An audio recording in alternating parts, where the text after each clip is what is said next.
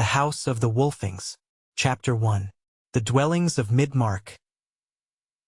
The tale tells that in times long past there was a dwelling of men beside a great wood.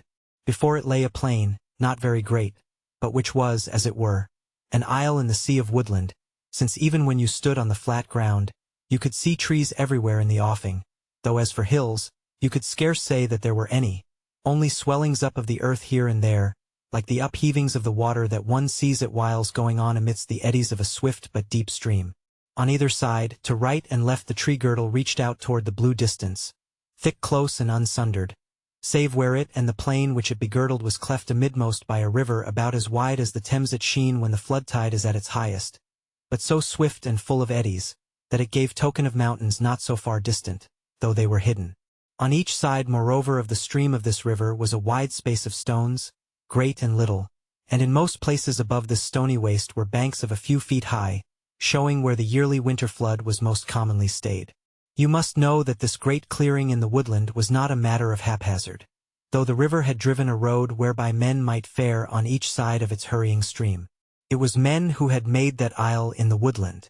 For many generations the folk that now dwelt there had learned the craft of iron founding, so that they had no lack of wares of iron and steel, whether they were tools of handicraft or weapons for hunting and for war.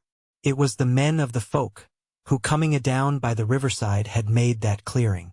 The tale tells not whence they came, but belike from the dales of the distant mountains, and from dales and mountains and plains further aloof and yet further.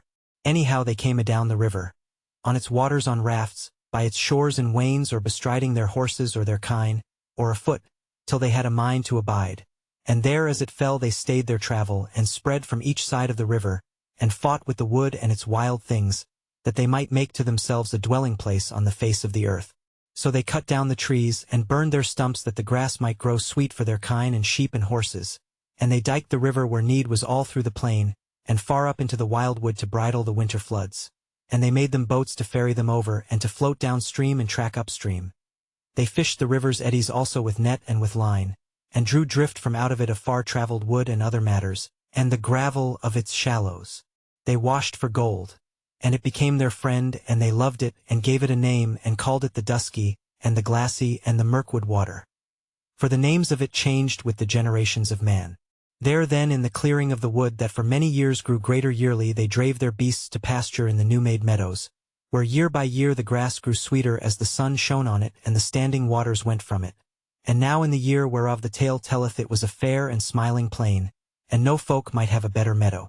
But long before that had they learned the craft of tillage and taken heed to the acres and begun to grow wheat and rye thereon round about their roofs. The spade came into their hands, and they bethought them of the plowshare, and the tillage spread and grew, and there was no lack of bread. In such wise that folk had made an island amidst of the Mirkwood, and established a home there, and upheld it with manifold toil too long to tell of. And from the beginning this clearing in the wood they called the Midmark. For you shall know that men might journey up and down the Mirkwood water, and half a day's ride up or down they would come on another clearing or island in the woods, and these were the Upper Mark and the Nether Mark. And all these three were inhabited by men of one folk and one kindred, which was called the Markmen, though of many branches was that stem of folk, who bore diverse signs in battle and at the council, whereby they might be known. Now in the Midmark itself were many houses of men, for by that word had they called for generations those who dwelt together under one token of kinship. The river ran from south to north, and both on the east side and on the west were their houses of the folk, and their habitations were shouldered up nigh unto the wood, so that ever betwixt them and the river was there a space of tillage and pasture. Tells the tale of one such house, whose habitations were on the west side of the water, on a gentle slope of land, so that no flood higher than common might reach them.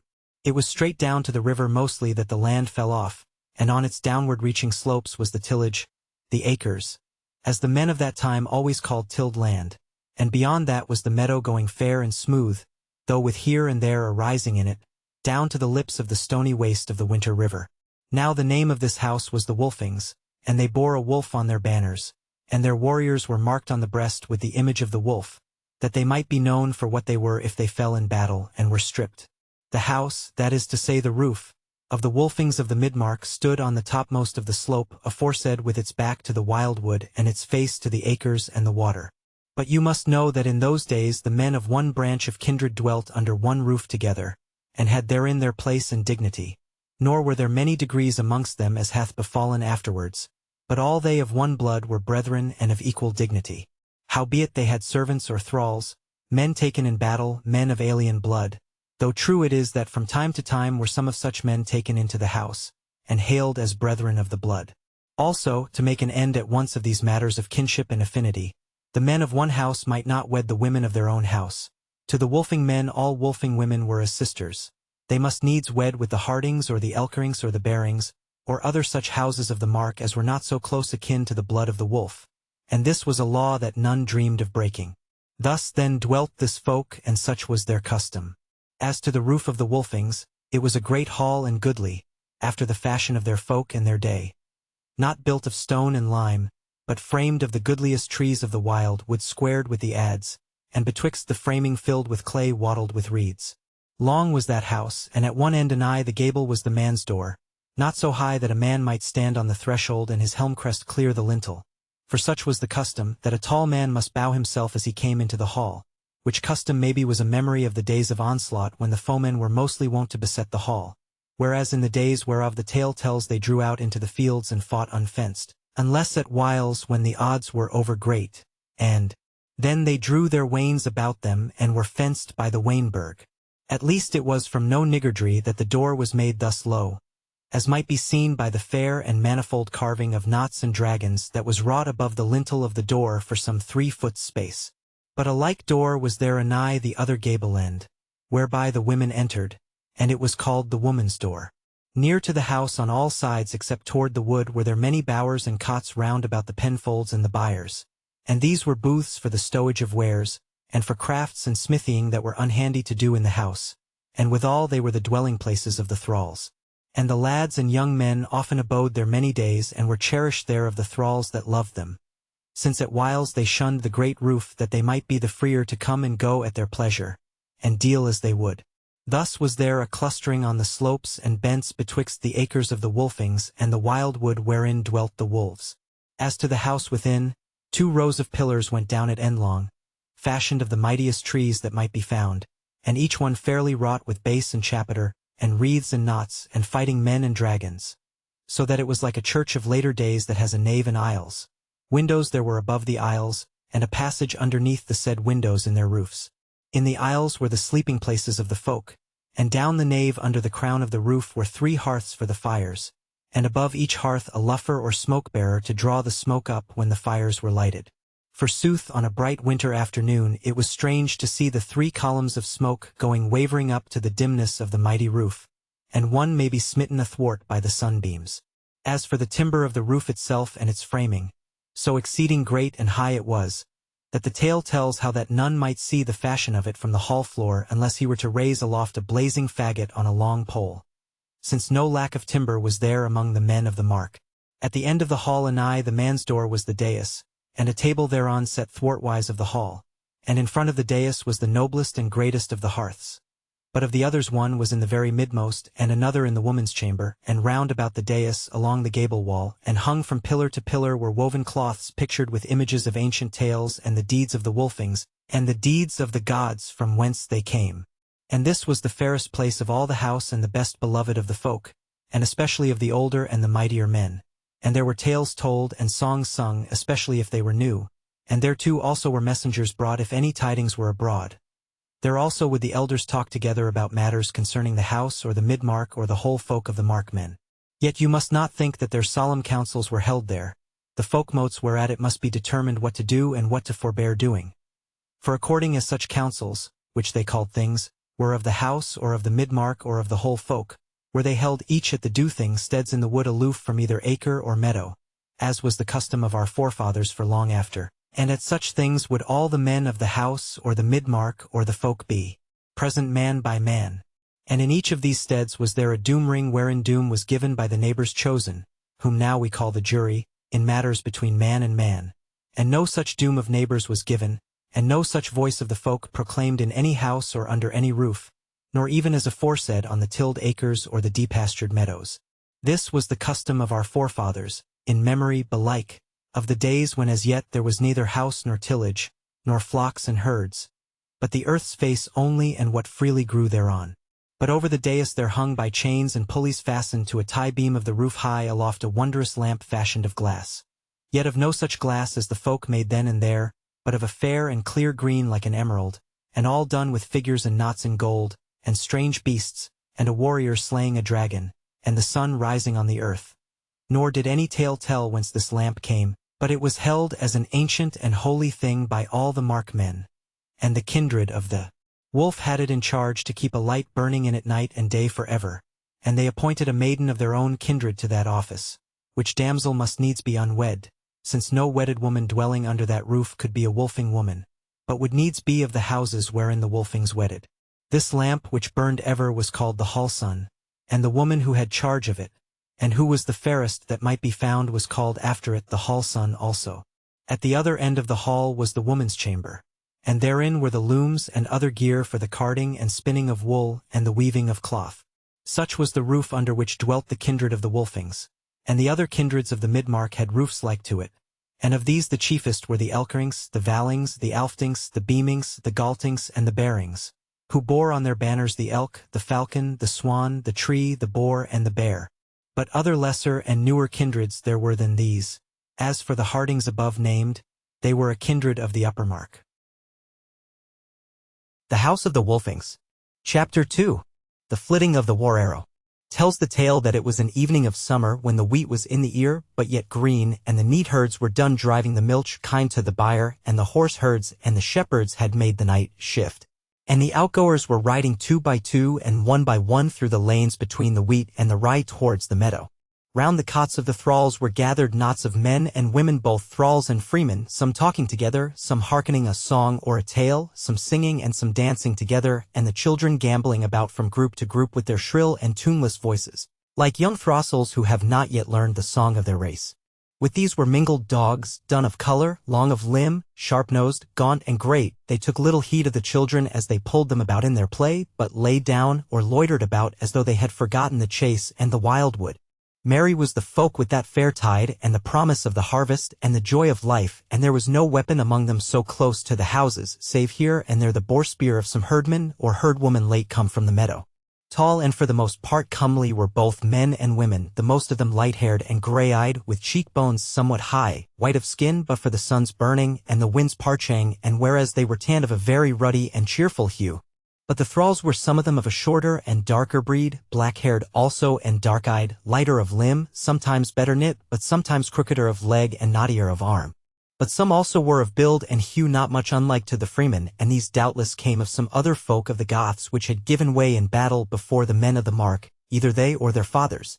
Moreover, some of the freemen were unlike their fellows and kindred, being slenderer and closer-knit and black-haired but gray-eyed withal, and amongst these were 1 or 2 who exceeded in beauty all others of the house. Now the sun was set and the gloaming was at point to begin, and the shadowless twilight lay upon the earth. The nightingales on the borders of the wood sang ceaselessly from the scattered hazel trees above the greensward where the grass was cropped down close by the nibbling of the rabbits, but in spite of their song and the divers voices of the menfolk about the houses, it was an evening on which sounds from aloof can be well heard, since noises carry far at such tides. Suddenly they who were on the edges of those throngs and were the less noisy held themselves as if to listen, and a group that had gathered about a minstrel to hear his story fell hearkening also round about the silenced and hearkening tale-teller. Some of the dancers and singers noted them and in their turn stayed the dance and kept silence to hearken, and so from group to group spread the change till all were straining their ears to hearken the tidings. Already the men of the night shift had heard it, and the shepherds of them had turned about and were trotting smartly back through the lanes of the tall wheat, but the horse herds were now scarce seen on the darkening meadow, as they galloped on fast toward their herds to drive home the stallions. For what they had heard was the tidings of war. There was a sound in the air as of a humble bee close to the ear of one lying on a grassy bank, or whiles as of a cow afar in the meadow lowing in the afternoon when milking time draws nigh, but it was ever shriller than the one and fuller than the other. For it changed at whiles, though after the first sound of it did not rise or fall, because the eve was windless. You might hear at once that for all it was afar, it was a great and mighty sound, nor did any that hearkened doubt what it was, but all knew it for the blast of the great war horn of the Elkings, whose roof lay up Mirkwood water next to the roof of the Wolfings.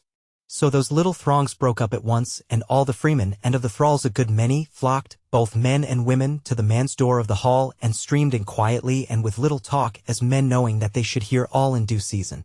Within under the hall sun, amidst the woven stories of time past, sat the elders and chief warriors on the dais, and amidst of all a big strong man of 40 winters, his dark beard a little grizzled, his eyes big and grey. Before him on the board lay the great war horn of the Wolfings carved out of the tusk of a sea whale of the north, and with many devices on it, and the wolf amidst them all, its golden mouthpiece and rim wrought finely with flowers.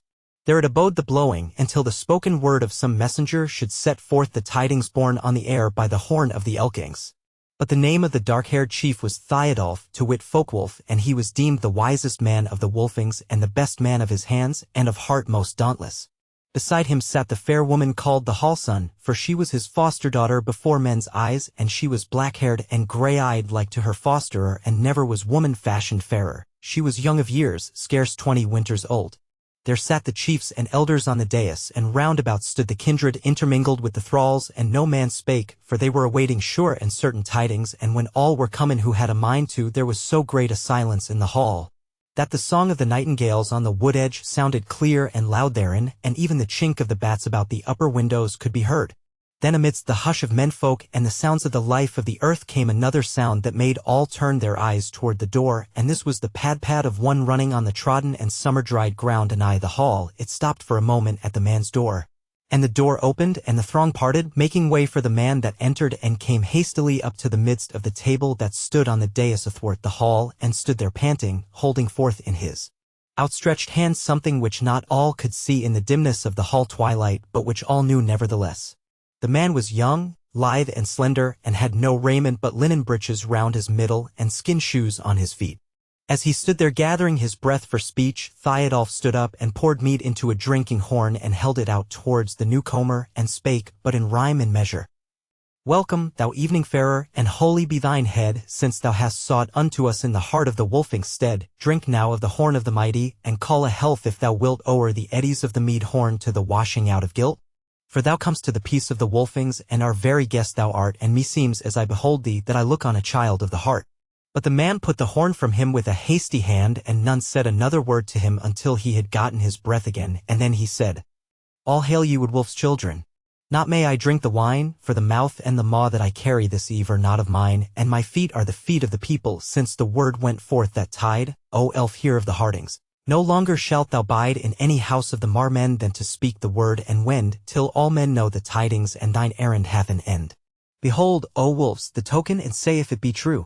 I bear the shaft of battle that is fourwise cloven through, and its each end dipped in the bloodstream, both the iron and the horn, and its midmost scathed with the fire, and the word that I have borne along with this war token is, Wolfings of the mark whenso ye see the war shaft, by the daylight or the dark, busk you to battle faring, and leave all work undone save the gathering for the hand play at the rising of the sun.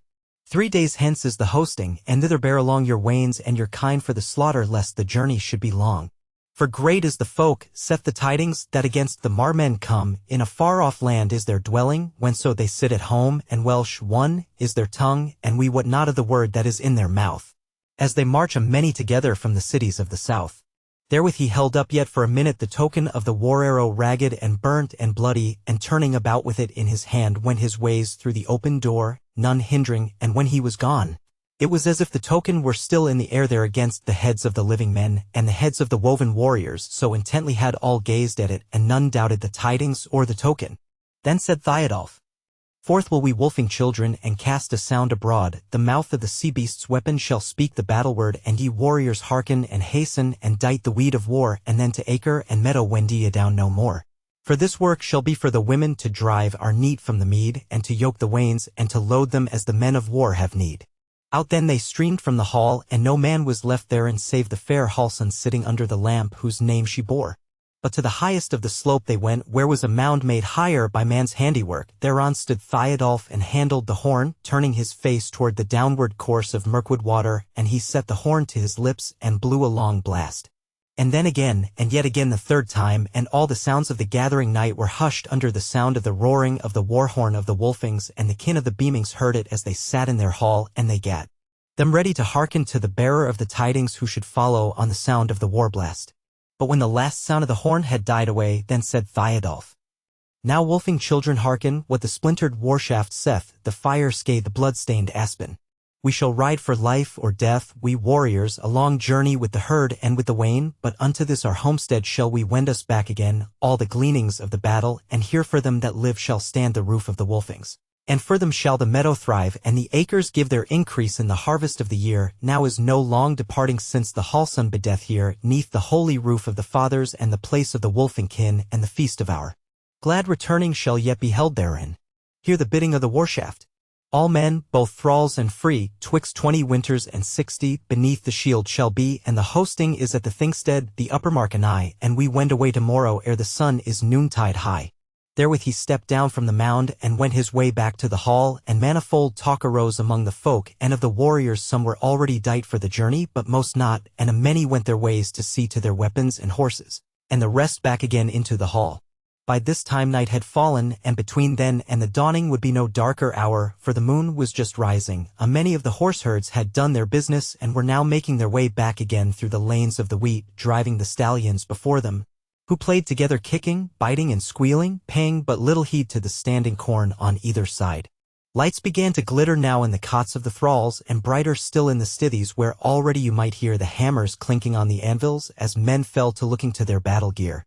But the chief men and the women sat under their roof on the eve of departure, and the tuns of mead were broached, and the horns filled and borne round by young maidens, and men ate and drank and were merry.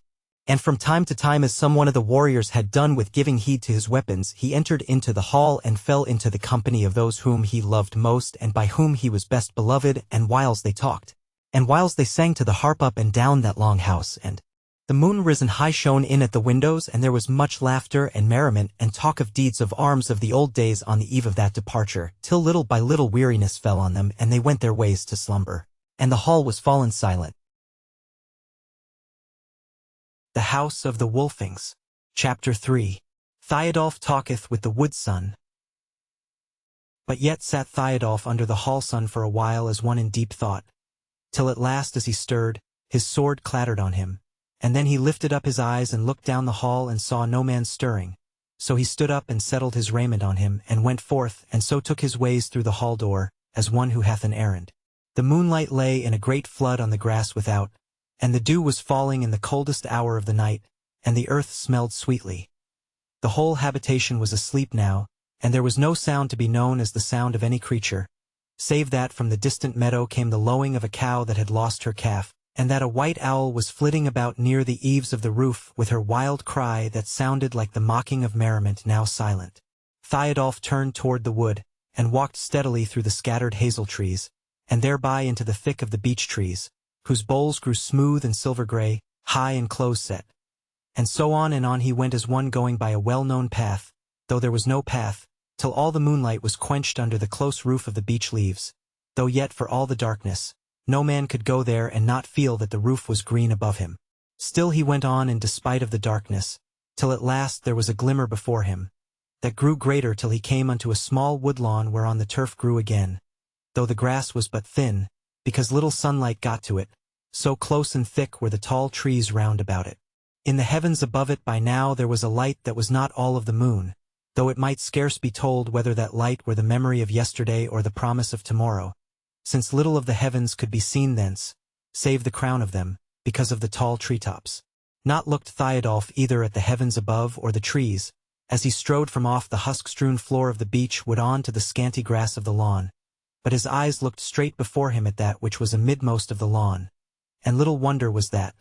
For there on a stone chair sat a woman exceeding fair, clad in glittering raiment, her hair lying as pale in the moonlight on the grey stone as the barley acres in the August night before the reaping hook goes in amongst them. She sat there as though she were awaiting someone, and he made no stop nor stay, but went straight up to her, and took her in his arms, and kissed her mouth and her eyes, and she him again, and then he sat himself down beside her. But her eyes looked kindly on him as she said, "O Theodulf, hardy art thou, that thou hast no fear to take me in thine arms and to kiss me, as though thou hadst met in the meadow with a maiden of the Elkings. And I, who am a daughter of the gods of thy kindred, and a chooser of the slain. Yea, and that upon the eve of battle and the dawn of thy departure to the stricken field. "O wood son," he said, "thou art the treasure of life that I found when I was young, and the love of life that I hold, now that my beard is grizzling. Since when did I fear thee, wood son? Did I fear thee when first I saw thee, and we stood amidst the hazelled field, we twain living amongst the slain? But my sword was red with the blood of the foe, and my raiment with mine own blood. And I was aweary with the day's work, and sick with many strokes, and methought I was fainting into death. And there thou wert before me, full of life and ruddy and smiling both lips and eyes, thy raiment clean and clear, thine hands stained with blood. Then didst thou take me by my bloody and weary hand, and didst kiss my lips grown ashen pale, and thou saidst, Come with me. And I strove to go, and might not. So many and sore were my hurts. Then amidst my sickness and my weariness was I merry. For I said to myself, This is the death of the warrior, and it is exceeding sweet. What meaneth it? Folk said of me, He is over young to meet the foeman. Yet am I not over young to die. Therewith he laughed out amid the wildwood, and his speech became song, and he said, We wrought in the ring of the hazels, and the wine of war we drank, from the tide when the sun stood highest to the hour wherein she sank. And 3 kings came against me, the mightiest of the Huns, the evil-eyed in battle, the swift-foot wily ones. And they gnashed their teeth against me, and they gnawed on the shield rims there, on that afternoon of summer, in the high tide of the year. Keen-eyed I gazed about me, and I saw the clouds draw up till the heavens were dark as the hollow of a wine-stained iron cup, and the wild deer lay unfeeding on the grass of the forest glades, and all earth was scared with the thunder above our clashing blades. Then sank a king before me, and on fell the other twain, and I tossed up the reddened sword blade in the gathered rush of the rain, and the blood and the water blended, and fragrant grew the earth. There long I turned and twisted within the battle-girth before those bears of onset, while out from the grey world streamed the broad red lash of the lightning, and in our burnies gleamed. And long I leapt and laboured in that garland of the fight, mid the blue blades and the lightning. But ere the sky grew light, the second of the Hun kings on the rain-drenched daisies lay, and we twain with the battle blinded a little while made stay, and leaning on our sword hilts each on the other gazed. Then the rain grew less, and one corner of the veil of clouds was raised, and as from the broidered covering gleams out the shoulder white of the bedmate of the warrior when on his wedding night he layeth his hand to the linen, so, down there in the west gleamed out the naked heaven. But the wrath rose up in my breast, and the sword in my hand rose with it, and I leaped and hewed at the Hun, and from him too flared the war flame, and the blades danced bright in the sun come back to the earth, for a little before the ending of day.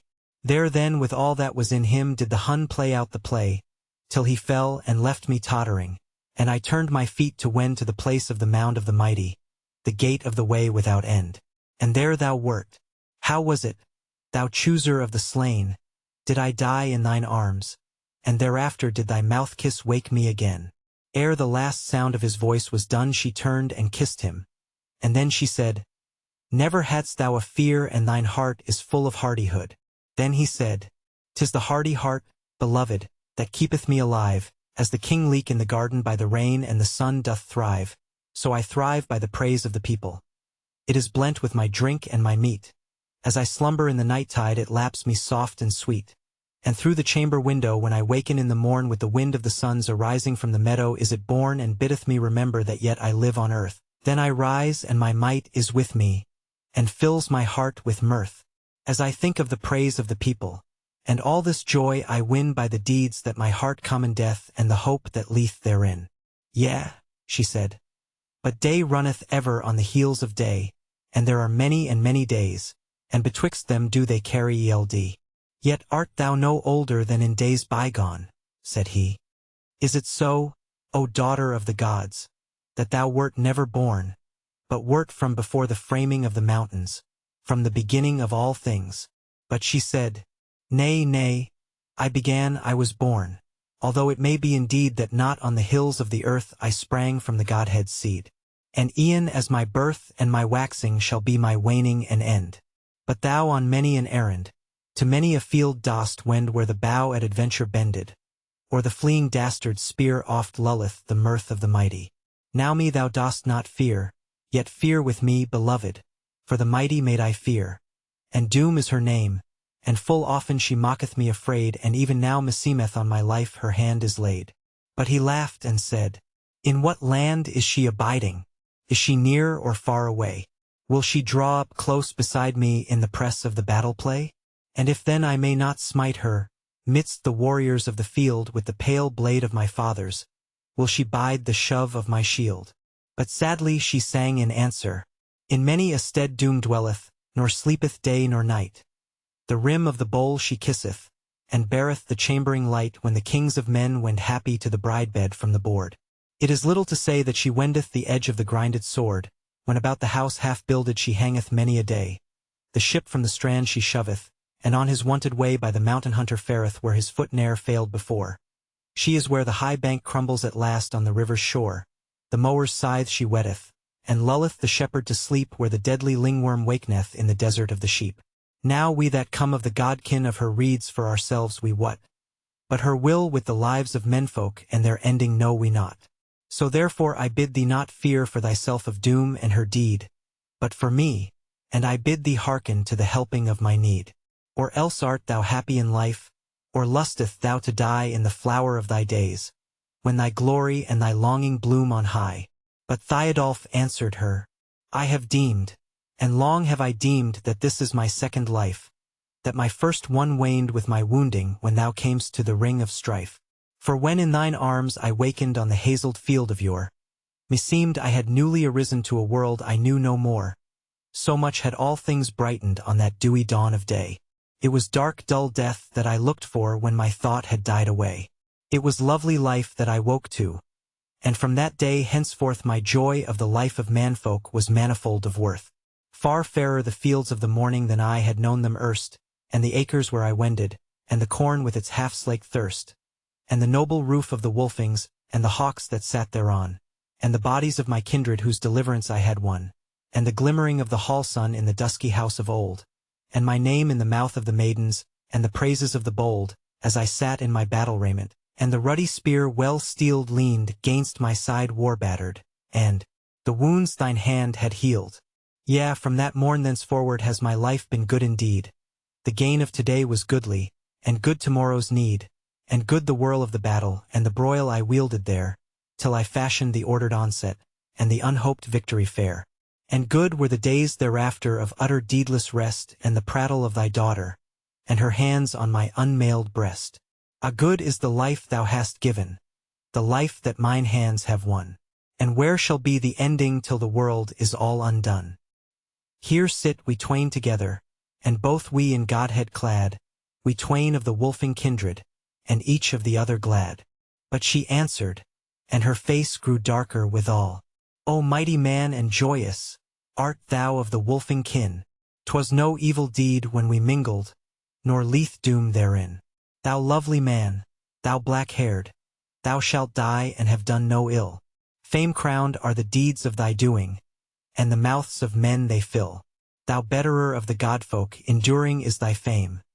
Yet as a painted image of a dream is thy dreaded name.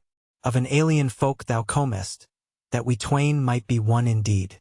Thou shalt die one day, so hearken to help me at my need. His face grew troubled, and he said, What is this word that I am no chief of the Wolfings? Nay, she said, but better than they. Look thou on the face of our daughter the hall sun, thy daughter and mine. Favoreth she at all of me? He laughed. Yea, whereas she is fair, but not otherwise. This is a hard saying, that I dwell among an alien kindred, and it wotteth not thereof. Why hast thou not told me hereof before? She said, It needed not to tell thee, because thy day was waxing, as now it wanteth. Once more I bid thee hearken, and do my bidding though it be hard to thee. He answered, Even so will I as much as I may, and thus wise must thou look upon it, that I love life and fear not death. Then she spake, and again her words fell into rhyme. In 40 fights hast thou foughten, and been worsted but in 4, and I looked on and was merry, and ever more and more wert thou dear to the heart of the woodson, and the chooser of the slain.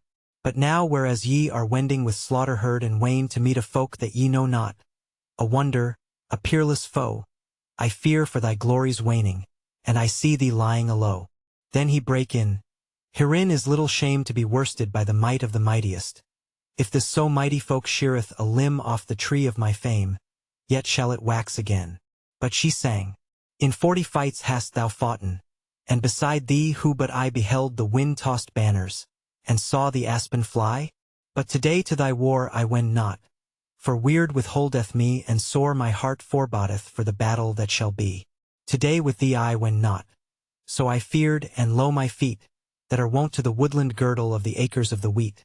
For thee among strange people and the foeman's throng have trod, and I tell thee their banner of battle is a wise and a mighty God.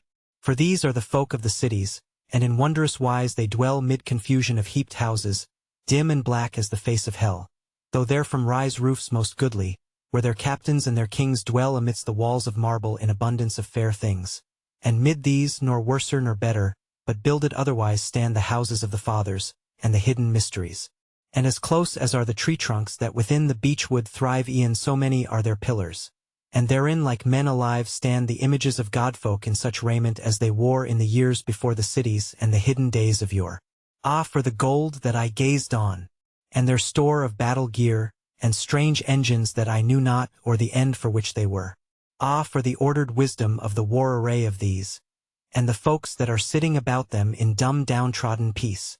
So I thought now fareth Warward my well-beloved friend, and the weird of the gods hath doomed it that no more with him may I wend.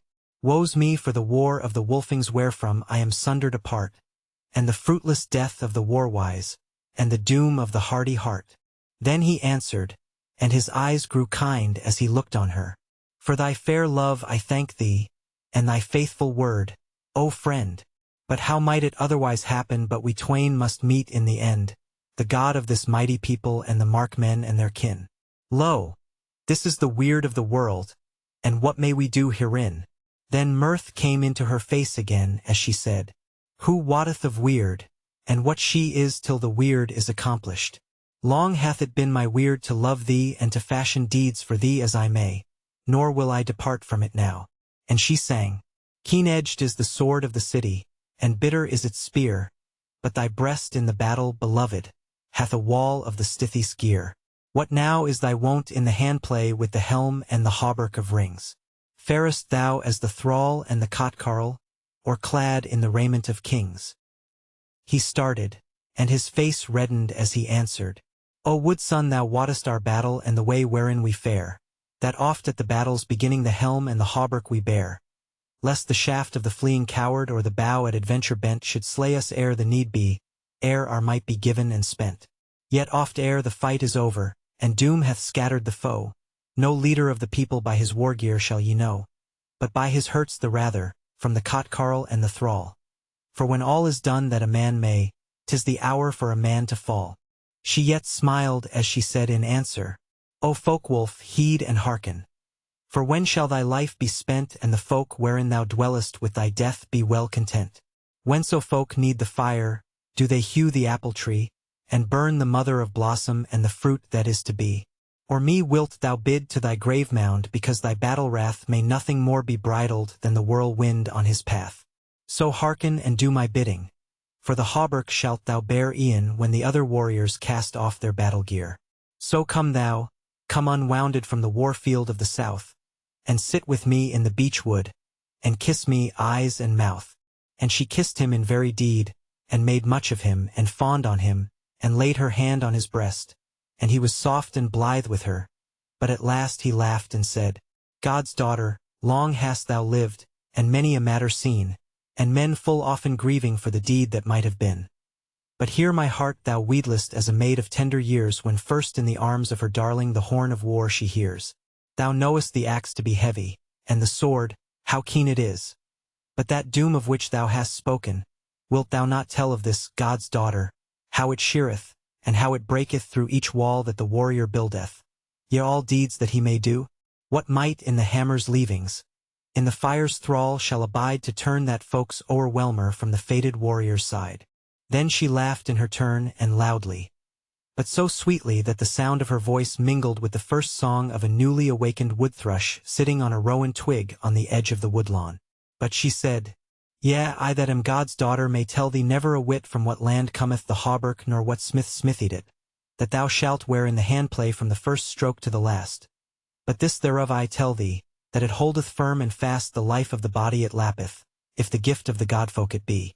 Lo, this is the yoke-mate of doom, and the gift of me unto thee.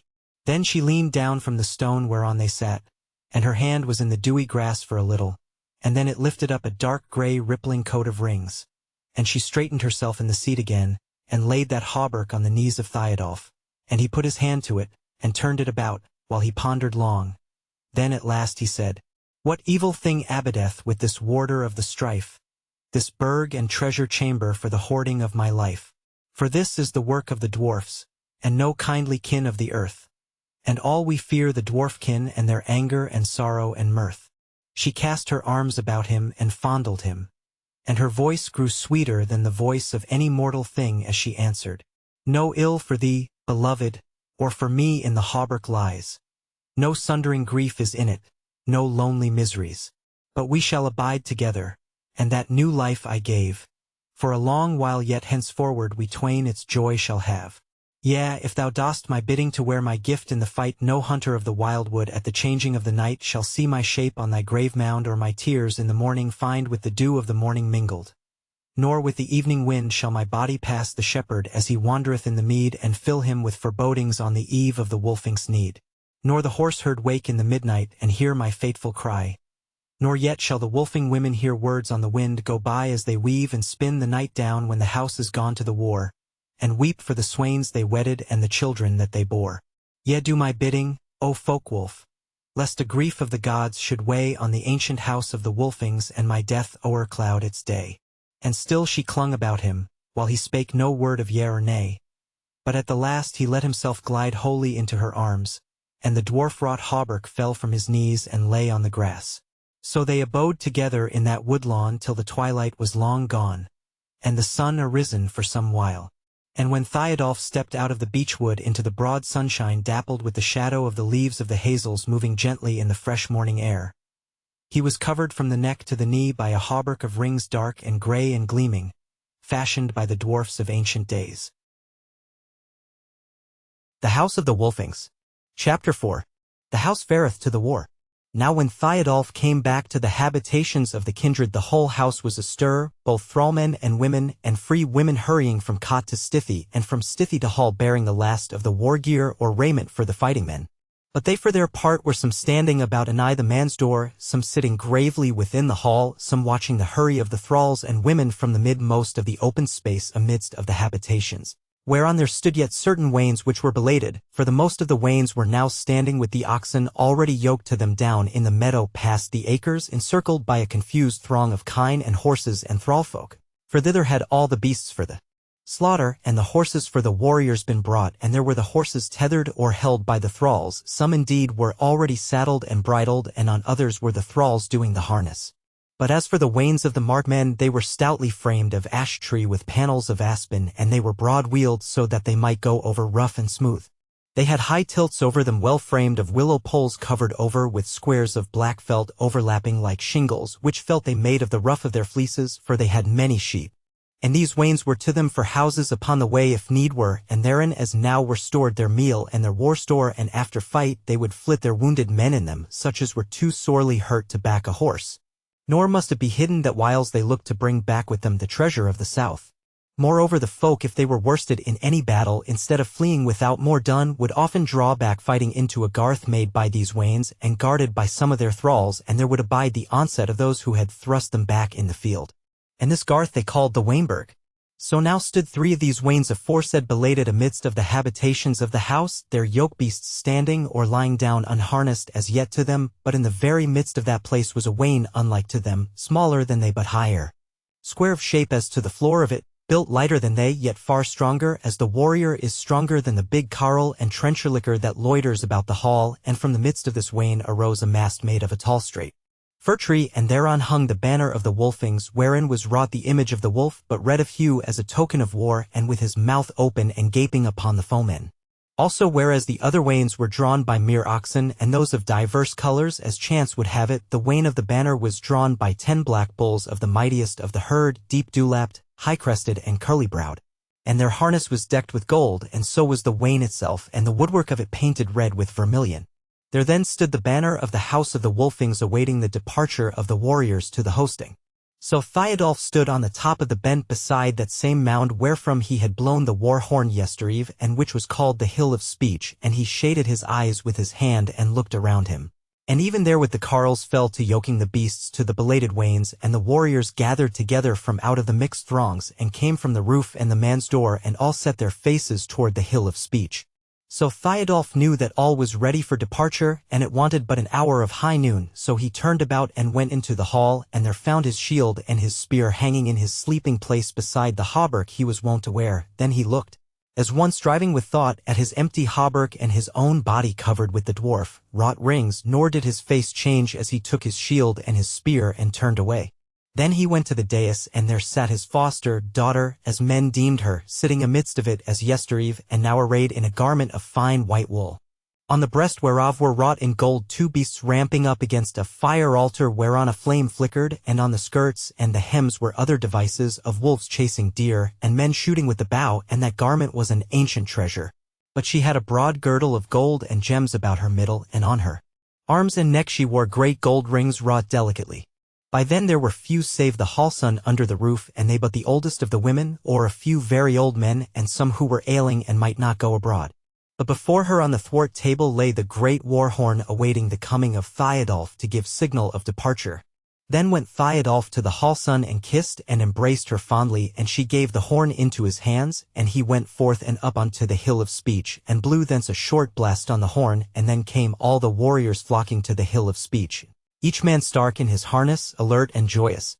Then presently through the man's door came the hallson in that ancient garment, which fell straight and stiff down to her ankles as she stepped lightly and slowly along, her head crowned with a garland of eglantine. In her right hand also she held a great torch of wax lighted, whose flame amidst the bright sunlight looked like a wavering leaf of vermilion. The warriors saw her, and made a lane for her, and she made her way through it up to the Hill of Speech, and she went up to the top of it and stood there holding the lighted candle in her hand, so that all might see it. Then suddenly was there as great a silence as there may be on a forenoon of summer, for even the thralls down in the meadow had noted what was toward, and ceased their talking and shouting, for as far off as they were, since they could see that the hallson stood on the Hill of Speech, for the wood was dark behind her, so they knew the farewell flame was lighted, and that the maiden would speak, and to all men her speech was a boding of good or of ill. So she began in a sweet voice yet clear and far-reaching. O warriors of the Wolfings, by the token of the flame that here in my right hand flickers, come aback to the house of the name. For there yet burneth the hallson beneath the Wolfing roof, and this flame is litten from it, nor as now shall it fare aloof till again it seeth the mighty and the men to be gleaned from the fight. So wend ye as weird willeth, and let your hearts be light, for through your days of battle all the deeds of our days shall be fair. Tomorrow beginneth the haysell, as if every carle were here, and who knoweth ere you're returning but the hook shall smite the corn. But the kine shall go down to the meadow as their wont is every morn, and each eve shall come back to the byre, and the mares and foals afield shall ever be heated duly, and all things shall their increase yield. And if it shall befall us that hither cometh a foe, here have we swains of the shepherds, good players with the bow, and old men battle-crafty whose might is nowise spent, and women fell and fearless well wont to tread the bent amid the sheep and the oxen. And their hands are hard with the spear, and their arms are strong and stalwart the battle shield to bear, and store of weapons have we, and the mighty walls of the stead, and the roof shall abide you steadfast with the hallson overhead. Lo, here I quench this candle that is lit from the hallson's flame, which unto the wildwood clearing with the kin of the Wolfings came, and shall wend with their departure to the limits of the earth, nor again shall the torch be lighted till in sorrow or in mirth. Overthrown or overthrowing, ye come aback once more, and bid me bear the candle before the wolf of war. As she spake the word, she turned the candle downward, and thrust it against the grass, and quenched it indeed, but the whole throng of warriors turned about, for the bulls of the banner wain lowered their heads in the yokes, and began to draw, lowing mightily. And the wain creaked and moved on, and all the men-at-arms followed after, and down they went through the lanes of the corn, and a many women and children and old men went down into the mead with them. In their hearts they all wondered what the hallson's words might signify, for she had told them not about the battles to be, saving that some should come back to the midmark, whereas aforetime somewhat would she foretell to them concerning the fortune of the fight. And now had she said to them nothing but what their own hearts told them. Nevertheless they bore their crests high as they followed the wolf down into the meadow, where all was now ready for departure.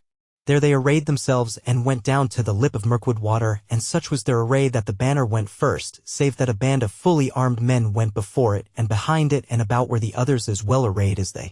Then went the wains that bore their munition, with armed carles of the thrallfolk about them, who were ever the guard of the wains, and should never leave them night or day, and lastly went the great band of the warriors and the rest of the thralls with them. As to their war gear, all the freemen had helms of some kind, but not all of iron or steel, for some bore helms fashioned of horse-hide and bull-hide covered over with the similitude of a wolf's muzzle, nor were these ill defense against a sword-stroke. Shields they all had, and all these had the image of the wolf marked on them, but for many their thralls bore them on the journey. As to their body armor, some carried long burnies of ringmail, some coats of leather covered with splinters of horn laid like the shingles of a roof, and some skin coats only, whereof indeed there were some of which tales went that they were better than the smith's hammerwork, because they had had spells sung over them to keep out steel or iron. But for their weapons, they bore spears with shafts not very long, some 8 feet of our measure, and axes heavy and long-shafted, and bills with great and broad heads, and some few, but not many of the kindred were bowmen, and every freeman was girt with a sword.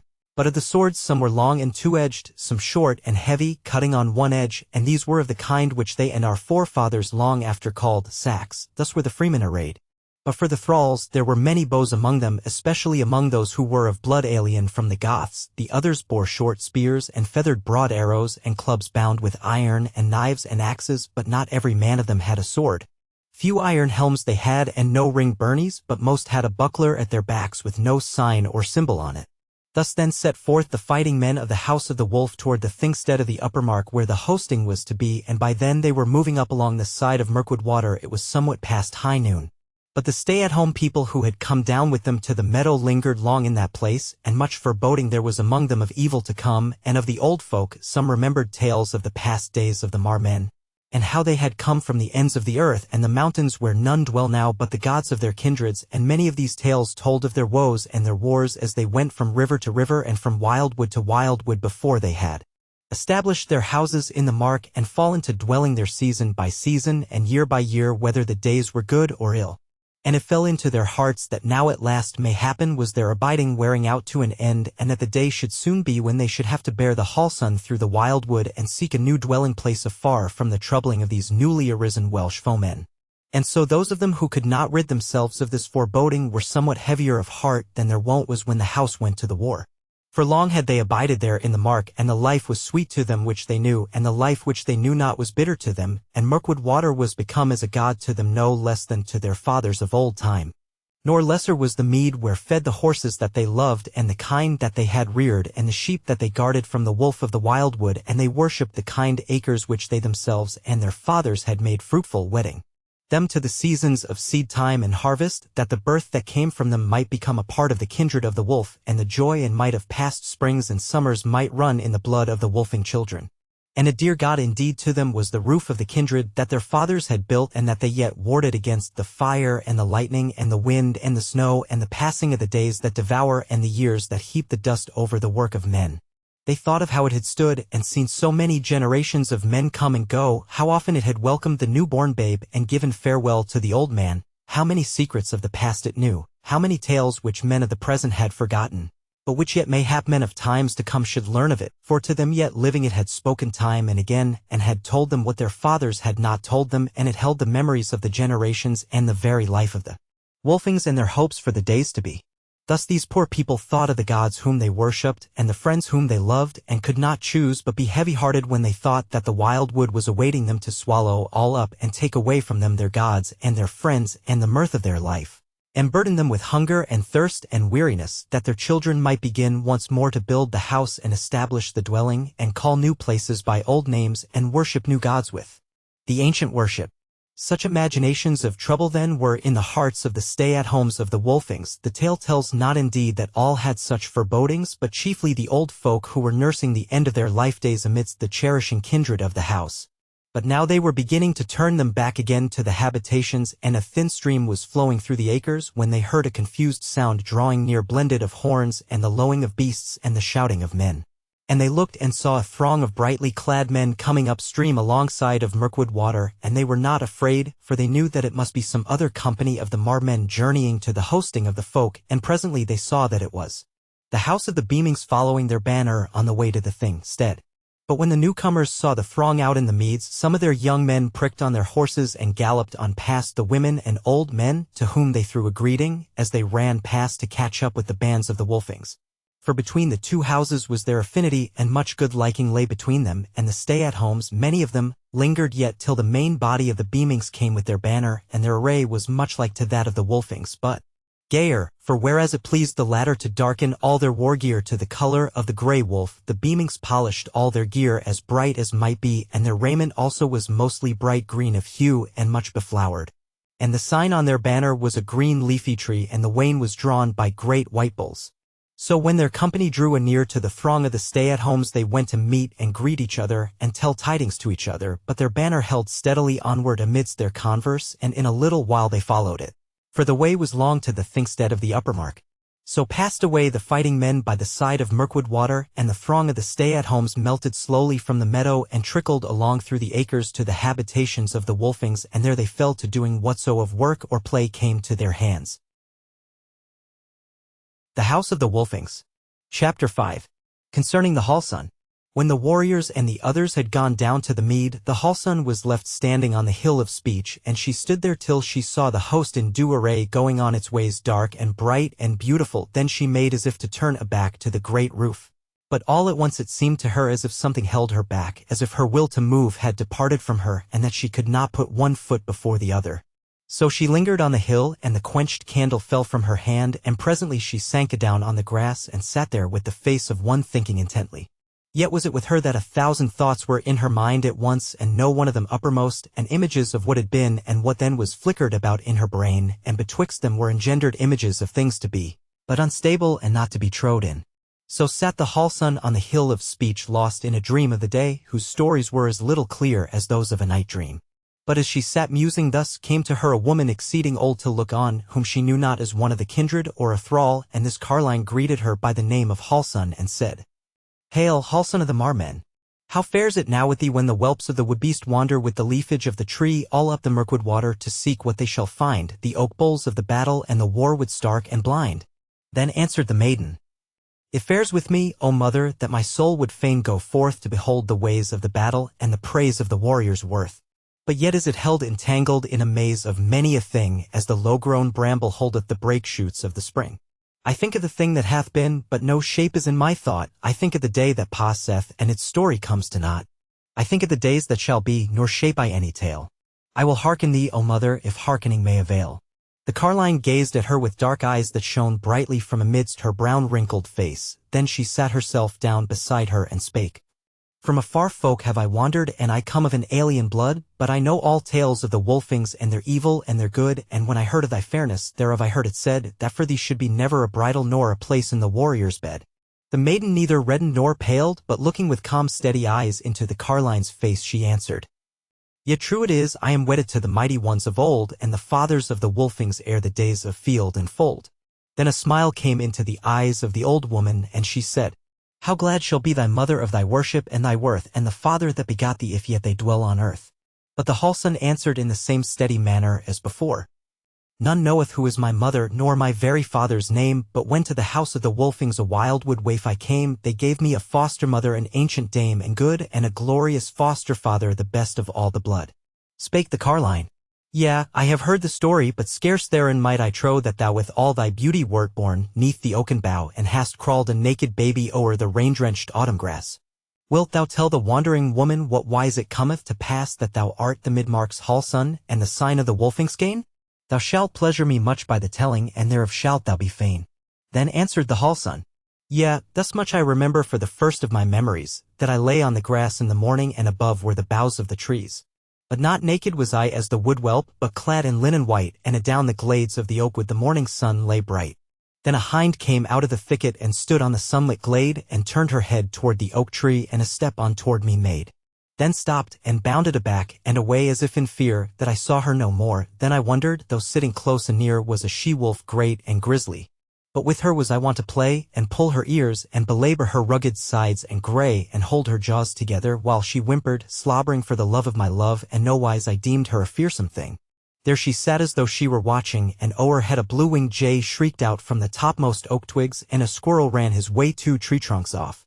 But the she-wolf arose up suddenly and growled with her neck fell bristling, as if danger drew anigh, and therewith I heard a footstep, for nice was my ear to catch all the noises of the wildwood, so there did we sit at watch while the sound of feet grew nigher.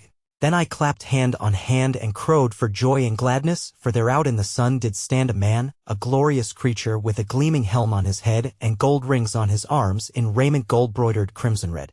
Straightway he strode up toward us, nor heeded the wolf of the wood, but sang as he went in the oak glade, as a man whose thought is good, and not she heeded the warrior, but tame as a sheep was grown, and trotted away through the wildwood with her crest all laid adown.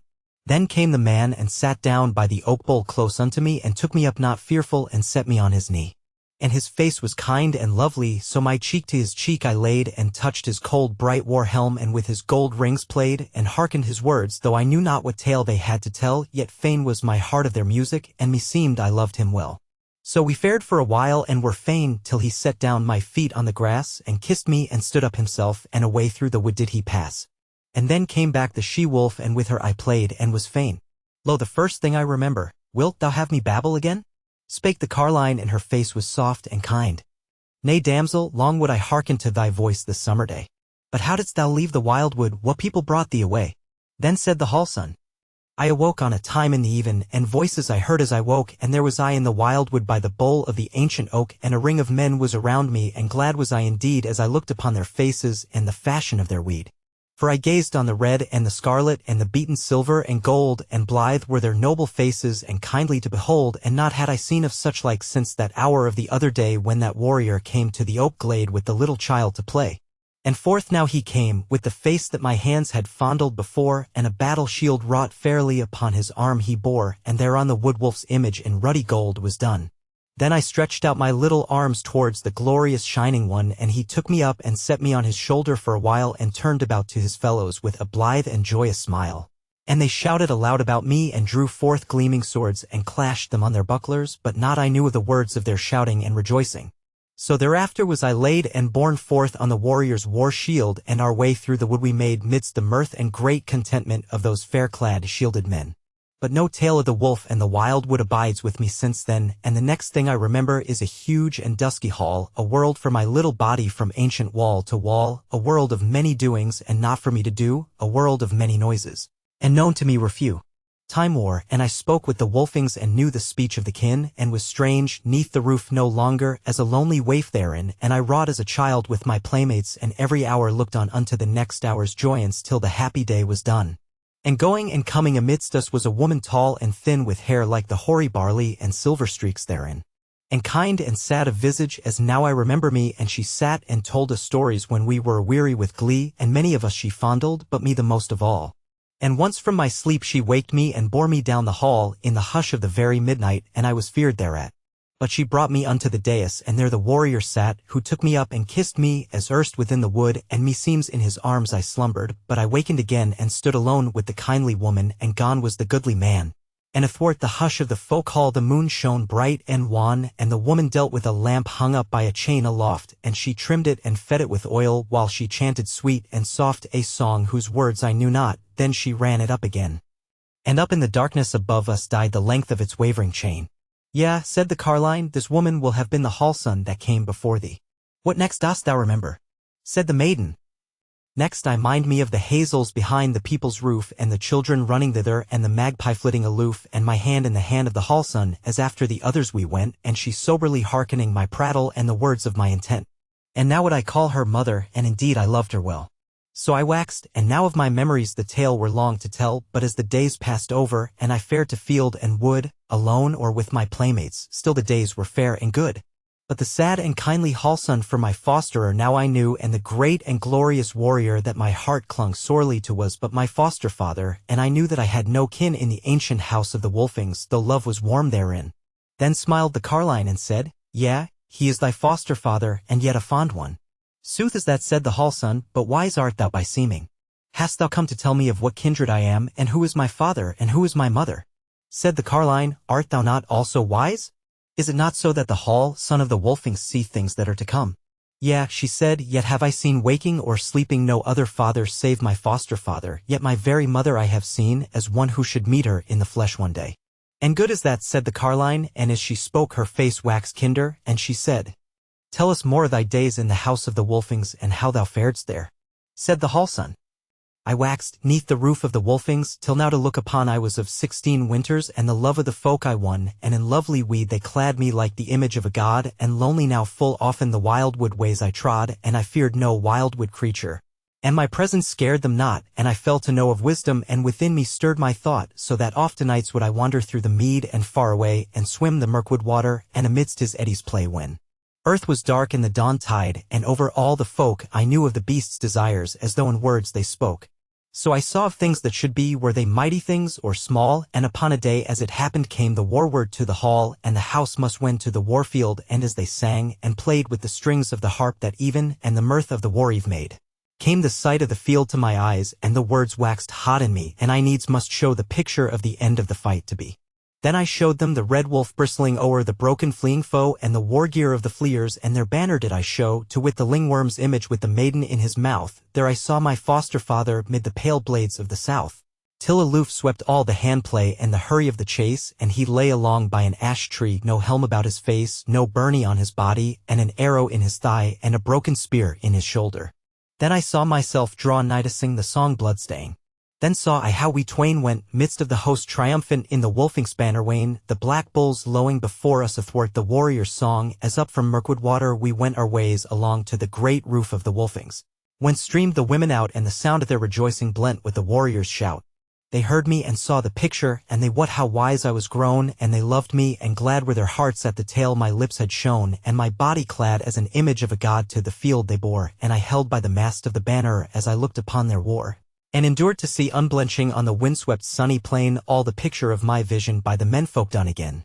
And over my foster father I sang the staunching song, till the lifeblood that was ebbing flowed back to his heart the strong, and we wended back in the war wane, midst the gleanings of the fight, unto the ancient dwelling and the hall sun's glimmering light. So from that day henceforward folk hung upon my words, for the battle of the autumn and the harvest of the swords, and e'en more was I loved than aforetime. So wore a year away, and heavy was the burden of the lore that on me lay. But my fosterer the hall son took sick at the birth of the year, and changed her life as the year changed, as summer drew anear. But she knew that her life was waning, and lying in her bed she taught me the lore of the hall son, and every word to be said at the trimming in the midnight and the feeding in the morn. And she laid her hands upon me ere unto the house she was born, with the kindred gathered about us, and they what her weird and her will, and hailed me for the hall son when at last she lay there still. And they did on me the garment, the holy cloth of old, and the neck-chain wrought for the goddess, and the rings of the hallowed gold.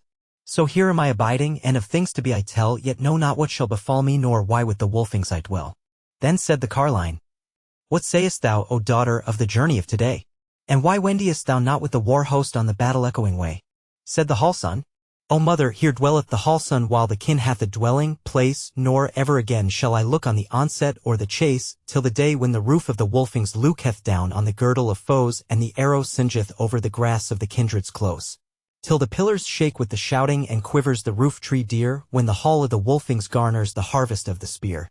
Therewith she stood on her feet, and turned her face to the great roof, and gazed long at it, not heeding the crone by her side, and she muttered words of whose signification the other knew not, though she listened intently and gazed ever at her as closely as might be.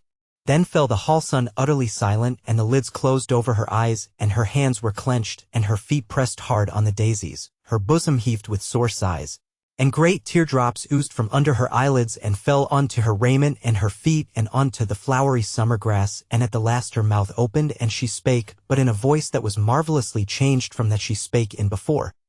"Why went ye forth, O Wolfings, from the garth your fathers built, and the house where sorrow dieth, and all unloosed is guilt? Turn back, and behold it. Lest your feet be over slow when your shields are heavy burdened with the arrows of the foe, how you totter, how you stumble on the rough and corpse-strewn way. And lo, how the eve is eating the afternoon of day.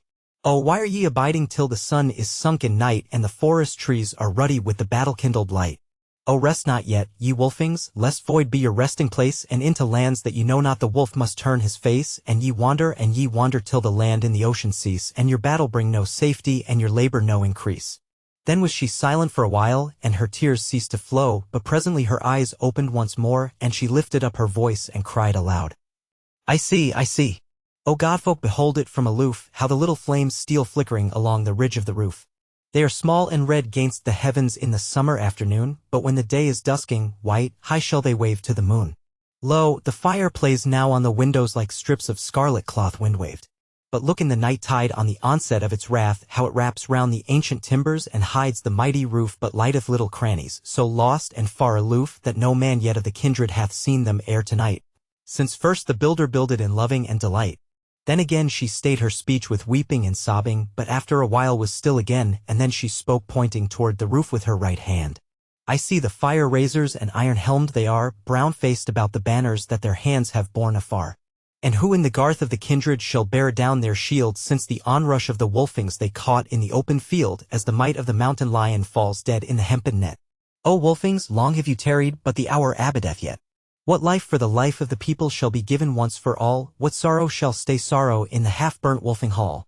There is naught shall quench the fire save the tears of the godfolk's kin, and the heart of the life-delighter, and the lifeblood cast therein. Then once again she fell silent, and her eyes closed again, and the slow tears gushed out from them, and she sank down sobbing on the grass, and little by little the storm of grief sank, and her head fell back, and she was as one quietly asleep.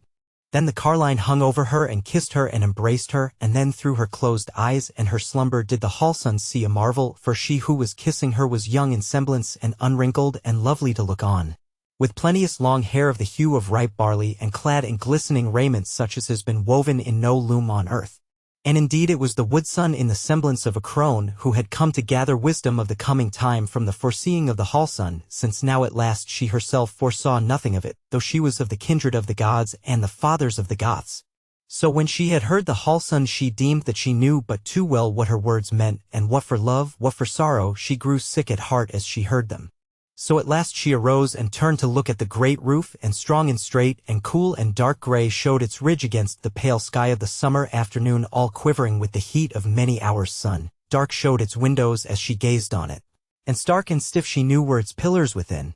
Then she said aloud, but to herself, what then if a merry and mighty life be given for it, and the sorrow of the people be redeemed, yet will not I give the life which is his, nay rather let him give the bliss which is mine. But oh! How may it be that he shall die joyous and I shall live unhappy? Then she went slowly down from the hill of speech, and whoso saw her deemed her but a gangrel carline. So she went her ways and let the wood cover her. But in a little while the hall sun awoke alone and sat up with a sigh, and she remembered nothing concerning her sight of the flickering flame along the hall roof and the fire tongues like strips of scarlet cloth blown by the wind. Nor had she any memory of her words concerning the coming day. But the rest of her talk with the carline she remembered, and also the vision of the beautiful woman who had kissed and embraced her, and she knew that it was her very mother. Also she perceived that she had been weeping, therefore she knew that she had uttered words of wisdom. For so it fared with her at whiles, that she knew not her own words of foretelling, but spoke them out as if in a dream. So now she went down from the hill of speech soberly, and turned toward the woman's door of the hall, and on her way she met the women and old men and youths coming back from the meadow with little mirth. And there were many of them who looked shyly at her as though they would gladly have asked her somewhat, and yet durst not. But for her sadness passed away when she came among them, and she looked kindly on this and that one of them, and entered with them into the woman's chamber, and did what came to her hand to do. The House of the Wolfings. Chapter 6. They talk on the way to the folk thing. All day long one standing on the speech hill of the Wolfings might have seen men in their war array streaming along the side of Mirkwood water, on both sides thereof, and the last comers from the Nethermark came hastening all they might, for they would not be late at the trysting place. But these were of a kindred called the Laxings, who bore a salmon on their banner, and they were somewhat few in number, for they had but of late years become a house of the Markmen. Their banner-wain was drawn by white horses, fleet and strong, and they were no great band, for they had but few thralls with them, and all, free men and thralls, were a horseback. So they rode by hastily with their banner-wain, their few munition-wains following as they might. Now tells the tale of the men-at-arms of the Wolfings and the Beamings, that soon they fell in with the Elkering host, which was journeying but leisurely, so that the Wolfings might catch up with them. They were a very great kindred, the most numerous of all Midmark, and at this time they had affinity with the Wolfings.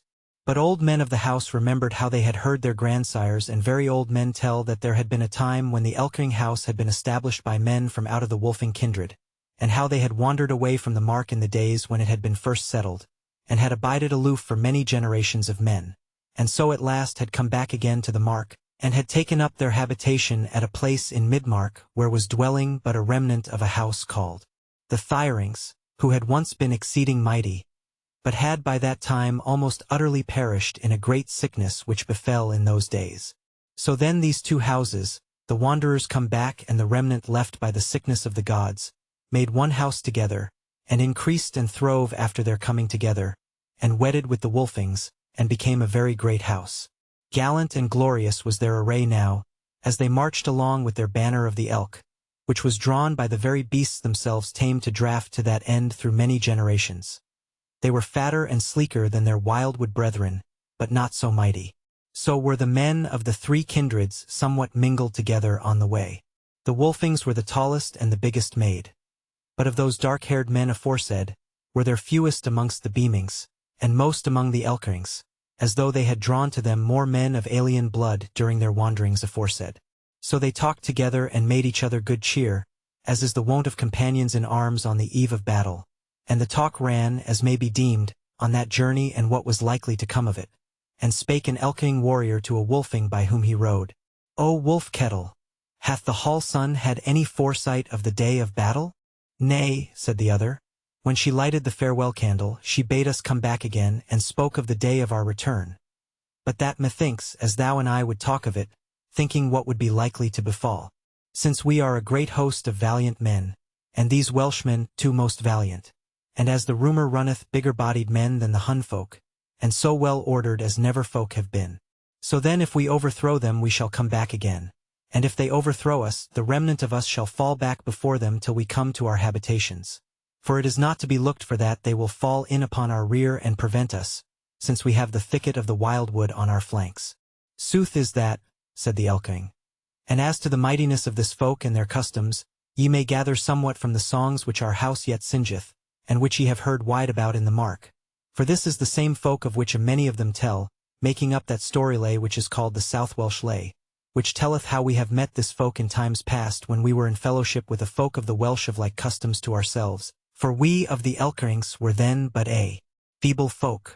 So we marched with this folk of the Cymry and met the men of the cities, and whiles we overthrew and whiles were overthrown, but at last in a great battle were overthrown with so great a slaughter, that the red blood rose over the wheels of the wains, and the city folk fainted with the work of the slaughter, as men who mow a match in the meadows when the swathes are dry and heavy and the afternoon of midsummer is hot. And there they stood and stared on the field of the slain, and knew not whether they were in home or hell, so fierce the fight had been.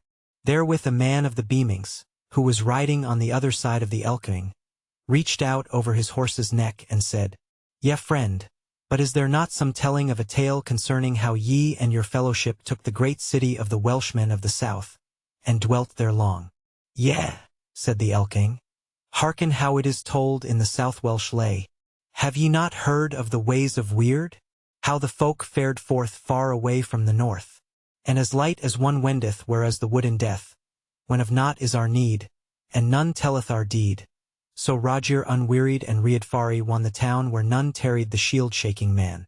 All lonely the street there, and void was the way, and not hindered our feet but the dead men that lay under shield in the lanes of the houses heavens high, all the ring-bearing swains that abode there to die.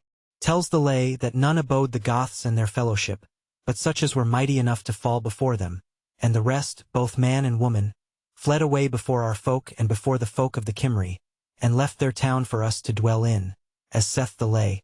Glistening of gold did men's eyen behold. Shook the pale sword o'er the unspoken word. No man drew nigh us with weapon to try us, for the Welsh-wrought shield lay low on the field. By man's hand unbuilded all seemed there to be, the walls ruddy gilded, the pearls of the sea. Yea, all things were dead there save pillar and wall, but they lived and they set us the song of the hall. The dear hall left to perish by men of the land, for the Goth folk to cherish with gold gaining hand. See ye how the lay tells that the hall was bolder than the men, who fled from it, and left all for our fellowship to deal with in the days gone by, said the Wolfing man. And as it was once, so shall it be again. Maybe we shall go far on this journey, and see at least one of the garths of the Southlands, even those which they call cities. For I have heard it said that they have more cities than one only, and that so great are their kindreds, that each liveth in a garth full of mighty houses, with a wall of stone and lime around it, and that in every one of these garths lieth wealth untold heaped up. And wherefore should not all this fall to the mark men and their valiancy? Said the Elking. As to their many cities and the wealth of them, that is sooth. But as to each city being the habitation of each kindred, it is otherwise. For rather it may be said of them that they have forgotten kindred, and have none, nor do they heed whom they wed, and great is the confusion amongst them. And mighty men among them ordain where they shall dwell, and what shall be their meat, and how long they shall labor after they are weary, and in all wise what manner of life shall be amongst them. And though they be called free men who suffer this, yet may no house or kindred gainsay this rule and order. In sooth they are a people mighty, but unhappy. Said Wolf-kettle. And hast thou learned all this from the ancient story lays, O Hierandi? For some of them I know, though not all, and therein have I noted nothing of all this. Is there some new minstrel arisen in thine house of a memory excelling all those that have gone before? If that be so, I bid him to the roof of the Wolfings as soon as may be, for we lack new tales. Nay, said Hierandi, this that I tell thee is not a tale of past days, but a tale of today. For there came to us a man from out of the wild wood and prayed us peace, and we gave it him. And he told us that he was of a house of the Gael, and that his house had been in a great battle against these Welshmen, whom he calleth the Romans, and that he was taken in the battle and sold as a thrall in one of their garths. And howbeit it was not their master garth, yet there he learned of their customs, and sore was the lesson. Hard was his life amongst them, for their thralls be not so well entreated as their draft beasts, so many do they take in battle. For they are a mighty folk, and these thralls and those aforesaid unhappy freemen do all tilling and herding and all deeds of craftsmanship. And above these are men whom they call masters and lords who do not, nay not so much as smithy their own edge weapons, but linger out their days in their dwellings and out of their dwellings, lying about in the sun or the hall cinders like cur-dogs who have fallen away from kind. So this man made a shift to flee away from out of that garth, since it was not far from the great river. And being a valiant man and young and mighty of body, he escaped all perils and came to us through the Mirkwood. But we saw that he was no liar, and had been very evilly handled. For upon his body was the mark of many a stripe, and of the shackles that had been soldered on to his limbs. Also it was more than one of these accursed people whom he had slain when he fled. So he became our guest, and we loved him, and he dwelt among us and yet dwelleth. For we have taken him into our house. But yesterday he was sick and might not ride with us. But maybe he will follow on and catch up with us in a day or two. And if he come not, then will I bring him over to the Wolfings when the battle is done. Then laughed the beaming man, and spake, How then if ye come not back, nor Wolf-kettle, nor the Welsh guest, nor I myself? Meseemeth no one of these Southland cities shall we behold, and no more of the Southlanders than their war array. These are evil words, said Wolf-kettle, though such an outcome must be thought on. But why deemest thou this? Said the beaming. There is no hall son sitting under our roof at home to tell true tales concerning the kindred every day.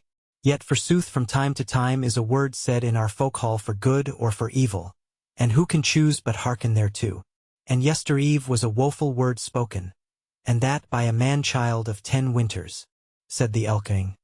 Now that thou hast told us thus much, thou must tell us more, yea, all the word which was spoken. Else belike we shall deem of it as worse than it was, said the beaming. Thus it was, this little lad brake out weeping yestereve, when the hall was full and feasting. And he wailed and roared out as children do and would not be pacified, and when he was asked why he made that to do, he said, Well away! Raven hath promised to make me a clay horse and to bake it in the kiln with the pots next week. And now he goeth to the war, and he shall never come back, and never shall my horse be made. Thereat we all laughed, as ye may well deem. But the lad made a sour countenance on us, and said, Why do ye laugh? Look yonder, what see ye? Nay, said one. Naught but the feast-hall wall and the hangings of the high-tide thereon. Then said the lad sobbing, Ye see ill, further afield see I see a little plain on a hill-top, and fells beyond it far bigger than our speech hill, and there on the plain leath Raven as white as parchment, and none hath such hue save the dead. Then said Raven, and he was a young man, and was standing thereby. And well is that, swain, to die in harness. Yet hold up thine heart. Here is Gunbert who shall come back and bake thine horse for thee. Nay, nevermore, quoth the child. For I see his pale head lying at Raven's feet, but his body with the green gold-broidered kirtle I see not. Then was the laughter stilled, and man after man drew near to the child, and questioned him and asked, Dost thou see me? Dost thou see me? And he failed to see but few of those that asked him. Therefore now meseemeth that not many of us shall see the cities of the south, and those few belike shall look on their own shackles therewithal. Nay, said Hyarandi, what is all this? Heard ye ever of a company of fighting men that fared afield, and found the foe, and came back home leaving none behind them? Said the beaming.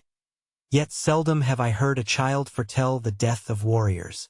I tell thee that hadst thou been there, thou wouldst have thought of it as if the world were coming to an end.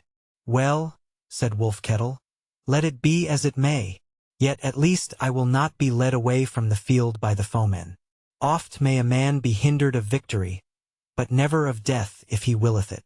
Therewith he handled a knife that hung about his neck, and went on to say, But indeed, I do much marvel that no word came into the mouth of the Hallson yestereven or this morning, but such as any woman of the kindred might say. Therewith fell their talk a while, and as they rode they came to where the wood drew nigher to the river, and thus the Midmark had an end. For there was no house had a dwelling in the Midmark higher up the water than the Elkrings, save one only, not right great, who mostly fared to war along with the Elkrings. And this was the Osselings, whose banner bore the image of the wood-ouzel, the black bird with the yellow neb, and they had just fallen into the company of the greater house. So now Midmark was over and past, and the serried trees of the wood came down like a wall but a little way from the lip of the water, and scattered trees, mostly quicken trees, grew here and there on the very waterside. But Mirkwood water ran deep, swift, and narrow between high, clean cloven banks, so that none could dream of fording, and not so many of swimming its dark green dangerous waters. And the day wore on towards evening, and the glory of the western sky was unseen because of the wall of high trees. And still the host made on, and because of the narrowness of the space between river and wood it was strung out longer and looked a very great company of men. And moreover the men of the eastern lying part of Midmark were now marching thick and close on the other side of the river but a little way from the Wolfings and their fellows, for nothing but the narrow river sundered them. So night fell, and the stars shone, and the moon rose, and yet the Wolfings and their fellows stayed not, since they wot that behind them followed a many of the men of the Mark, both the Mid and the Nether, and they would by no means hinder their march. So wended the Markmen between wood and stream on either side of Mirkwood water, till now at last the night grew deep and the moon set, and it was hard on midnight, and they had kindled many torches to light them on either side of the water. So whereas they had come to a place where the trees gave back somewhat from the river, which was well grassed for their horses and neat, and was called Batemead, the companies on the western side made stay there till morning. And they drew the wains right up to the thick of the wood, and all men turned aside into the mead from the beaten road, so that those who were following after might hold on their way if so they would. There then they appointed watchers of the night, while the rest of them lay upon the sward by the side of the trees, and slept through the short summer night. The tale tells not that any man dreamed of the fight to come in such wise that there was much to tell of his dream on the morrow. Many dreamed of no fight or faring to war, but of matters little, and often laughable, mere mingled memories of bygone time that had no waking wits to marshal them. But that man of the Beamings dreamed that he was at home watching a potter, a man of the thralls of the house working at his wheel, and fashioning bowls and ewers, and he had a mind to take of his clay and fashion a horse for the lad that had bemoaned the promise of his toy. And he tried long and failed to fashion anything, for the clay fell to pieces in his hands, till at last it held together and grew suddenly, not into an image of a horse, but of the great Yule boar, the similitude of the holy beast of Fry. So he laughed in his sleep and was glad, and leaped up and drew his sword with his clay-stained hands that he might wave it over the earth boar, and swear a great oath of a doughty deed. And therewith he found himself standing on his feet indeed, just awakened in the cold dawn, and holding by his right hand to an ash sapling that grew beside him. So he laughed again and laid him down, and leaned back and slept his sleep out till the sun and the voices of his fellows stirring awakened him. The House of the Wolfings. Chapter 7. They gathered to the folkmote. When it was the morning, all the host of the marmen was astir on either side of the water, and when they had broken their fast, they got speedily into array, and were presently on the road again, and the host was now strung out longer yet. For the space between water and would once more diminish till at last it was no wider than 10 men might go abreast, and looking ahead it was as if the wild would swallowed up both river and road. But the fighting men hastened on merrily with their hearts raised high, since they knew that they would soon be falling in with more of their people, and the coming fight was growing a clearer picture to their eyes. So from side to side of the river they shouted out the cries of their houses, or friend called to friend across the eddies of Mookwood water, and there was game and glee enough. So they fared till the wood gave way before them, and lo, the beginning of another plain, somewhat like the midmark. There also the water widened out before them, and there were eyots in it with stony shores crowned with willow or with alder, and aspens rising from the midst of them. But as for the plain, it was thus much different from midmark that the wood which begirt it rose on the south into low hills, and away beyond them were other hills blue in the distance, for the most bare of wood, and not right high. The pastures of the wild bull and the bison, whereas now dwelt a folk somewhat scattered and feeble, hunters and herdsmen with little tillage about their abodes, a folk akin to the markmen and allied to them. They had come into those parts later than the markmen, as the old tales told, which said moreover that in days gone by a folk dwelt among those hills who were alien from the Goths and great foes to the markmen. And how that on a time they came down from their hills with a great host, together with newcomers of their own blood, and made their way through the wild wood, and fell upon the upper mark, and how that there befell a fearful battle that endured for 3 days, and the first day the aliens worsted the marmen, who were but a few, since they were they of the upper mark only. So the aliens burned their houses and slew their old men, and drave off many of their women and children, and the remnant of the men of the upper mark with all that they had, which was now but little, took refuge in an island of Mookwood water, where they fenced themselves as well as they could for that night, for they expected the succor of their kindred of the midmark and the nethermark, unto whom they had sped the war arrow when they first had tidings of the onset of the aliens. So at the sunrising they sacrificed to the gods 20 chieftains of the aliens whom they had taken, and therewithal a maiden of their own kindred, the daughter of their war-duke, that she might lead that mighty company to the house of the gods.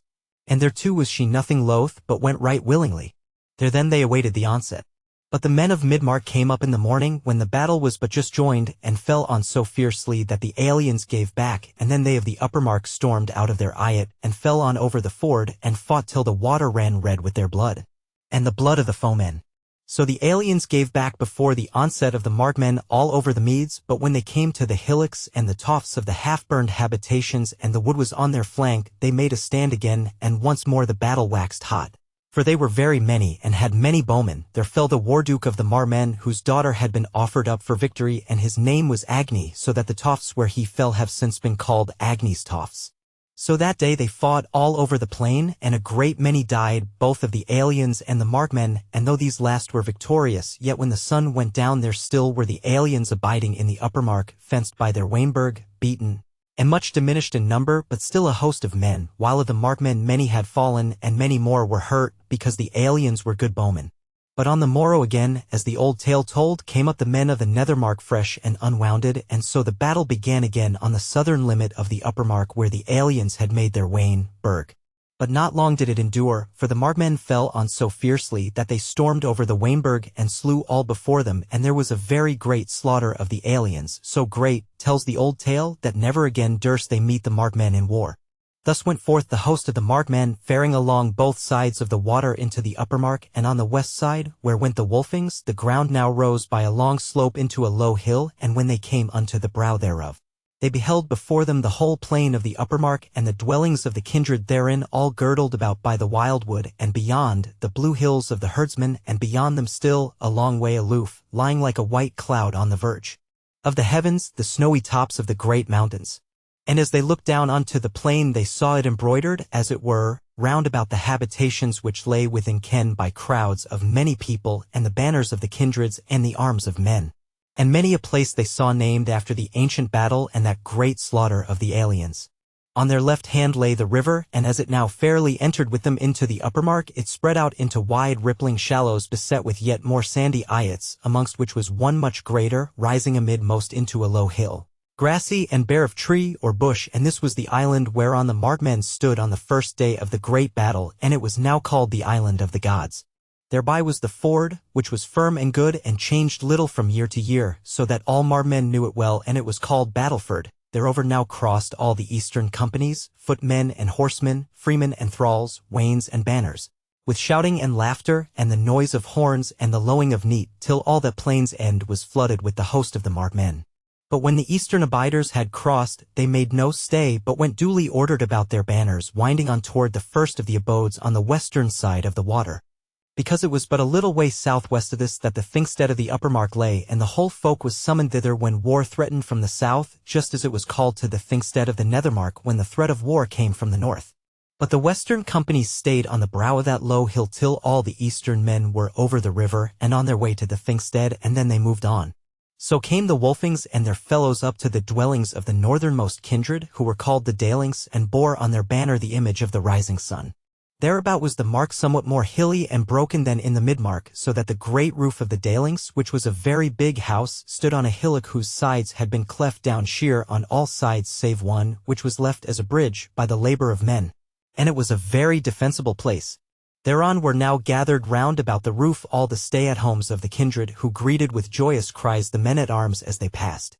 Albeit one very old man, who sat in a chair near to the edge of the sheer hill looking on the war array, when he saw the Wolfing banner draw near, stood up to gaze on it, and then shook his head sadly, and sank back again into his chair, and covered his face with his hands. And when the folk saw that, a silence bred of the coldness of fear fell on them, for that elder was deemed a foreseeing man.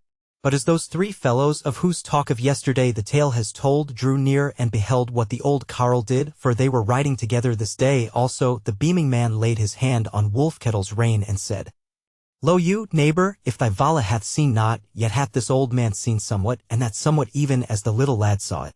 Many a mother's son shall fall before the Welshmen. But Wolfkettle shook his rein free, and his face reddened as of one who is angry, yet he kept silence, while the Elking said, Let be, Toady. For he that lives shall tell the tale to the foreseers, and shall make them wiser than they are today. Then laughed Toady, as one who would not be thought to be too heedful of the morrow.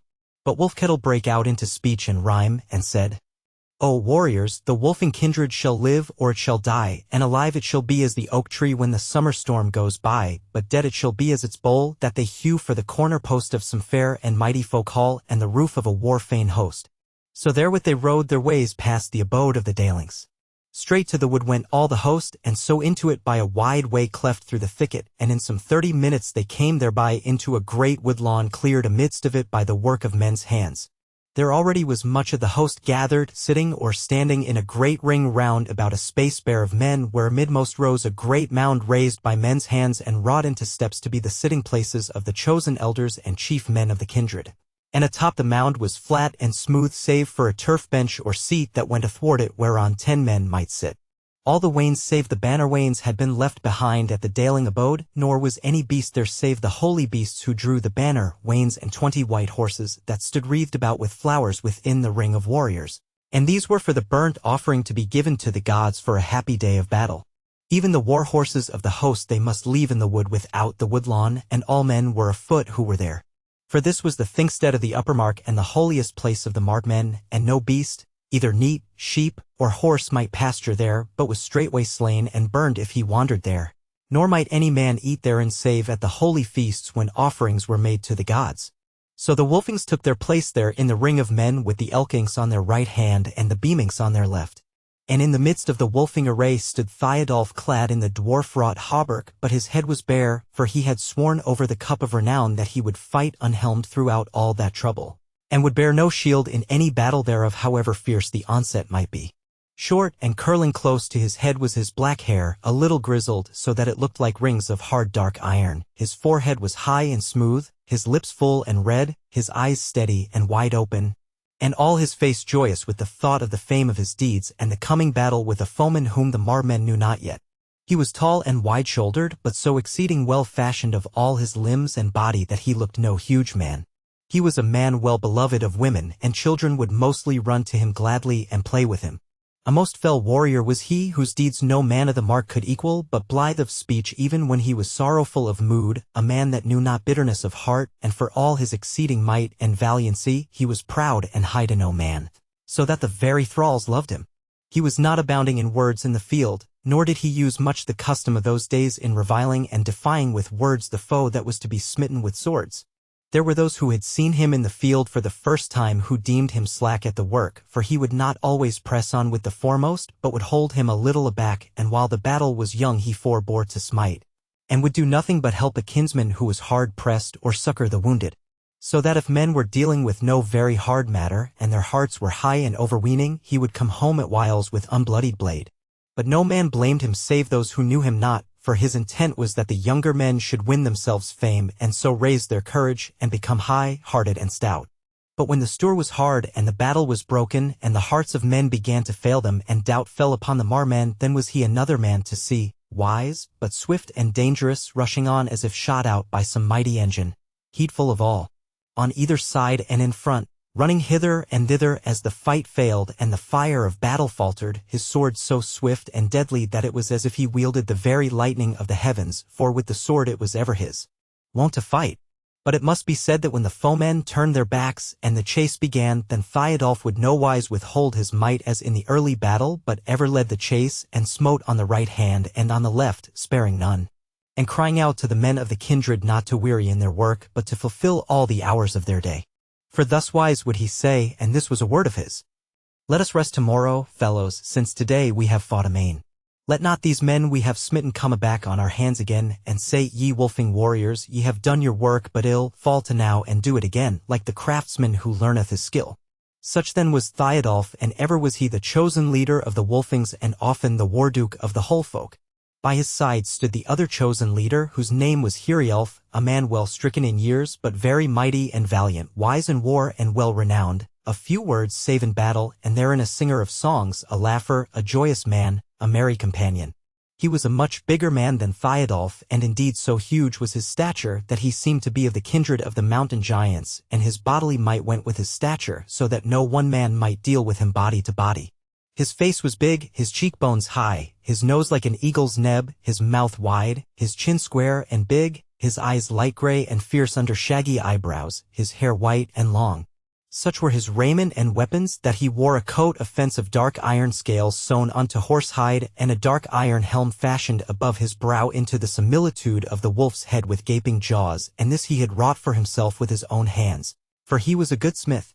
A round buckler he bore and a huge twybill which no man of the kindred could well wield save himself, and it was done both blade and shaft with knots and runes in gold, and he loved that twybill well and called it the wolf's sister. There then stood Heriulf, looking no less than one of the forefathers of the kindred come back again to the battle of the Wolfings. He was well beloved for his wondrous might, and he was no hard man, though so fell a warrior, and though a few words, as aforesaid, was a blithe companion to old and young. In numberless battles had he fought, and men deemed it a wonder that Odin had not taken to him a man so much after his own heart, and they said it was neighborly done of the father of the slain to forbear his company so long, and showed how well he loved the Wolfing house. For a good while yet came other bands of markmen into the Thingstead, but at last there was an end of their coming. Then the ring of men opened, and 10 warriors of the Dalings made their way through it, and one of them, the oldest, bore in his hand the war horn of the Dalings, for this kindred had charge of the Thingstead and of all appertaining to it. So while his 9 fellows stood round about the speech hill, the old warrior clomb up to the topmost of it and blew a blast on the horn. Thereon they who were sitting rose up, and they who were talking each to each held their peace, and the whole ring drew nigh to the hill, so that there was a clear space behind them, twixt them and the wood, and a space before them between them and the hill, wherein were those 9 warriors and the horses for the burnt offering and the altar of the gods, and now were all well within earshot of a man speaking amidst the silence in a clear voice. But there were gathered of the Marmen to that place some 4,000 men, all chosen warriors and doughty men, and of the thralls and aliens dwelling with them they were leading 2,000. But not all of the freemen of the upper mark could be at the thing, for needs must there be some guard to the passes of the wood toward the south and the hills of the herdsmen, whereas it was no wise impassable to a wisely led host. So 500 men, what of freemen, what of thralls, abode there to guard the wild wood, and these looked to have some helping from the hillmen. Now came an ancient warrior into the space between the men and the wild wood, holding in his hand a kindled torch, and first he faced due south by the sun, then, turning, he slowly paced the whole circle going from east to west. And so until he had reached the place he started from, then he dashed the torch to the ground and quenched the fire, and so went his ways to his own company again. Then the old Daling warrior on the mount-top drew his sword and waved it flashing in the sun toward the 4 quarters of the heavens, and thereafter blew again a blast on the war horn. Then fell utter silence on the whole assembly, and the wood was still around them, save here and there the stamping of a war-horse or the sound of his tugging at the woodland grass, for there was little resort of birds to the depths of the thicket, and the summer morning was windless. The House of the Wolfings. Chapter 8. The Folkmode of the Markmen. So the Daling warrior lifted up his voice and said, O kindreds of the Markmen, hearken the words I say, for no chan hap assembly is gathered here today. The fire hath gone around us in the hands of our very kin, and twice the horn hath sounded, and the thing is hallowed in. Will ye hear, or forbear to hearken the tale there is to tell? There are many mouths to tell it, and a many know it well. And the tale is this, that the foemen against our kindreds fair who eat the meadows desert and burn the desert bare. Then sit he down on the turf seat, but there arose a murmur in the assembly as of men eager to hearken, and without more ado came a man out of a company of the upper mark, and clomb up to the top of the speech hill, and spoke in a loud voice. I am Bork, a man of the gearings of the upper mark. 2 days ago I and 5 others were in the wildwood hunting, and we wended through the thicket and came into the land of the hill folk. And after we had gone a while we came to a long dale with a brook running through it, and yew trees scattered about it, and a hazel copse at one end, and by the copse was a band of men who had women and children with them, and a few neat, and fewer horses. But sheep were feeding up and down the dale, and they had made them booths of turf and boughs, and were making ready their cooking fires, for it was evening. So when they saw us they ran to their arms, but we cried out to them in the tongue of the Goths, and bade them peace. Then they came up the bent to us and spake to us in the Gothic tongue, albeit a little diversely from us, and when we had told them what and whence we were, they were glad of us, and bade us to them, and we went, and they entreated us kindly, and made us such cheer as they might, and gave us mutton to eat, and we gave them venison of the wild wood which we had taken, and we abode with them there that night. But they told us that they were a house of the folk of the herdsmen, and that there was war in the land, and that the people thereof were fleeing before the cruelty of a host of warriors, men of a mighty folk, such as the earth hath not heard of, who dwell in great cities far to the south, and how that this host had crossed the mountains and the great water that runneth from them, and had fallen upon their kindred, and overcome their fighting men, and burned their dwellings, slain their elders, and driven their neat and their sheep, yea, and their women and children in no better wise than their neat and sheep. And they said that they had fled away thus far from their old habitations, which were a long way to the south, and were now at point to build them dwellings there in that dale of the hazels, and to trust to it that these Welshmen, whom they called Romans, would not follow so far, and that if they did, they might betake them to the wildwood, and let the thicket cover them, they being so nigh to it. Thus they told us, wherefore we sent back one of our fellowship, Bursty of the Gearings, to tell the tale, and one of the herdsmen folk went with him, but we ourselves went onward to hear more of these Romans, for the folk, when we asked them, said that they had been in battle against them, but had fled away for fear of their rumor only. Therefore we went on, and a young man of this kindred, who named themselves the Herdings of the fell folk, went along with us. But the others were sore afeard, for all they had weapons. So as we went up the land we found they had told us the very sooth, and we met divers houses and bands and broken men who were fleeing from this trouble, and many of them poor and in misery, having lost their flocks and herds as well as their roofs. And this last be but little loss to them, as their dwellings are but poor, and for the most part they have no tillage. Now of these men we met not a few who had been in battle with the Roman host, and much they told us of their might not to be dealt with, and their mishandling of those whom they took, both men and women, and at the last we heard true tidings how they had raised the Magarth, and made a stronghold in the midst of the land, as men who meant abiding there, so that neither might the winter drive them aback, and that they might be succored by their people on the other side of the great river too. Which end they have made other garths, though not so great, on the road to that water, and all these well and wisely warded by tried men. For as to the folks on the other side of the water, all these lie under their hand already, what by fraud, what by force, and their warriors go with them to the battle and help them, of whom we met bands now and again, and fought with them and took men of them, who told us all this and much more, overlong to tell of here. He paused and turned about to look on the mighty assembly, and his ears drank in the long murmur that followed his speaking, and when it had died out he spake again, but in rhyme. Lo, thus much of my tidings. But this too it behoveth to tell, that these masterful men of the cities of the Markmen know full well, and they what of the well-grassed meadows and the acres of the mark, and our life amidst of the wildwood like a candle in the dark. And they know of our young men's valor and our women's loveliness, and our tree would they spoil with destruction if its fruit they may never possess. For their lust is without a limit, and naught may satiate their ravening maw, and their hunger if ye check it turneth to hate, and the blood fever burns in their bosoms. And torment and anguish and woe o'er the wide field plowed by the sword blade for the coming years they sow, and ruth is a thing forgotten, and all hopes they trample down, and whatso thing is steadfast, whatso of good renown, whatso is fair and lovely, whatso is ancient sooth in the bloody marl shall they mingle as they laugh. For lack of ruth. Lo, the curse of the world cometh hither, for the men that we took in the land said thus, that their host is gathering with many an ordered band to fall on the wild wood passes and flood the lovely mark as the river over the meadows upriseth in the dark. Look to it, O ye kindred. Availeth now no word but the voice of the clashing of iron and the sword blade on the sword. Therewith he made an end, and deeper and longer was the murmur of the host of freemen, amidst which Bork gat him down from the speech hill, his weapons clattering about him, and mingled with the men of his kindred.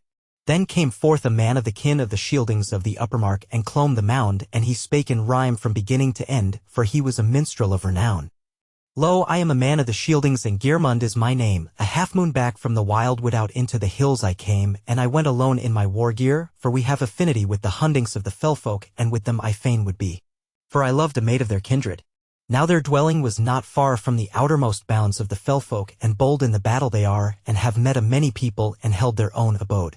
Gay then was the heart within me, as over the hills I rode, and thought of the mirth of tomorrow, and the sweet-mouthed hunting maid, and their old men wise and merry, and their young men unafraid, and the hall glee of the hundings, and the healths o'er the guesting cup. But as I rode the valley, I saw a smoke go up o'er the crest of the last of the grass hills, twixt me and the hunting roof, and that smoke was black and heavy, so a while I bided aloof, and drew my girths the tighter. And looked to the arms I bore, and handled my spear for the casting, for my heart misgave me sore, for naught was that pillar of smoke like the guest fane cooking fire. I lingered in thought for a minute, then turned me to ride up higher, and as a man most wary up over the bent I rode, and nigh had peered o'er the hill crest to down on the hunting abode, and forsooth 'twas the fire wavering all o'er the roof of old.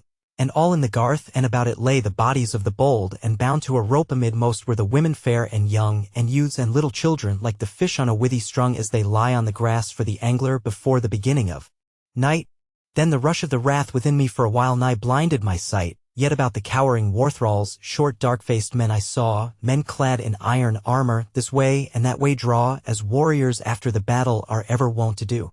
Then I knew them for the foemen, and their deeds to be I knew, and I gathered the reins together to ride down the hill amain, to die with a good stroke stricken, and slay ere I was slain. When lo, on the bent before me rose the head of a brown-faced man, well-helmed and iron-shielded, who some Welsh speech began, and a short sword brandished against me. Then my sight cleared, and I saw 5 others armed in likewise up hill and toward me draw.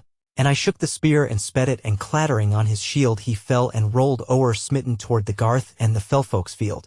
But my heart changed with his falling and the speeding of my stroke, and I turned my horse, for within me the love of life awoke, and I spurred, nor heeded the hillside, but o'er rough and smooth I rode till I heard no chase behind me. Then I drew rein and abode. And down in a dell was I gotten with a thornbrake in its throat, and heard but the plover's whistle and the blackbird's broken note, mid the thorns, when lo! From a thorn twig away the blackbird swept, and out from the brake and towards me a naked man there crept, and straight I rode up towards him, and knew his face for one I had seen in the hall of the hundings ere its happy days were done. I asked him his tale, but he bade me forthright to bear him away, so I took him up behind me, and we rode till late in the day, toward the cover of the wild wood, and as swiftly as we might. But when yet aloof was the thicket and it now was moonless night, we stayed perforce for a little, and he told me all the tale, how the aliens came against them, and they fought without avail till the roof o'er their heads was burning, and they burst forth on the foe, and were hewn down there together, nor yet was the slaughter slow. But some they saved for thraldom, e'en of the fighting men, or to quell them with pains, so they stripped them, and this man being just then some chance, I mind not what wise, from the garth fled out and away. Now many a thing noteworthy of these aliens did he say, but this I bid you hearken, lest I wear the time for naught, that still upon the men and the mark they set their thought, for they questioned this man and others through a go-between in words of us, and our lands and our chattels, and the number of our swords, of the way and the wild wood passes, and the winter and his ways. Now look to see them shortly, for worn are 15 days since in the garth of the hundings I saw them dight for war, and a hardy folk and ready and a swift-foot host they are. Therewith Geirmund went down clattering from the hill and stood with his company. But a man came forth from the other side of the ring, and clomb the hill. He was a red-haired man, rather big, clad in a skin coat, and bearing a bow in his hand, and a quiver of arrows at his back, and a little axe hung by his side. He said, I dwell in the house of the Wolfings of the Midmark, and I am now made a man of the kindred, howbeit I was not born into it, for I am the son of a fair and mighty woman of a folk of the Kimmery who was taken in war while she went big with me. I am called Fox the Red. These Romans have I seen and have not died, so hearken. For my tale shall be short for what there is in it. I am, as many know, a hunter of Mirkwood, and I know all its ways and the passes through the thicket somewhat better than most. A moon ago I fared afoot from Midmark through Uppermark into the thicket of the south and through it into the heath country, and I went over a neck and came in the early dawn into a little dale when somewhat of mist still hung over it. At the dale's end I saw a man lying asleep on the grass under a quicken tree, and his shield and sword hanging over his head to a bough thereof, and his horse feeding hoppled higher up the dale. I crept up softly to him with a shaft knocked on the string, but when I drew near I saw him to be of the sons of the Goths. So I doubted nothing, but laid down my bow and stood upright and went to him and roused him, and he leapt up and was wroth. I said to him, Wilt thou be wroth with a brother of the kindred meeting him in unpeopled parts? But he reached out for his weapons, but ere he could handle them I ran in on him so that he gat not his sword, and had scant time to smite at me with a knife which he drew from his waist.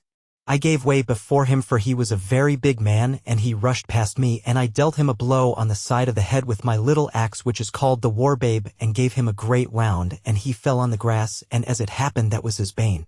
I was sorry that I had slain him, since he was a man of the Goths, albeit otherwise he had slain me, for he was very wroth and dazed with slumber.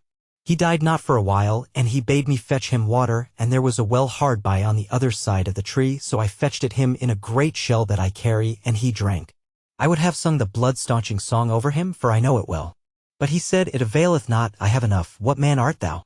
I said, I am a fosterling of the Wolfings, and my mother was taken in war. My name is Fox. Said he, O Fox, I have my due at thy hands, for I am a markman of the Elkings, but a guest of the Burgundians beyond the great river, and the Romans are their masters, and they do their bidding. Even so did I who was but their guest.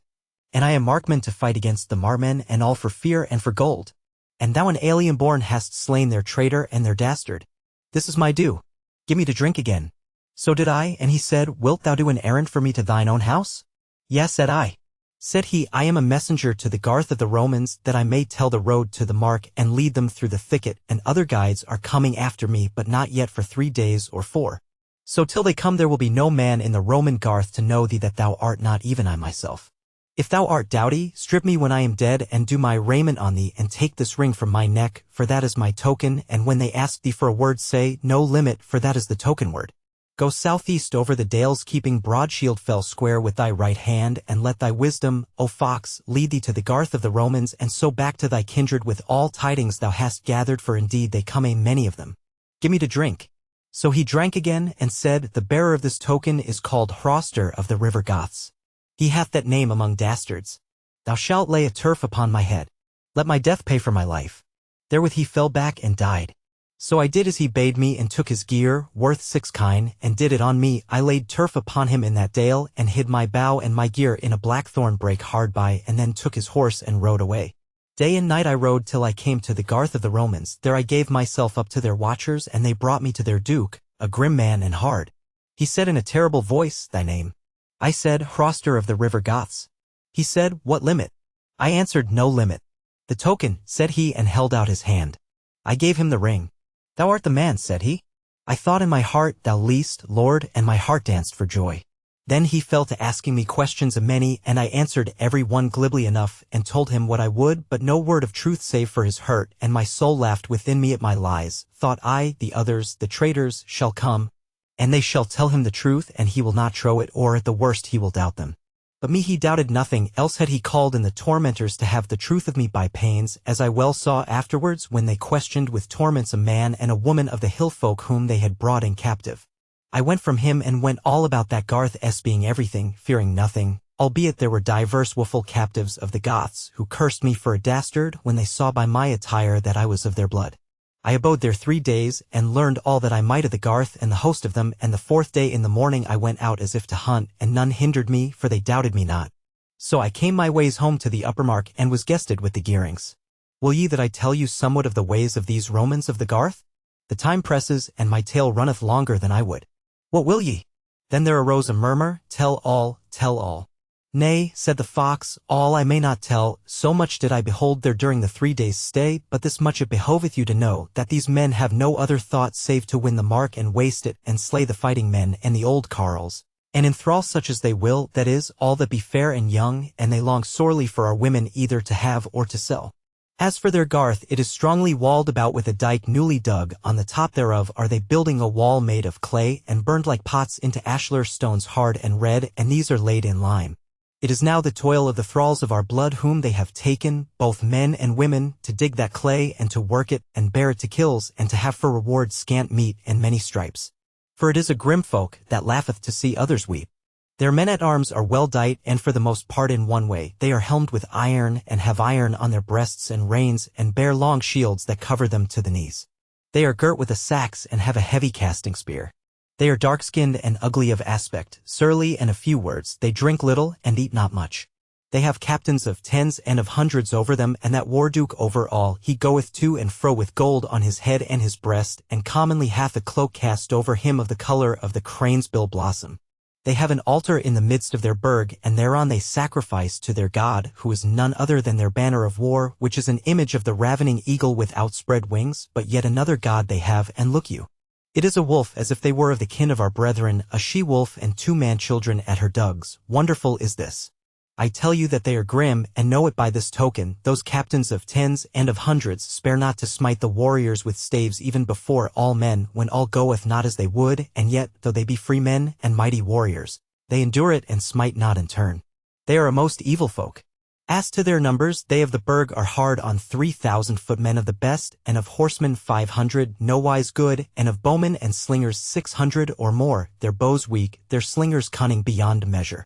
And the talk is that when they come upon us they shall have with them some 500 warriors of the over-river Goths, and others of their own folk. Then he said, O men of the mark, will you meet them in the meadows in the field, or will ye flee before them and have the wood for a shield? Or will ye wend to their warburg with weapons cast away, with your women and your children, a piece of them to prey? So doing, not all shall perish, but most shall long to die ere in the garths of the southland 2 moons have loitered by. Then rose the rumor loud and angry mingled with the rattle of swords and the clash of spears on shields, but Fox said, Needs must you follow one of these 3 ways. Nay, what say I? There are but 2 ways and not 3, for if ye flee they shall follow you to the confines of the earth. Either these Welsh shall take all, and our lives to boot, or we shall hold to all that is ours, and live merrily. The sword doometh, and in 3 days it may be the courts shall be hallowed, small is the space between us. Therewith he also got him down from the hill, and joined his own house, and men said that he had spoken well and wisely. But there arose a noise of men talking together on these tidings, and amidst it an old warrior of the Nethermark strode forth and up to the hilltop. Gaunt and stark he was to look on, and all men knew him, and he was well beloved, so all held their peace as he said, I am Otter of the Laxings, now needeth but few words till the war-duke is chosen, and we get ready to wend our ways in arms. Here have ye heard 3 good men and true tell of our foes, and this last, Fox the Red, hath seen them and hath more to tell when we are on the way, nor is the way hard to find. It were scarce well to fall upon these men in their garth and warburg, for hard is a wall to slay. Better it were to meet them in the wildwood, which may well be a friend to us in a wall, but to them a net. O Agni of the Dalings, thou warder of the Thingstead, bid men choose a war-duke if none gainsay it. And without more words he clattered down the hill, and went and stood with the Laxing band. But the old Daling arose and blew the horn, and there was at once a great silence, amidst which he said, Children of Slain's father, doth the folk go to the war? There was no voice but shouted yea, and the white swords sprang aloft, and the westering sun swept along a half of them as they tossed to and fro, and the others showed dead white and fireless against the dark wood. Then again spake Agni, Will ye choose the war-duke now and once, or shall it be in a while, after others have spoken? And the voice of the folk went up, Choose. Choose. Said Agni, saith any aught against it? But no voice of a gainsayer was heard, and Agni said, Children of Tyr, what man will you have for a leader and a duke of war? Then a great shout sprang up from amidst the swords, We will have Theodulf, Theodulf the Wolfing. Said Agni, I hear no other name, are ye of one mind? Hath any aught to say against it? If that be so, let him speak now, and not forbear to follow in the wheat-field of the spears. Speak, ye that will not follow Theodulf. No voice gainsaid him. Then said the Daling, Come forth, thou war-duke of the Mar men. Take up the gold ring from the horns of the altar, set it on thine arm, and come up hither. Then came forth Theodulf into the sun, and took up the gold ring from where it lay, and did it on his arm. And this was the ring of the leader of the folk when so one should be chosen. It was ancient and daintily wrought, but not very heavy, so ancient it was that men said it had been wrought by the dwarfs. So Theodulf went up onto the hill, and all men cried out on him for joy, for they knew his wisdom in war. Many wondered to see him unhelmed, but they had a deeming that he must have made oath to the gods thereof, and their hearts were glad of it. They took note of the dwarf-wrought hauberk, and even from a good way off they could see what a treasure of smith's work it was, and they deemed it like enough that spells had been sung over it to make it sure against point and edge. For they knew that Theodulf was well beloved of the gods. But when Theodulf was on the hill of speech, he said, Men of the kindreds, I am your war-duke today, but it is oftenest the custom when ye go to war to choose you 2 dukes, and I would it were so now. No child's play is the work that lies before us, and if one leader chance to fall, let there be another to take his place without stop or stay. Thou Agni of the Dalings, bid the folk choose them another duke if so they will. Said Agni, Good is this which our war-duke hath spoken. Say then, men of the mark, who shall stand with Theodulf to lead you against the aliens? Then was there a noise and a crying of names, and more than 2 names seemed to be cried out, but by far the greater part named either Otter of the Laxings or Heriulf of the Wolfings. True it is that Otter was a very wise warrior and well known to all the men of the mark, yet so dear was Heriulf to them that none would have named Otter had it not been mostly their custom not to choose both wardukes from one house. Now spake Agni, Children of Tyr, I hear you name more than one name, now let each man cry out clearly the name he nameth. So the folk cried the names once more, but this time it was clear that none was named save Otter and Heriulf, so the Daling was at point to speak again, but or ever a word left his lips, Heriulf the mighty, the Ancient of Days, stood forth. And when men saw that he would take up the word, there was a great silence. So he spake, Hearken, children. I am old and war-wise, but my wisdom is the wisdom of the sword of the mighty warrior that knoweth which way it should wend, and hath no thought of turning back till it lieth broken in the field. Such wisdom is good against folks that we have met heretofore, as when we have fought with the Huns, who would sweep us away from the face of the earth, or with the Franks or the Burgundians, who would quell us into being something worser than they be. But here is a new foe and new wisdom, and that right shifty do we need to meet them. One wise duke have ye gotten, Theodulf to wit, and he is young beside me and beside Otter of the Laxings. And now if ye must needs have an older man to stand beside him, and that is not ill, take ye Otter, for old though his body be, the thought within him is keen and supple like the best of Welsh wrought blades, and it liveth in the days that now are, whereas for me, meseemeth my thoughts are in the days bygone. Yet look to it that I shall not fail to lead as the sword of the valiant letteth, or the shaft shot by the cunning archer. Choose ye Otter, I have spoken over long. Then spoke Agni the Daling, and laughed withal, One man of the folk hath spoken for Otter, and against Heriulf now let others speak if they will. So the cry came forth, Otter let it be, we will have Otter. Speaketh any against Otter? Said Agni. But there was no voice raised against him. Then Agni said, Come forth, Otter of the Laxings, and hold the ring with Theodulf. Then Otter went up unto the hill and stood by Theodulf, and they held the ring together, and then each thrust his hand and arm through the ring and clasped hands together, and stood thus a while, and all the folk shouted together. Then spake Agni, Now shall we hew the horses and give the gifts to the gods. Therewith he and the 2 wardukes came down from the hill, and stood before the altar, and the 9 warriors of the Dalings stood forth with axes to hew the horses, and with copper bowls wherein to catch the blood of them, and each hewed down his horse to the gods. But the 2 wardukes slew the 10th and fairest, and the blood was caught in the bowls, and Agni took a sprinkler and went round about the ring of men, and cast the blood of the gods' gifts over the folk, as was the custom of those days. Then they cut up the carcasses and burned on the altar the share of the gods, and Agni and the wardukes tasted thereof, and the rest they bore off to the Dalings' abode for the feast to be holden that night.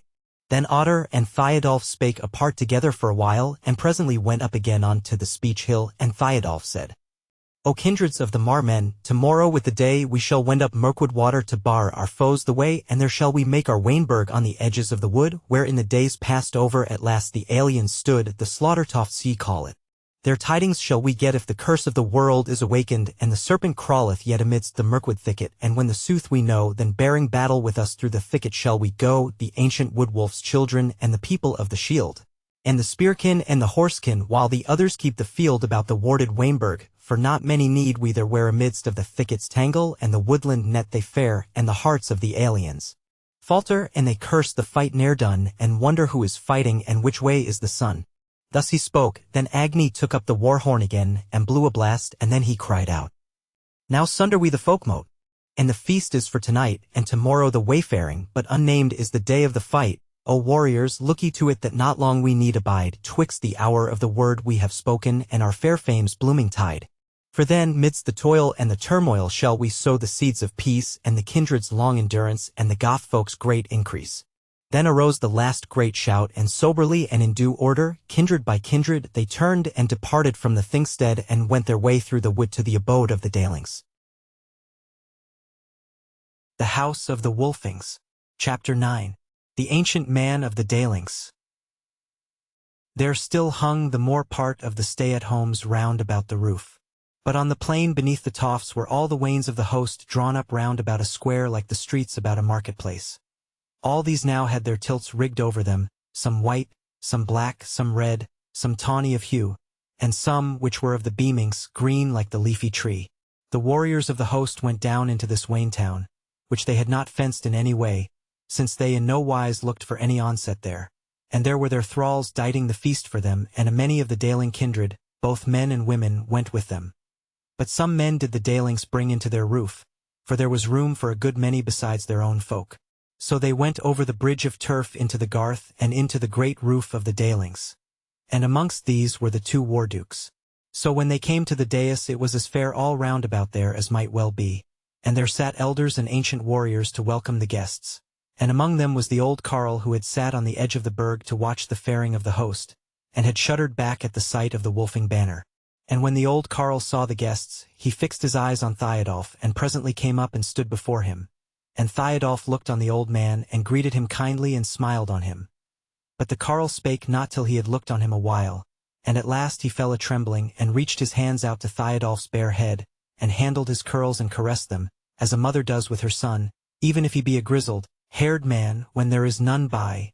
And at last he said, How dear is the head of the mighty, and the apple of the tree that blooms with the life of the people which is and yet shall be. It is helmed with ancient wisdom, and the long-remembered thought, that liveth when dead is the iron, and its very rust but not. Ah!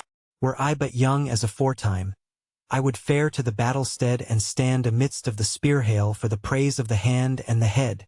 Then his hands left Theodulf's head, and strayed down to his shoulders and his breast, and he felt the cold rings of the hauberk, and let his hands fall down to his side again.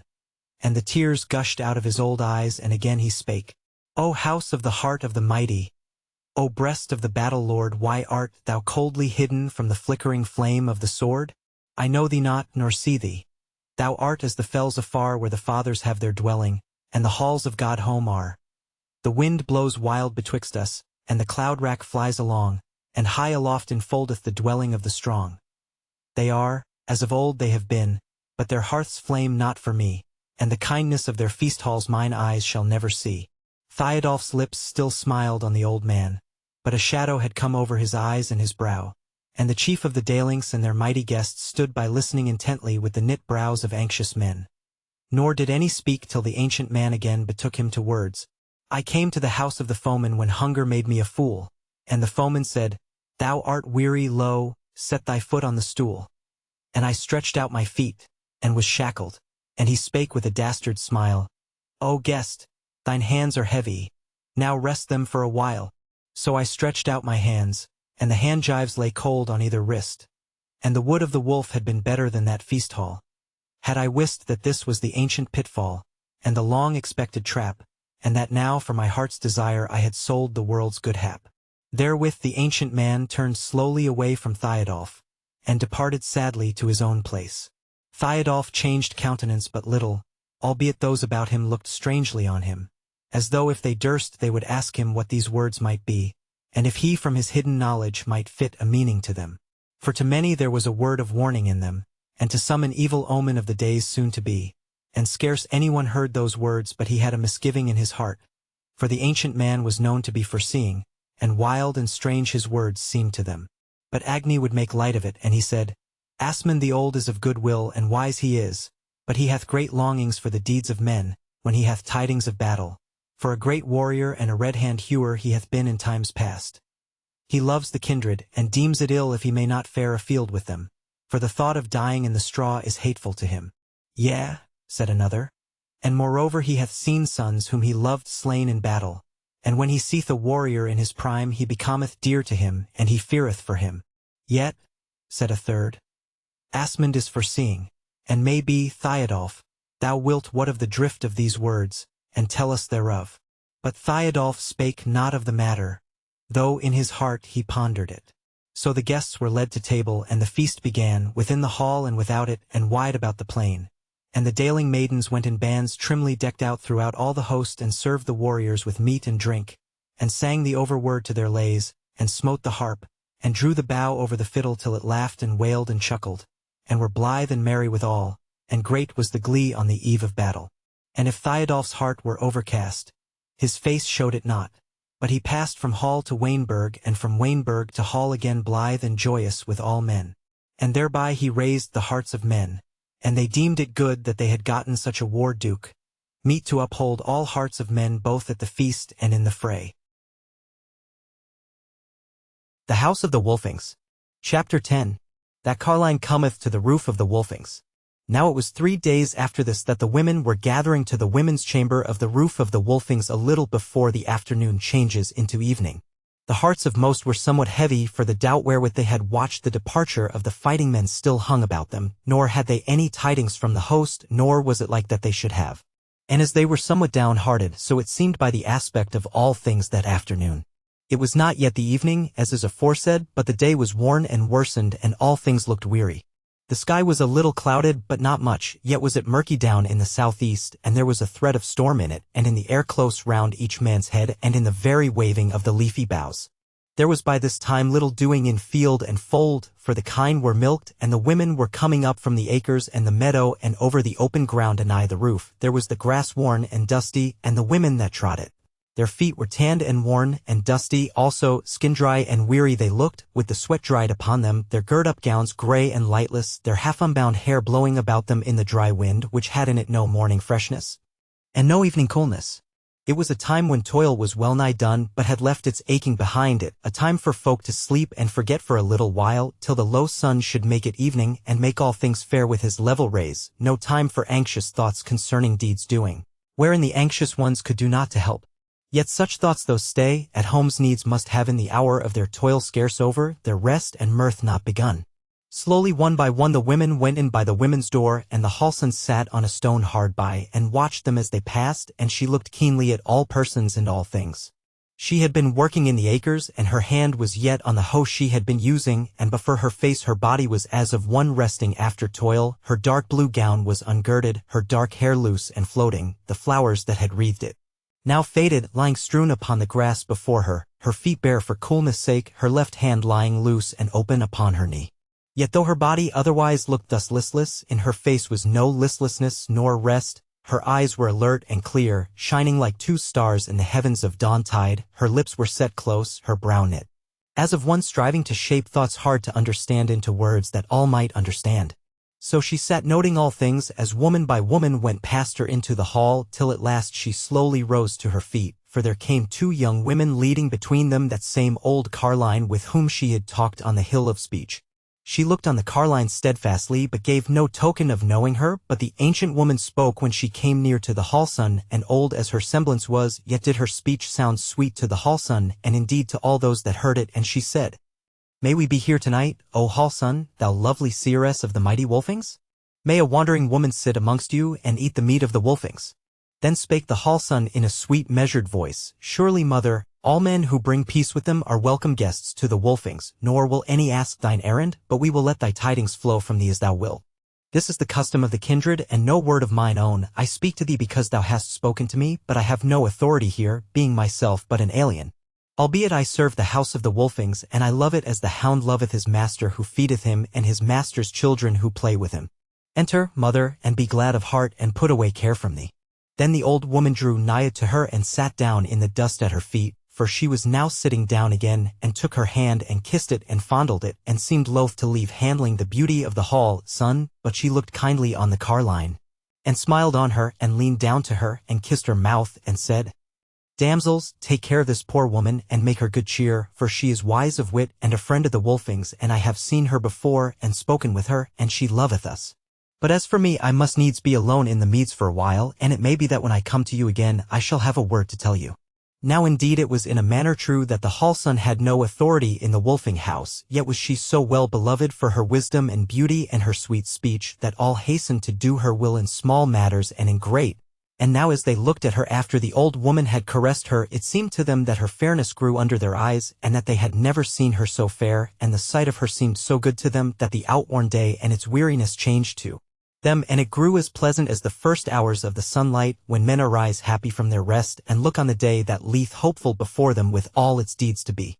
So they grew merry, and they led the carline into the hall with them, and set her down in the women's chamber, and washed her feet, and gave her meat and drink, and bade her rest and think of nothing troublous, and in all wise made her good cheer, and she was merry with them, and praised their fairness and their deftness, and asked them many questions about their weaving and spinning and carding, howbeit the looms were idle as then, because it was midsummer, and the men gone to the war.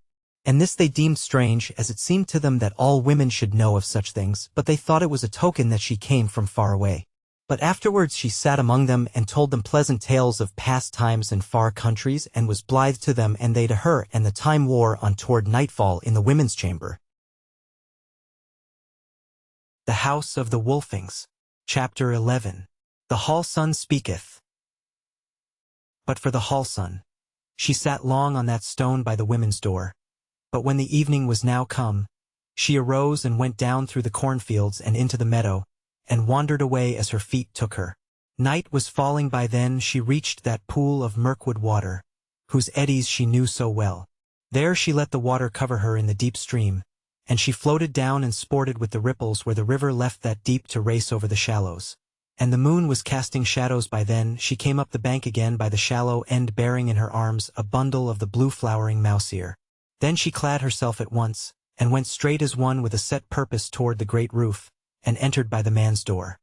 And there were few men within, and they but old and heavy with the burden of years and the coming of night tide.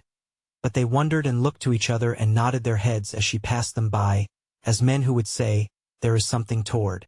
So she went to her sleeping place, and did on fresh raiment, and came forth presently clad in white and shod with gold, and having her hair wreathed about with the herb of wonder, the blue-flowering mouse-ear of Mirkwood water. Thus she passed through the hall, and those elders were stirred in their hearts when they beheld her beauty.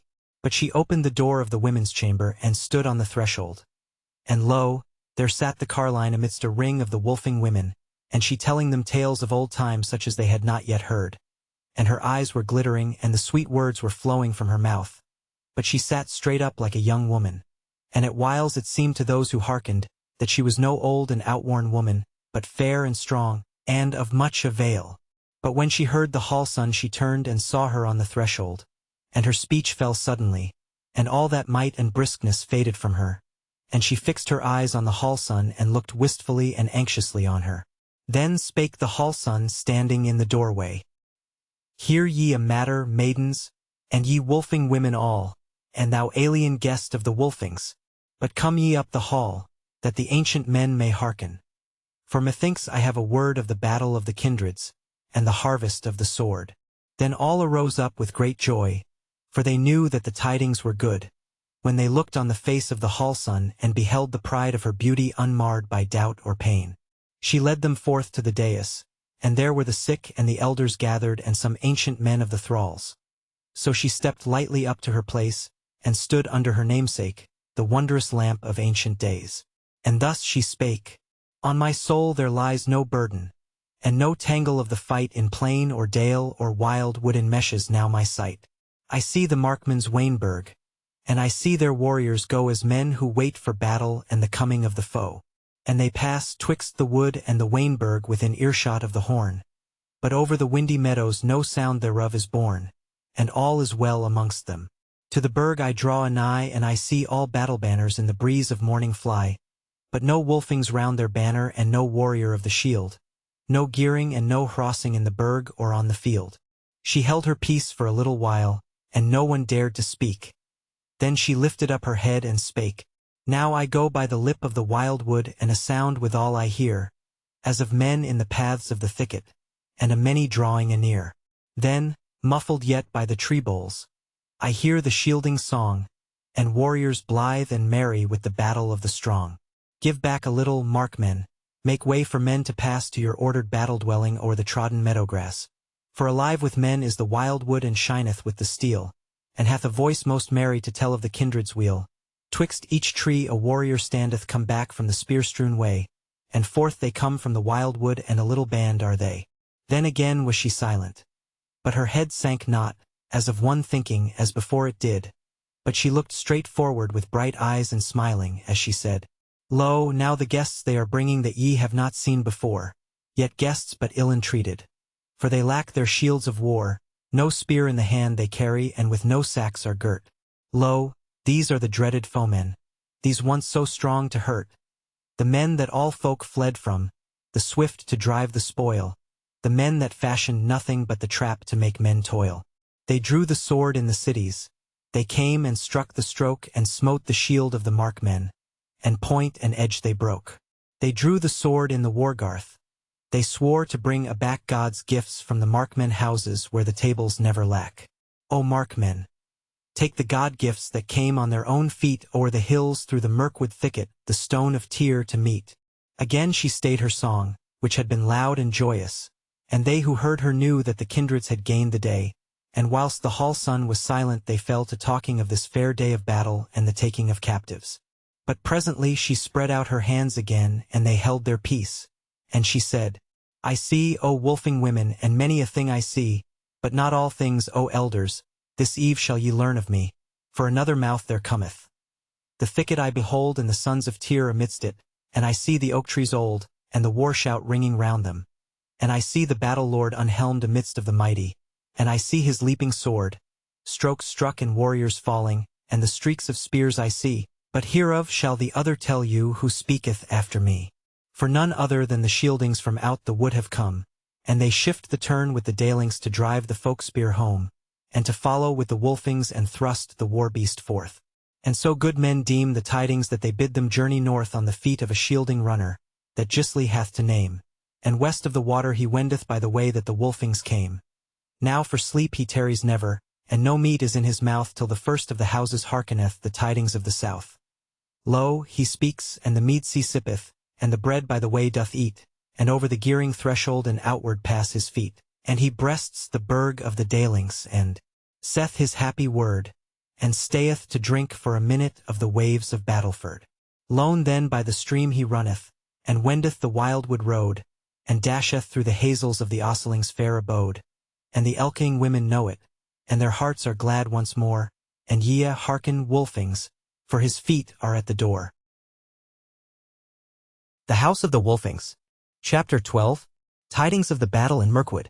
As the hallsun made an end they heard in good sooth the feet of the runner on the hard ground without the hall, and presently the door opened and he came leaping over the threshold and up to the table and stood leaning on it with one hand, his breast heaving with his last swift run.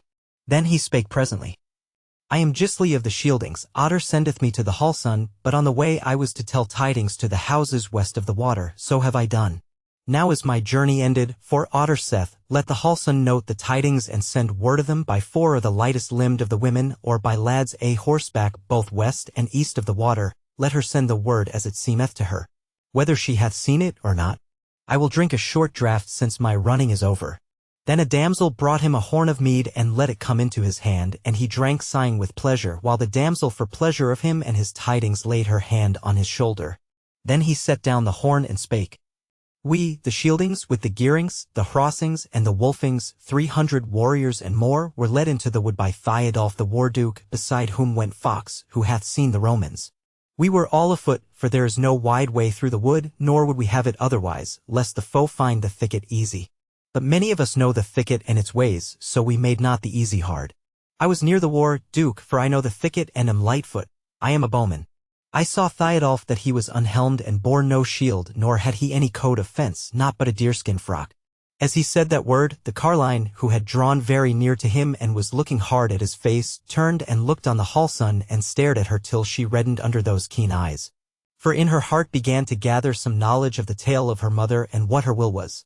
But Gisli went on, yet by his side was his mighty sword, and we all knew it for throng plough, and were glad of it and of him and the unfenced breast of the dauntless. 6 hours we went spreading wide through the thicket, not always seeing one another, but knowing one another to be nigh. Those that knew the thicket best led, the others followed on. So we went till it was high noon on the plain and glimmering dusk in the thicket, and we saw not, save here and there a roe, and here and there a sounder of swine, and connies where it was opener, and the sun shone and the grass grew for a little space. So came we unto where the thicket ended suddenly, and there was a long glade of the wild wood all set about with great oak trees and grass thereunder, which I knew well.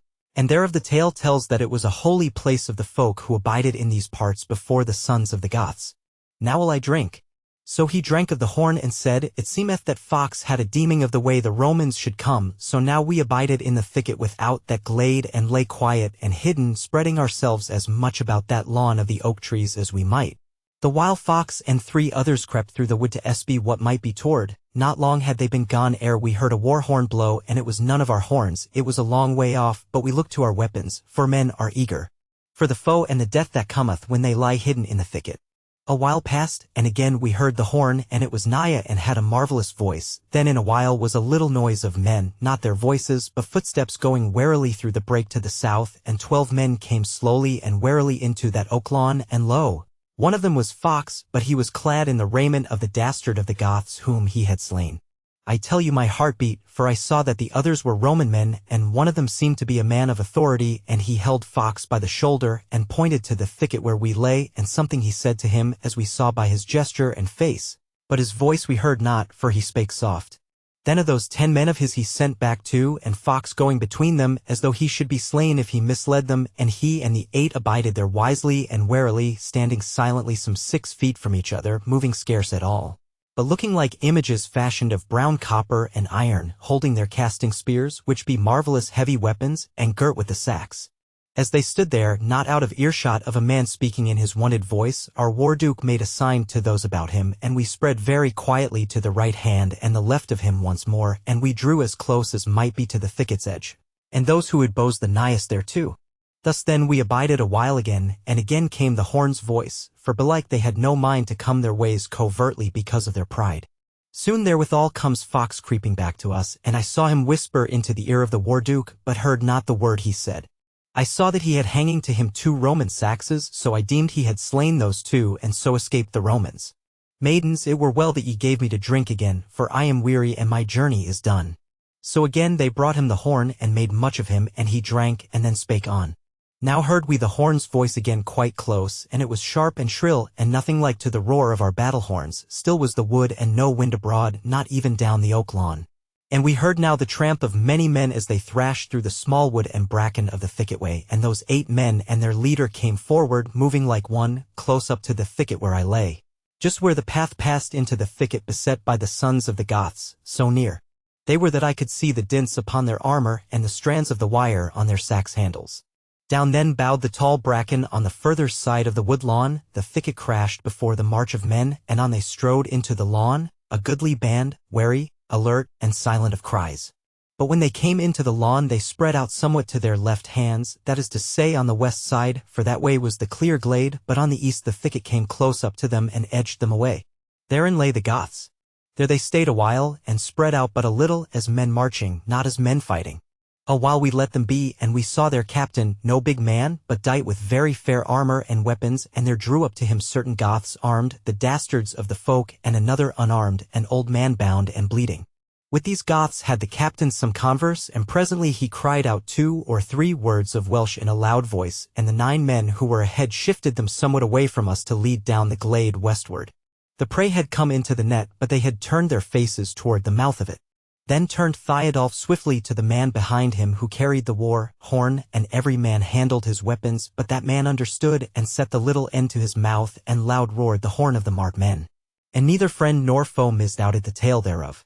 Then leaped every man to his feet, all bowstrings twanged and the cast spears flew. No man forbore to shout, each as he might leapt out of the thicket and fell on with sword and axe and spear, for it was from the bowman but one shaft and no more. Then might you have seen Theodulf as he bounded forward like the wild cat on the hare, how he had no eyes for any save the Roman captain. Foemen enough he had round about him after the 2 first bounds from the thicket, for the Romans were doing their best to spread that they might handle those heavy cast spears, though they might scarce do it, just come out of the thicket as they were. and thrust together by that onslaught of the kindreds falling on from two sides and even somewhat from behind. To right and left flashed Throngplow, while Theodulf himself scarce seemed to guide it. Men fell before him at once, and close at his heels poured the wolfing kindred into the gap. And in a minute of time was he amidst of the throng and face to face with the gold-dight captain. What with the sweep of Throngplow and the wolfing onrush, there was space about him for a great stroke. He gave a sidelong stroke to his right and hewed down a tall Burgundian, and then up sprang the white blade, but ere its edge fell he turned his wrist, and drove the point through that captain's throat just above the ending of his hauberk, so that he fell dead amidst of his folk. All the four kindreds were on them now, and amidst them, and needs must they give way, but stoutly they fought, for surely no other warriors might have withstood that onslaught of the marked men for the twinkling of an eye. But had the Romans had but the space to have spread themselves out there so as to handle their shot weapons, many a woman's son of us had fallen, for no man shielded himself in his eagerness, but let the swiftness of the onset of point and edge shield him, which, sooth to say, is often a good shield, as here was found. So those that were unslain and unhurt fled west along the glade, but not as dastards, and had not Theodulf followed hard in the chase according to his wont, they might even yet have made a fresh stand and spread from oak tree to oak tree across the glade. But as it befell, they might not get a fair offing so as to disentangle themselves and array themselves in good order side by side, and whereas the marked men were fleet of foot, and in the woods they knew there were many aliens slain in the chase or taken alive unhurt or little hurt, but the rest fled this way and that way into the thicket, with whom were some of the Burgundians, so there they abide now as outcasts and men unholy, to be slain as wild beasts one by one as we meet them. Such then was the battle in Mirkwood. Give me the mead horn that I may drink to the living and the dead, and the memory of the dead and the deeds of the living that are to be. So they brought him the horn, and he waved it over his head and drank again and spake. 63 dead men of the Romans we counted there up and down that oak glade, and we cast earth over them, and 3 dead dastards of the Goths, and we left them for the wolves to deal with. And 25 men of the Romans we took alive to be for hostages if need should be, and these did we shielding men, who are not very many, bring aback to the Wainburg, and the Dalings, who are a great company, were appointed to enter the wood and be with Theodulf, and me did otter bid to bear the tidings, even as I have told you. And I have not loitered by the way. Great then was the joy in the hall, and they took Gisli, and made much of him, and led him to the bath, and clad him in fine raiment taken from the coffer, which was but seldom opened, because the cloths it held were precious. And they set a garland of green wheat ears on his head. Then they fell to and spread the feast in the hall, and they ate and drank and were merry. But as for speeding the tidings, the hallson sent 2 women and 2 lads, all a horseback, to bear the words, the women to remember the words which she taught them carefully, the lads to be handy with the horses, or in the ford, or the swimming of the deeps, or in the thicket. So they went their ways, down the water. One pair went on the western side, and the other crossed Mirkwood water at the shallows, for being midsummer the water was but small, and went along the east side, so that all the kindred might know of the tidings and rejoice. Great was the glee in the hall, though the warriors of the house were away, and many a song and lay they sang, but amidst the first of the singing they bethought them of the old woman, and would have bidden her tell them some tale of times past, since she was so wise in the ancient lore. But when they sought for her on all sides she was not to be found, nor could anyone remember seeing her depart from the hall. But this had they no call to heed, and the feast ended as it began, in great glee. Albeit the hallson was troubled about the carline, both that she had come and that she had gone, and she determined that the next time she met her she would strive to have of her a true tale of what she was and of all that was toward. The House of the Wolfings. Chapter 13. The hallson saith another word. It was no later than the next night, and a many of what thralls were not with the host were about in the feast hall with the elders and lads and weaklings of the house. For last night's tidings had drawn them thither. Gisli had gone back to his kindred and the Wainburg in the upper mark, and the women were sitting, most of them, in the women's chamber, some of them doing what little summer work needed doing about the looms, but more resting from their work in field and acre. Then came the hallson forth from her room clad in glittering raiment, and summoned no one, but went straight to her place on the dais under her namesake the lamp, and stood there a little without speaking. Her face was pale now, her lips a little open, her eyes set and staring as if they saw nothing of all that was round about her. Now went the word through the hall and the women's chamber that the hallson would speak again, and that great tidings were toward. So all folk came flockmeal to the dais, both thralls and free, and scarce were all gathered there, ere the hallson began speaking and said, The days of the world thrust onward, And men are born therein a many and a many, and divers deeds they win in the fashioning of stories for the kindreds of the earth, a garland interwoven of sorrow and of mirth. To the world a warrior cometh. From the world he passeth away, and no man then may sunder his good from his evil day.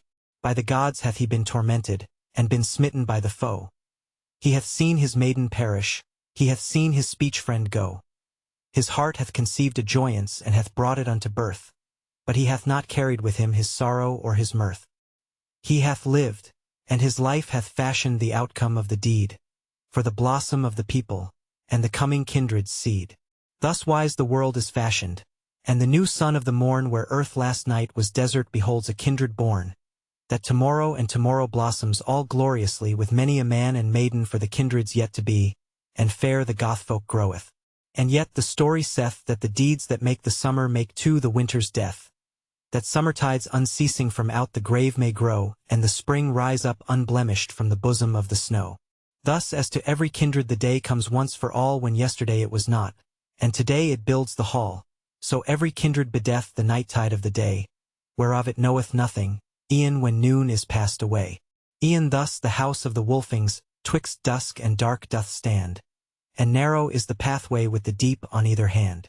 On the left are the days forgotten, on the right the days to come, and another folk and their story in the stead of the Wolfing home. Do the shadows darken about it? Is the even here at last? Or is this but a storm of the noontide that the wind is driving past? Unscathed as yet it standeth. It bears the stormy drift, nor bows to the lightning flashing adown from the cloudy lift. I see the hail of battle and the onslaught of the strong, and they go adown to the folkmote that shall bide there over long. I see the slain heaps rising and the alien folk prevail, and the Goths give back before them on the ridge o'er the treeless vale. I see the ancient fallen, and the young man smitten dead, and yet I see the war-duke shake throng plough o'er his head, and stand unhelmed, unburned before the alien host, and the hurt men rise around him to win back battle lost. And the wood yield up her warriors, and the whole host rushing on, and the swaying lines of battle until the lost is won. Then forth goes the cry of triumph, as they ring the captives round and cheat the crow of her portion and heap the warrior's mound. There are faces gone from our feast hall, not the least beloved nor worst, but the wane of the house of the Wolfings not yet the world hath cursed. The sun shall rise tomorrow on our cold and dewy roof, for they that longed for slaughter were slaughtered far aloof. She ceased for a little, but her countenance, which had not changed during her song, changed not at all now. So they all kept silence, although they were rejoicing in this new tale of victory, for they deemed that she was not yet at the end of her speaking. And in good sooth she spake again presently, and said, I wot not what hath befallen, nor where my soul may be, for confusion is within me, and but dimly do I see, as if the thing that I look on had happed a while ago. They stand by the tofts of a wargarth, a captain of the foe, and a man that is of the Gothfolk, and as friend and friend they speak, but I hear no word they are saying, though for every word I seek. And now the mist flows round me, and blind I come aback to the house roof of the Wolfings and the hearth that hath no lack. Her voice grew weaker as she spake the last words, and she sank backward on to her chair. Her clenched hands opened, the lids fell down over her bright eyes, her breast heaved no more as it had done, and presently she fell asleep. The folk were doubtful and somewhat heavy-hearted because of those last words of hers, but they would not ask her more, or rouse her from her sleep, lest they should grieve her. So they departed to their beds and slept for what was yet left of the night. The House of the Wolfings. Chapter 14. The Hallson is careful concerning the passes of the wood. In the morning early folk arose, and the lads and women who were not of the night shift got them ready to go to the mead and the acres, for the sunshine had been plenty these last days, and the wheat was done blossoming, and all must be got ready for harvest. So they broke their fast and got their tools into their hands, but they were somewhat heavy-hearted because of those last words of the Hallson, and the doubt of last night still hung about them, and they were scarcely as merry as men are wont to be in the morning. As for the Hallson, she was afoot with the earliest, and was no less, but mayhap more merry than her wont was, and was blithe with all, both old and young. But as they were at the point of going, she called to them, and said, Tarry a little, come ye all to the dais, and hearken to me. So they all gathered thereto, and she stood in her place and spake. Women and elders of the Wolfings, is it so that I spake somewhat of tidings last night? "Yeah," said they all. She said, "And was it a word of victory?" They answered, "Yea again." "Good as that," she said, "doubt ye not. There is naught to unsay. But hearken. I am nothing wise in war like Thiodolf or Otter of the Laxings, or as Heriulf the Ancient was, though he was not so wise as they be. Nevertheless ye shall do well to take me for your captain, while this house is bare of warriors." "Yeah," they said, "so will we." And an old warrior, hight sorely, who sat in his chair, no longer quite wayworthy, said, "Hallson, this we looked for of thee, since thy wisdom is not wholly the wisdom of a spaewife, but rather is of the children of warriors, and we know thine heart to be high and proud, and that thy death seemeth to thee a small matter beside the life of the Wolfing house." Then she smiled and said, "Will ye all do my bidding?" And they all cried out heartily, "Yeah, Hallson, that will we." She said, "Hearken then. Ye all know that east of Mirkwood Water, when ye come to the tofts of the Barings and their great roof, the thicket behind them is close, but that there is a wide way cut through it, and often have I gone there, if ye go by that way. In a while ye come to the thicket's end and to bare places where the rocks crop up through the gravel and the woodland loam. There breed the connies without number, and wild cats haunt the place for that sake, and foxes, and the woodwolf walketh there in summertide, and hard by the she-wolf hath her litter of whelps, and all these have enough, and the bald head ern hangeth over it, and the kite, and also the kestrel, for shrews and mice abound there. Of these things there is none that feareth me, and none that mocketh me afraid. Beyond this place for a long way the wood is nowise thick, for first grow ash trees about the clefts of the rock, and also quicken trees, but not many of either, and here and there a hazel brake easy to thrust through. Then comes a space of oak trees scattered about the lovely wood lawn, and then at last the beechwood close above but clear beneath. This I know well, because I myself have gone so far and further, and by this easy way have I gone so far to the south, that I have come out into the fell country and seen afar off the snowy mountains beyond the great water. Now fear ye not, but pluck up a heart. For either I have seen it, or dreamed it, or thought it, that by this road easy to when the Romans should come into the mark. For shall not those dastards and traitors that wear the raiment and bodies of the Goths over the hearts and the lives of foemen tell them hereof? And will they not have heard of our Thiodolf, and this my holy namesake?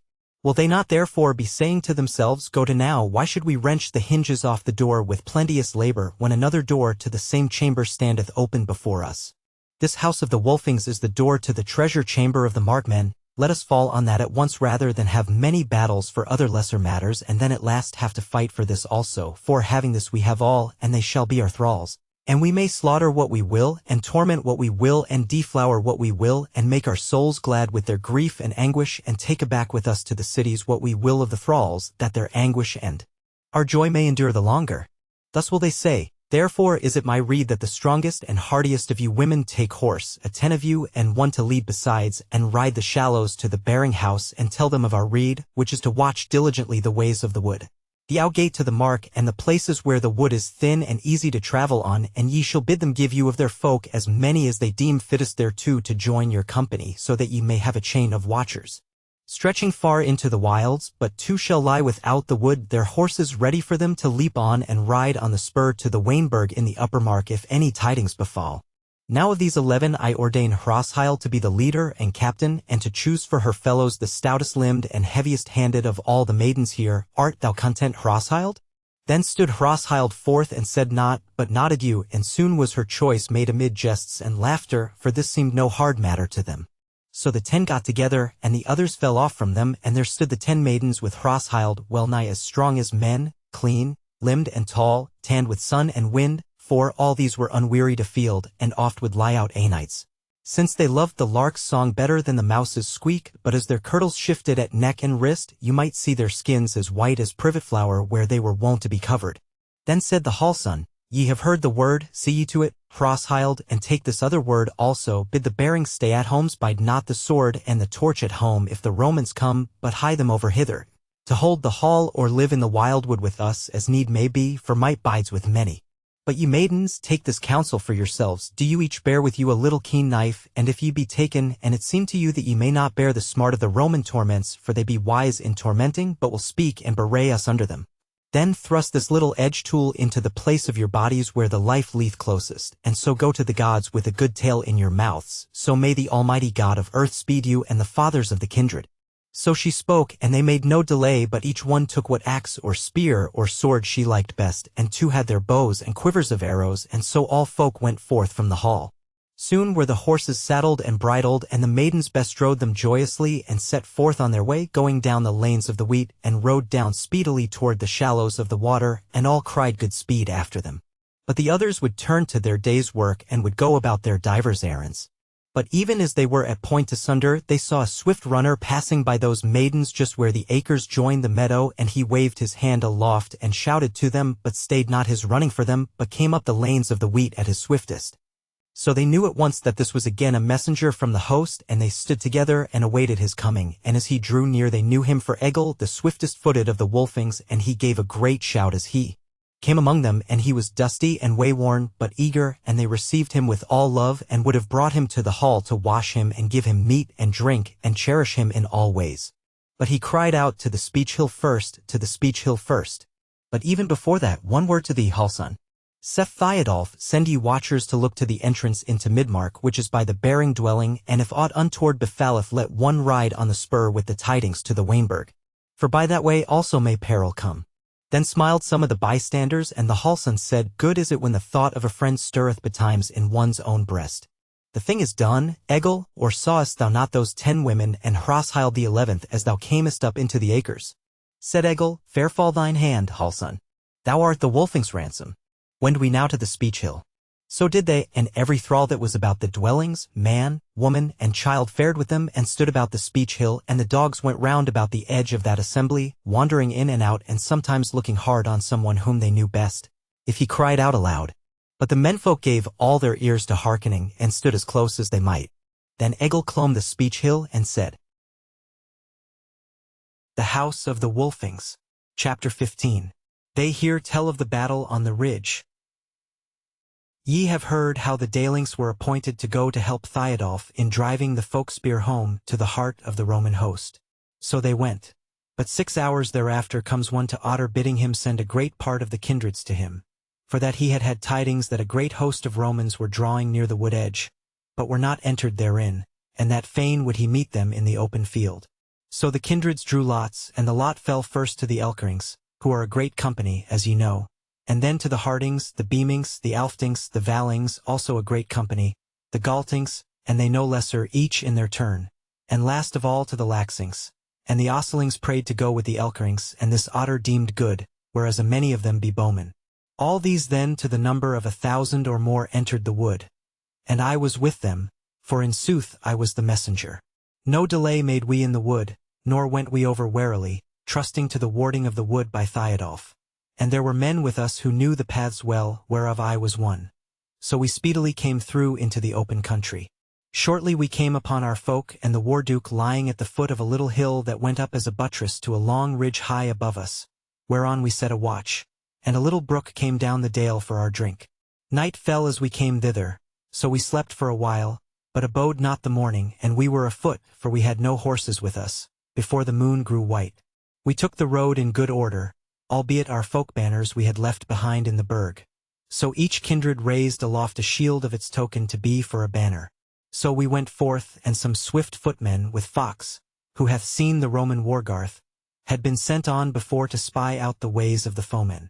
2 hours after sunrise cometh one of these, and telleth how he hath seen the Romans, and how that they are but a short mile hence breaking their fast, not looking for any onslaught. But, saith he, they are on a high ridge whence they can see wide about, and be in no danger of ambush, because the place is bare for the most part, nor is there any cover except here and there down in the dales a few hazels and blackthorn bushes, and the rushes of the becks in the marshy bottoms, wherein a snipe may hide or a hare, but scarce a man. And note that there is no way up to that ridge but by a spur thereof as bare as my hand. So ye will be well seen as ye wend up thereto. So spake he in my hearing. But Theodulf bade him lead on to that spur, and old Heriulf, who was standing nigh, laughed merrily and said, Yea, lead on and speedily, lest the day wane and nothing done save the hunting of snipes. So on we went, and coming to the hither side of that spur beheld those others and Fox with them, and he held in his hand an arrow of the aliens, and his face was all astir with half-hidden laughter, and he breathed hard and pointed to the ridge, and somewhat low down on it we saw a steel cap and 3 spearheads showing white from out a little hollow in its side, but the men hidden by the hollow. So we knew that Fox had been chased, and that the Romans were warned and wary. No delay made the Warduke, but led us up that spur, which was somewhat steep, and as we rose higher we saw a band of men on the ridge, a little way down it, not a many. Archers and slingers mostly, who abode us till we were within shot, and then sent a few shots at us and so fled. But 2 men were hurt with the sling plummets, and one, and he not grievously, with an arrow, and not one slain. Thus we came up onto the ridge, so that there was nothing between us and the bare heavens. Thence we looked southeast and saw the Romans wisely posted on the ridge not far from where it fell down steeply to the north. But on the south, that is to say on their left hands, and all along the ridge past where we were stayed, the ground sloped gently to the southwest for a good way, before it fell, somewhat steeply, into another long dale. Looking north we saw the outer edge of Mirkwood but a little way from us, and we were glad thereof, because ere we left our sleeping place that morn Theodulf had sent to Otter another messenger bidding him send yet more men on to us in case we should be hard-pressed in the battle, for he had had a late rumor that the Romans were many. And now when he had looked on the Roman array and noted how wise it was, he sent 3 swift-foot ones to take stand on a high knoll which we had passed on the way, that they might take heed where our folk came out from the wood and give signal to them by the horn, and lead them to where the battle should be. So we stood a while and breathed us, and handled our weapons some half a furlong from the alien host. They had no earth rampart around them, for that ridge is waterless, and they could not abide there long, but they had pitched sharp pales in front of them, and they stood in very good order, as if abiding an onslaught, and moved not when they saw us, for that band of shooters had joined themselves to them already. Taken one with another we deemed them to be more than we were. But their hauberked footmen with the heavy cast spears not so many as we by a good deal. Now we were of mind to fall on them ere they should fall on us. So all such of us as had shot weapons spread out from our company and went forth a little, and of the others Hiriolf stood foremost along with the leaders of the Beamings and the Elkrings. But as yet Theodulf held aback and led the midmost company, as his wont was, and the more part of the Wolfings were with him. Thus we ordered ourselves, and awaited a little while yet what the aliens should do, and presently a war-horn blew amongst them, and from each flank of their mailed footmen came forth a many bowmen and slingers and a band of horsemen, and drew within bowshot, the shooters in open array yet wisely, and so fell to on us, and the horsemen hung aback a little as yet. Their arrow shot was of little avail, their bowmen fell fast before ours, but deadly was their slingshot, and hurt and slew many and some even in our main battle. For they slung round leaden balls and not stones, and they aimed true and shot quick. And the men withal were so light and lithe, never still, but crouching and creeping and bounding here and there, that they were no easier to hit than Connies amidst of the fern, unless they were very nigh. Howbeit when this storm had endured a while, and we moved but little, and not an inch aback, and gave them shot for shot, then was another horn winded from amongst the aliens. And thereat the bowmen cast down their bows, and the slingers wound their slings about their heads, and they all came on with swords and short spears and feathered darts, running and leaping lustily, making for our flanks, and the horsemen set spurs to their horses and fell on in the very front of our folk like good and valiant men-at-arms. That saw Hiriolf and his men, and they set up the war-whoop and ran forth to meet them, axe and sword aloft, terribly yet maybe somewhat unwarily. The archers and slingers never came within sword-stroke of them, but fell away before them on all sides. But the slingers fled not far, but began again with their shot, and slew a many. Then was a horn winded, as if to call back the horsemen, who, if they heard, heeded not, but rode hard on our kindred like valiant warriors who feared not death. Sooth to say, neither were the horses big or good, nor the men fit for the work, saving for their hardihood, and their spears were short withal and their bucklers unhandy to wield. Now could it be seen how the Goths gave way before them to let them into the trap, and then closed around again, and the axes and edge weapons went a work hewing as in a wood. And Hiriolf towered over all the press, and the wolf sister flashed over his head in the summer morning. Soon was that storm over, and we saw the Goths tossing up their spears over the slain, and horses running loose and masterless adown over the westward lying slopes, and a few with their riders still clinging to them, yet some, sore hurt by seeming, galloping toward the main battle of the Romans. Unwarily then fared the children of Tyr that were with Hiriolf, for by this time they were well nigh within shot of the spears of those mighty footmen of the Romans, and on their flanks were the slingers and the bowmen who had now gotten their bows again, and our bowmen, though they shot well and strong, were too few to quell them, and indeed some of them had cast by their bows to join in Hiriolf's storm. Also the lie of the ground was against us, for it sloped up toward the Roman array at first very gently, but afterwards steeply enough to breathe a short-winded man. Also behind them were we of the other kindreds, whom Theodulf had ordered into the wedge array, and we were all ready to move forward, so that had they abided somewhat, all had been well and better. So did they not, but straightway set up the victory whoop and ran forward on the Roman host. And these were so ordered that, as aforesaid, they had before them sharp piles stuck into the earth and pointed against us, as we found afterwards to our cost. And within these piles stood the men some way apart from each other, so as to handle their casting spears, and in 3 ranks were they ordered, and many spears could be cast at once, and if any in the front were slain, his fellow behind him took his place. So now the storm of war fell at once upon our folk, and swift and fierce as was their onslaught, yet were a many slain and hurt or ever they came to the piles aforesaid. Then saw they death before them and heeded it not, but tore up the piles and dashed through them, and fell in on those valiant footmen. Short is the tale to tell. Wheresoever a sword or spear of the Goths was upraised, there were 3 upon him, and Seth Todi of the Beamings, who was hurt and crawled away and yet lives, that on Heriulf there were 6 at first and then more, and he took no thought of shielding himself, but raised up the wolf sister and hewed as the woodman in the thicket, when night cometh and hunger is on him. There fell Heriulf the ancient and many a man of the Beamings and the Elkings with him, and many a Roman. But amidst the slain and the hurt our wedge array moved forward slowly now, warily shielded against the plummets and shafts on either side. And when the Romans saw our unbroken array, and Theodulf the first with throng plough naked in his hand, they chased not such men of ours unhurt or little hurt, as drew aback from before them.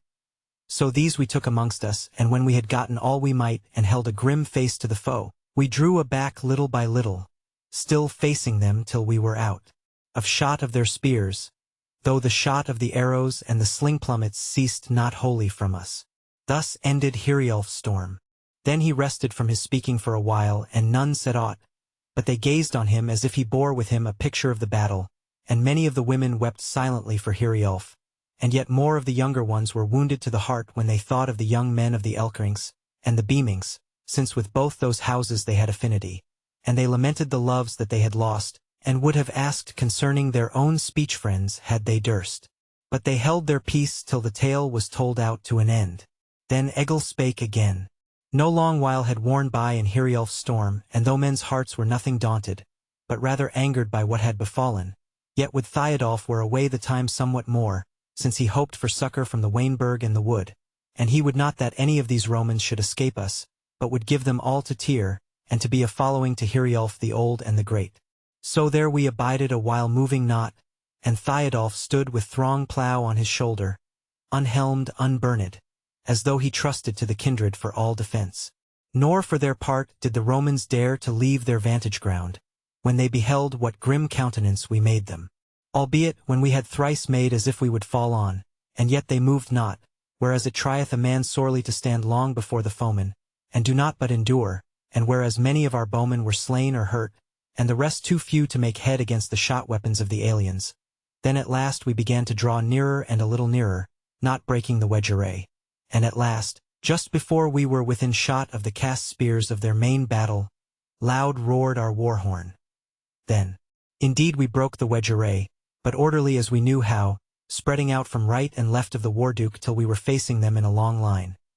1 minute we abode thus, and then ran forth through the spear storm, and even therewith we heard, as it were, the echo of our own horn, and whoso had time to think betwixt the first of the storm and the handstrokes of the Romans deemed that now would be coming fresh kindreds for our helping. Not long endured the spear rain, so swift we were, neither were we in one throng as betid in Heriulf's storm, but spread abroad, each trusting in the other that none thought of the backward way. Though we had the ground against us, we dashed like fresh men at their pails, and were under the weapons at once. Then was the battle grim. They could not thrust us back, nor did we break their array with our first storm. Man hewed at man as if there were no foes in the world but they two. Sword met sword and sax met sax. It was thrusting and hewing with point and edge, and no long-shafted weapons were of any avail. There we fought hand to hand, and no man knew by eyesight how the battle went 2 yards from where he fought, and each one put all his heart in the stroke he was then striking, and thought of nothing else. Yet at the last we felt that they were faltering and that our work was easier and our hope higher. Then we cried our cries and pressed on harder, and in that very nick of time there arose close behind us the roar of the markman's horn and the cries of the kindreds answering ours. Then such of the Romans as were not in the very act of smiting or thrusting, or clinging or shielding, turned and fled, and the whoop of victory rang around us, and the earth shook, and past the place of the slaughter rushed the riders of the Goths. For they had sent horsemen to us, and the paths were grown easier for our much treading of them. Then I beheld Theodulf, that he had just slain a foe, and clear was the space around him, and he rushed sideways and caught hold of the stirrup of Angantyr of the bearings, and ran 10 strides beside him, and then bounded on a foot swifter than the red horses of the bearings, urging on the chase as his wont was. But we who were wearier when we had done our work, stood still between the living and the dead, between the freemen of the mark and their war thralls. And in no long while there came back to us Theodulf and the chasers, and we made a great ring on the field of the slain, and sang the song of triumph, and it was the Wolfing song that we sang. Thus then ended Theodulf's storm. When he held his peace there was but little noise among the stay-at-homes, for still were they thinking about the deaths of their kindred and their lovers. But Egil spoke again. Yet within that ring lay the sorrow of our hearts, for Odin had called a many home, and there lay their bodies, and the mightiest was Heriulf, and the Romans had taken him up from where he fell, and cast him down out of the way, but they had not stripped him, and his hand still gripped the wolf's sister. His shield was full of shafts of arrows and spears. His byrnie was rent in many places, his helm battered out of form. He had been grievously hurt in the side and in the thigh by cast spears or ever he came to hand-blows with the Romans, but moreover he had 3 great wounds from the point of the sax, in the throat, in the side, in the belly, each enough for his bane. His face was yet fair to look on, and we deemed that he had died smiling. At his feet lay a young man of the Beamings in a gay green coat, and beside him was the head of another of his house, but his green-clad body lay some yards aloof. There lay of the Elkings a many. Well may ye weep, maidens, for them that loved you. Now fare they to the gods a goodly company, but a goodly company is with them. 77 of the sons of the Goths lay dead within the Roman battle, and 54 on the slope before it. And to boot there were 24 of us slain by the arrows and plummets of the shooters, and a many hurt withal. But there were no hurt men inside the Roman array or before it. All were slain outright, for the hurt men either dragged themselves back to our folk, or onward to the Roman ranks, that they might die with one more stroke smitten. Now of the aliens the dead lay in heaps in that place, for grim was the slaughter when the riders of the bearings and the wormings fell on the aliens, and a many of the foemen scorned to flee, but died where they stood, craving no peace, and to few of them was peace given. There fell of the Roman footmen 585, and the remnant that fled was but little. But of the slingers and bowmen but 86 were slain, for they were there to shoot and not to stand, and they were nimble and fleet of foot, men round of limb, very dark-skinned, but not foul of favor. Then he said, There are men through the dusk of faring, our speech-fiends and our kin, no more shall they crave our helping, nor ask what work to win. They have done their deeds and departed when they had holpen the house, so high their heads are holden, and their hurts are glorious with the story of strokes stricken, and new weapons to be met, and new scowling of foes' faces, and new curses unknown yet. Lo, they dight the feast in God home, and fair are the tables spread, late come, but well-beloved is every war-worn head, and the godfolk and the fathers, as these cross the tinkling bridge, crowd round and crave for stories of the battle on the ridge. Therewith he came down from the speech-hill, and the womenfolk came round about him, and they brought him to the hall and washed him and gave him meat and drink, and then would he sleep, for he was weary. Howbeit some of the women could not refrain themselves, but must needs ask after their speech-friends who had been in the battle. And he answered as he could, and some he made glad and some sorry, and as to some, he could not tell them whether their friends were alive or dead. So he went to his place and fell asleep and slept long, while the women went down to acre and meadow, or saw to the baking of bread or the sewing of garments, or went far afield to tend the neat and the sheep. Howbeit the hallson went not with them, but she talked with that old warrior sorely, who was now halt and grown unmeet for the road, but was a wise man, and she and he together with some old carlines and a few young lads fell to work, and saw to many matters about the hall and the garth that day, and they got together what weapons there were both for shot and for the handplay, and laid them where they were handy to come at, and they saw to the meal in the hall that there was provision for many days, And they carried up to a loft above the women's chamber many great vessels of water, lest the fire should take the hall. And they looked everywhere to the entrances and windows, and had fastenings and bolts and bars fashioned and fitted to them, and saw that all things were trim and stout.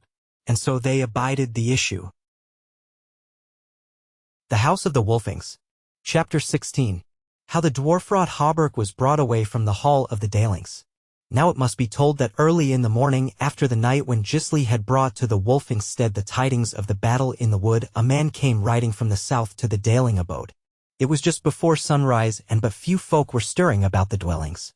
He rode up to the hall and got off his black horse and tied it to a ring in the wall by the man's door, and went in clashing, for he was in his battle gear and had a great wide-rimmed helm on his head. Folk were but just astir in the hall, and there came an old woman to him and looked on him and saw by his attire that he was a man of the Goths and of the Wolfing kindred, so she greeted him kindly, but he said, "Mother, I am come hither on an errand, and time presses." Said she, "Yea, my son, or what tidings bearest thou from the south? For by seeming thou art new come from the host." Said he, "The tidings are as yesterday, save that Theodulf will lead the host through the wild wood to look for the Romans beyond it, therefore will there soon be battle again. See ye, mother, hast thou here one that knoweth this ring of Theodulf's, if perchance men doubt me when I say that I am sent on my errand by him?" "Yea," she said, "Agni will know it, since he knoweth all the chief men of the mark, but what is thine errand, and what is thy name?" "It is soon told," said he. "I am a Wolfing hight Thorkettle, and I come to have away for Theodulf the treasure of the world, the dwarf-wrought hauberk which he left with you when we fared hence to the south 3 days ago. Now let Agni come, that I may have it, for time presses sorely." There were 3 or 4 gathered about them now, and a maiden of them said, "Shall I bring Agni hither, mother?" "What needeth it?" said the carline. "He sleepeth, and shall be hard to awaken, and he is old, so let him sleep. I shall go fetch the hauberk, for I know where it is, and my hand may come on it as easily as on mine own girdle." So she went her ways to the treasury where were the precious things of the kindred. The woven cloths were put away in fair coffers to keep them clean from the whirl of the hall dust and the reek. And the vessels of gold and some of silver were standing on the shelves of a cupboard before which hung a veil of needlework, but the weapons and war gear hung upon pins along the wall, and many of them had much fair work on them, and were dight with gold and gems. But amidst them all was the wondrous hauberk, clear to see, dark grey and thin, for it was so wondrously wrought that it hung in small compass. So the carline took it down from the pin, and handled it, and marvelled at it, and said, "Strange are the hands that have passed over thee, sword rampart, and in strange places of the earth have they dwelt. For no smith of the kindreds hath fashioned thee, unless he had for his friend either a god or a foe of the gods. Well shalt thou wot of the tale of sword and spear ere thou comest back hither. For Theodulf shall bring thee where the work is wild." Then she went with the hauberk to the new-come warrior, and made no delay, but gave it to him, and said, "When Agni awaketh, I shall tell him that Thorkettle of the Wolfings hath borne aback to Theodulf the treasure of the world, the dwarf-wrought hauberk." Then Thorkettle took it and turned to go, but even therewith came old Asmund from out of his sleeping place, and gazed around the hall, and his eyes fell on the shape of the Wolfing as he was going out of the door, and he asked the carline, "What doeth he here? What tidings is there from the host? For my soul was not unquiet last night." "It is a little matter," she said. "The Warduke hath sent for the wondrous byrnie that he left in our treasury when he departed to meet the Romans. Belike there shall be a perilous battle, and few hearts need a stout sword wall more than Theodulf's." As she spoke, Thorkettle had passed the door, and got into his saddle, and sat his black horse like a mighty man as he slowly rode down the turf bridge that led into the plain. And Asmund went to the door and stood watching him till he set spurs to his horse, and departed a great gallop to the south. Then said Asmund, "What then are the gods devising? What wonders do they will? What mighty need is on them to work the kindred's ill, that the seed of the ancient fathers and a woman of their kin with her all unfading beauty must blend herself therein? Are they fearing lest the kindreds should grow too fair and great, and climb the stairs of God home, and fashion all their fate, and make all earth so merry that it never wax the worse, nor need a gift from any, nor prayers to quench the curse? Fear they that the folk-wolf, growing as the fire from out the spark into a very folk-god, shall lead the weaponed mark from wood to field and mountain, to stand between the earth and the rights that forge its thraldom, and the sword to slay its mirth? Fear they that the sons of the wild wood the loathly folk shall quell, and grow into gods thereafter, and aloof in God home dwell?" Therewith he turned back into the hall, and was heavy-hearted and dreary of aspect, for he was somewhat foreseeing, and it may not be hidden that this seeming Thorkettle was no warrior of the Wolfings, but the wood-son in his likeness. For she had the power and craft of shape-changing. The House of the Wolfings. Chapter 17. The Woodson speaketh with Theodulf. Now the markmen laid Heriulf and How on the ridge crest where he had fallen, and heaped a mighty How over him that could be seen from far, and round about him they laid the other warriors of the kindreds. For they deemed it was fittest that they should lie on the place whose story they had fashioned. But they cast earth on the foemen lower down on the westward lying bents. The sun set amidst their work, and night came on, and Theodulf was weary and would fain rest him and sleep, but he had many thoughts, and pondered whitherward he should lead the folk so as to smite the Romans once again. And he had a mind to go apart and be alone for rest and slumber, so he spoke to a man of the kindred named Salvi, in whom he put all trust, and then he went down from the ridge, and into a little dale on the southwest side thereof, a furlong from the place of the battle. A beck ran down that dale, and the further end of it was closed by a little wood of yew trees, low, but growing thick together, and great grey stones were scattered up and down on the short grass of the dale. Theodulf went down to the brookside, and to a place where it trickled into a pool, whence it ran again in a thin thread down the dale, turning aside before it reached the yew wood to run its ways under low ledges of rock into a wider dale. He looked at the pool and smiled to himself as if he had thought of something that pleased him. Then he drew a broad knife from his side, and fell to cutting up turfs till he had what he wanted, and then he brought stones to the place, and built a dam across the mouth of the pool, and sat by on a great stone to watch it filling. As he sat he strove to think about the Roman host and how he should deal with it, but despite himself his thoughts wandered and made for him pictures of his life that should be when this time of battle was over. So that he saw nothing of the troubles that were upon his hands that night, but rather he saw himself partaking in the deeds of the life of man. There he was between the plough stilts in the acres of the kindred when the west wind was blowing over the promise of early spring, or smiting down the ripe wheat in the hot afternoon amidst the laughter and merry talk of man and maid. Or far away over Mirkwood water watching the edges of the wood against the prowling wolf and lynx, the stars just beginning to shine over his head as now they were, or wending the windless woods in the first frosts before the snow came, the hunter's bow or javelin in hand, or coming back from the wood with the quarry on the sledge across the snow when winter was deep, through the biting icy wind and the whirl of the drifting snow to the lights and music of the great roof, and the merry talk therein, and the smiling of the faces glad to see the hunting, carles come back, and the full draughts of mead, and the sweet rest a night tide when the north wind was moaning round the ancient home. All seemed good and fair to him, and whiles he looked around him, and saw the long dale lying on his left hand, and the dark yews in its jaws pressing up against the rock ledges of the brook, and on his right its windings as the ground rose up to the buttresses of the great ridge. The moon was rising over it, and he heard the voice of the brook as it tinkled over the stones above him, and the whistle of the plover and the laugh of the whimbrel came down the dale sharp and clear in the calm evening, and sounding far away, because the great hill muffled them, were the voices of his fellows on the ridge, and the songs of the warriors, and the high-pitched cries of the watch. And this also was a part of the sweet life which was and was to be, and he smiled and was happy and loved the days that were coming, and longed for them as the young man longs for the feet of his maiden at the trysting place. So as he sat there, the dreams wrapping him up from troublous thoughts, at last slumber overtook him, and the great warrior of the Wolfings sat nodding like an old carle in the chimney ingle, and he fell asleep, his dreams going with him. But all changed and turned to folly and emptiness. He woke with a start in no long time, the night was deep, the wind had fallen utterly, and all sounds were stilled save the voice of the brook, and now and again the cry of the watchers of the Goths. The moon was high and bright, and the little pool beside him glittered with it in all its ripples, for it was full now and trickling over the lip of his dam. So he arose from the stone and did off his war gear, casting Throngplow down into the grass beside him, for he had been minded to bathe him, but the slumber was still on him. And he stood musing while the stream grew stronger, and pushed off first one of his turfs and then another, and rolled 2 or 3 of the stones over, and then softly thrust all away and ran with a gush down the dale. Filling all the little bites by the way for a minute or two, he laughed softly thereat, and stayed the undoing of his kirtle, and so laid himself down on the grass beside the stone looking down the dale, and fell at once into a dreamless sleep. When he awoke again it was yet night, but the moon was getting lower and the first beginnings of dawn were showing in the sky over the ridge. He lay still a moment gathering his thoughts and striving to remember where he was, as is the wont of men waking from deep sleep. Then he leapt to his feet, and lo, he was face to face with a woman, and she who but the Woodson. And he wondered not, but reached out his hand to touch her, though he had not yet wholly cast off the heaviness of slumber or remembered the tidings of yesterday. She drew aback a little from him, and his eyes cleared of the slumber, and he saw her that she was scantily clad in black raiment, barefoot, with no gold ring on her arms or necklace on her neck or crown about her head. But she looked so fair and lovely even in that end of the night tide that he remembered all her beauty of the day and the sunshine, and he laughed aloud for joy of the sight of her, and said, What aileth thee, O wood son, and is this a new custom of thy kindred and the folk of God home, that their brides array themselves like thralls new taken, and as women who have lost their kindred and are outcast? Who then hath won the burg of the Onces and clomb the rampart of God home?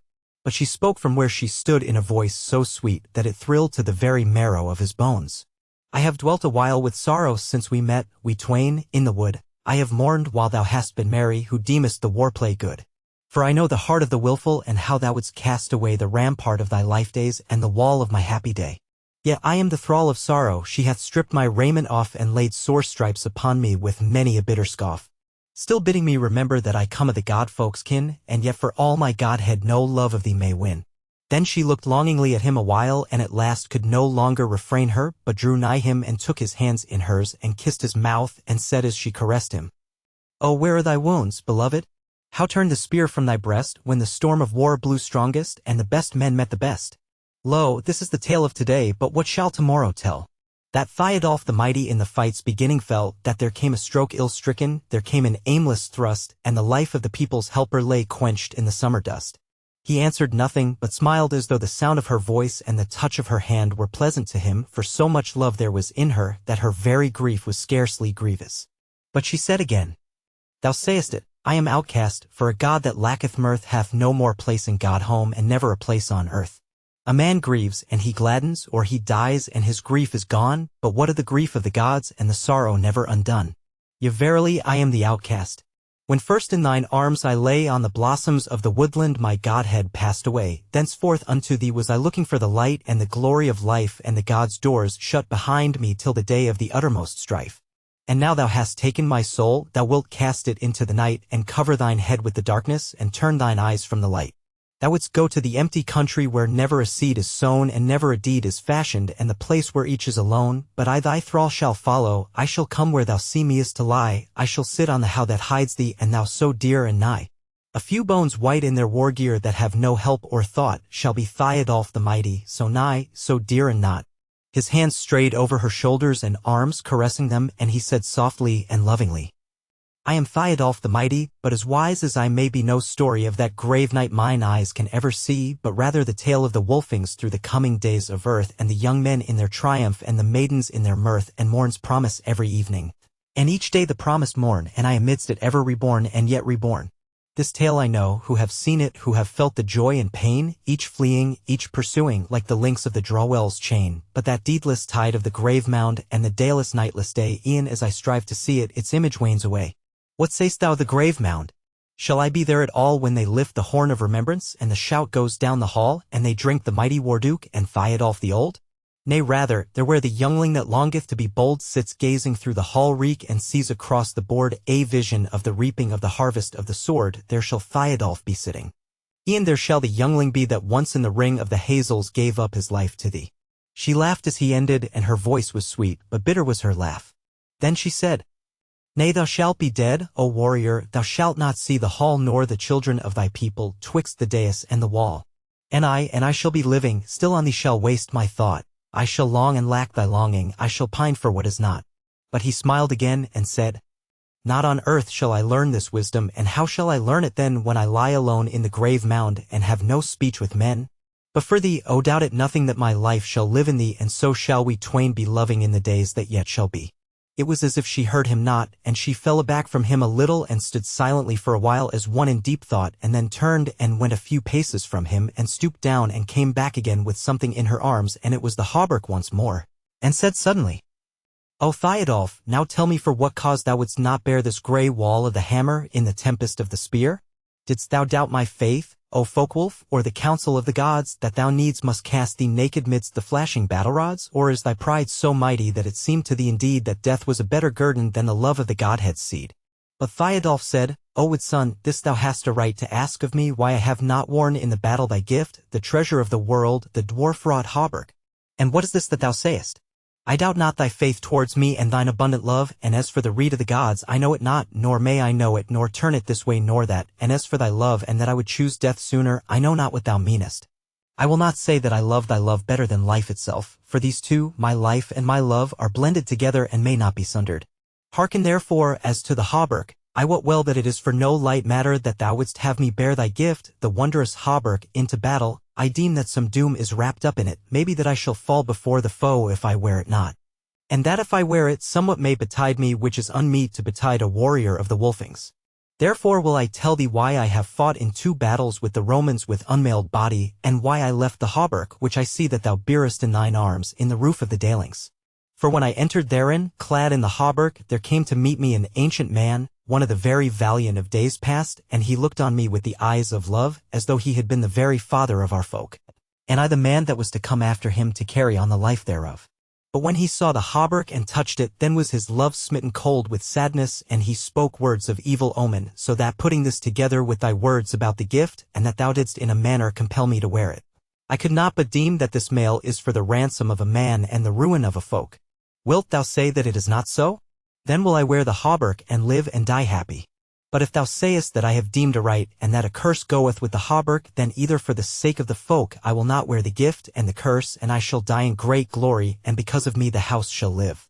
Or else for thy sake I shall bear it and live, and the house shall live or die as may be, but I not helping, nay, I no longer of the house nor in it. How sayest thou? Then she said, Hail be thy mouth, beloved, for that last word of thine, and the hope that thine heart conceiveth, and the hope that is born in mine. Yea, for a man's deliverance was the hauberk born indeed, that once more the mighty warrior might help the folk at need. And where is the curse's dwelling if thy life be saved to dwell amidst the wolfing warriors and the folk that loves thee well, and the house where the high gods left thee to be cherished dwell therein? Yea more, I have told thee, beloved, that thou art not of the kin, the blood in thy body is blended of the wandering elking race, and one that I may not tell of, who in God home hath his place, and who changed his shape to beget thee in the wild wood's leafy roof. How then shall the doom of the Wolfings be woven in the woof which the Norns for thee have shuttled? Or shall one man of war cast down the tree of the Wolfings on the roots that spread so far? O friend, thou art wise and mighty, but other men have lived beneath the wolfing roof tree whereby the folk has thrived. He reddened at her word, but his eyes looked eagerly on her. She cast down the hauberk and drew 1 step nigher to him. She knitted her brows, her face waxed terrible, and her stature seemed to grow greater, as she lifted up her gleaming right arm and cried out in a great voice, Thou Theodulf the mighty! Hadst thou will to cast the net and tangle the house in thy trouble, it is I would slay thee yet, for 'tis I and I that love them, and my sorrow would I give, and thy life, thou god of battle, that the wolfing house might live. Therewith she rushed forward and cast herself upon him and threw her arms about him and strained him to her bosom and kissed his face, and he her in likewise, for there was none to behold them, and not but the naked heaven was the roof above their heads. And now it was as if the touch of her face and her body and the murmuring of her voice changed and soft close to his ear, as she murmured mere words of love to him, drew him away from the life of deeds and doubts, and made a new world for him, wherein he beheld all those fair pictures of the happy days that had been in his musings when first he left the field of the dead. So they sat down on the grey stone together hand in hand, her head laid upon his shoulder, no otherwise than if they had been 2 lovers, young and without renown in days of deep peace. So as they sat, her foot smote on the cold hilts of the sword which Theodulf had laid down in the grass, and she stooped and took it up and laid it across her knees and his as they sat there, and she looked on Thronplow as he lay still in the sheath, and smiled on him, and saw that the peace strings were not yet wound about his hilts. So she drew him forth and raised him up in her hand, and he gleamed white and fearful in the growing dawn, for all things had now gotten their colors again, whereas amidst their talking had the night worn, and the moon low down was grown white and pale. But she leaned aside and laid her cheek against Theodulf's, and he took the sword out of her hand and set it on his knees again, and laid his right hand on it, and said, 2 things by these blue edges in the face of the dawning I swear, and first this warrior's ransom in the coming fight to bear, and evermore to love thee who hast given me second birth. And by the sword I swear it, and by the holy earth, to live for the house of the Wolfings, and at last to die for their need. For though I trow thy saying that I am not one of their seed, nor yet by the hand have been taken and unto the fathers shown as a very son of the fathers, yet mid them hath my body grown, and I am the guest of their folk hall, and each one there is my friend. So with them is my joy and sorrow, and my life, and my death in the end. Now whatso doom hereafter my coming days shall bide, thou speech friend, thou deliverer, thine is this dawning tide. She spoke no word to him, but they rose up and went hand in hand down the dale, he still bearing his naked sword over his shoulder, and thus they went together into the yew copse at the dale's end. There they abode till after the rising of the sun, and each to each spake many loving words at their departure, and the wood sun went her ways at her will. But Theodulf went up the dale again, and set Throngplow in his sheath, and wound the peace strings round him. Then he took up the hauberk from the grass whereas the wood sun had cast it, and did it on him as it were of the attire he was wont to carry daily. So he girt Throngplow to him, and went soberly up to the ridge-top to the folk, who were just stirring in the early morning. The House of the Wolfings. Chapter 18. Tidings brought to the Weinberg. Now it must be told of Otter and they of the Weinberg how they had the tidings of the overthrow of the Romans on the ridge, and that Egil had left them on his way to Wulfstead. They were joyful of the tale, as was like to be, but eager also to strike their stroke at the foemen, and in that mood they abode fresh tidings.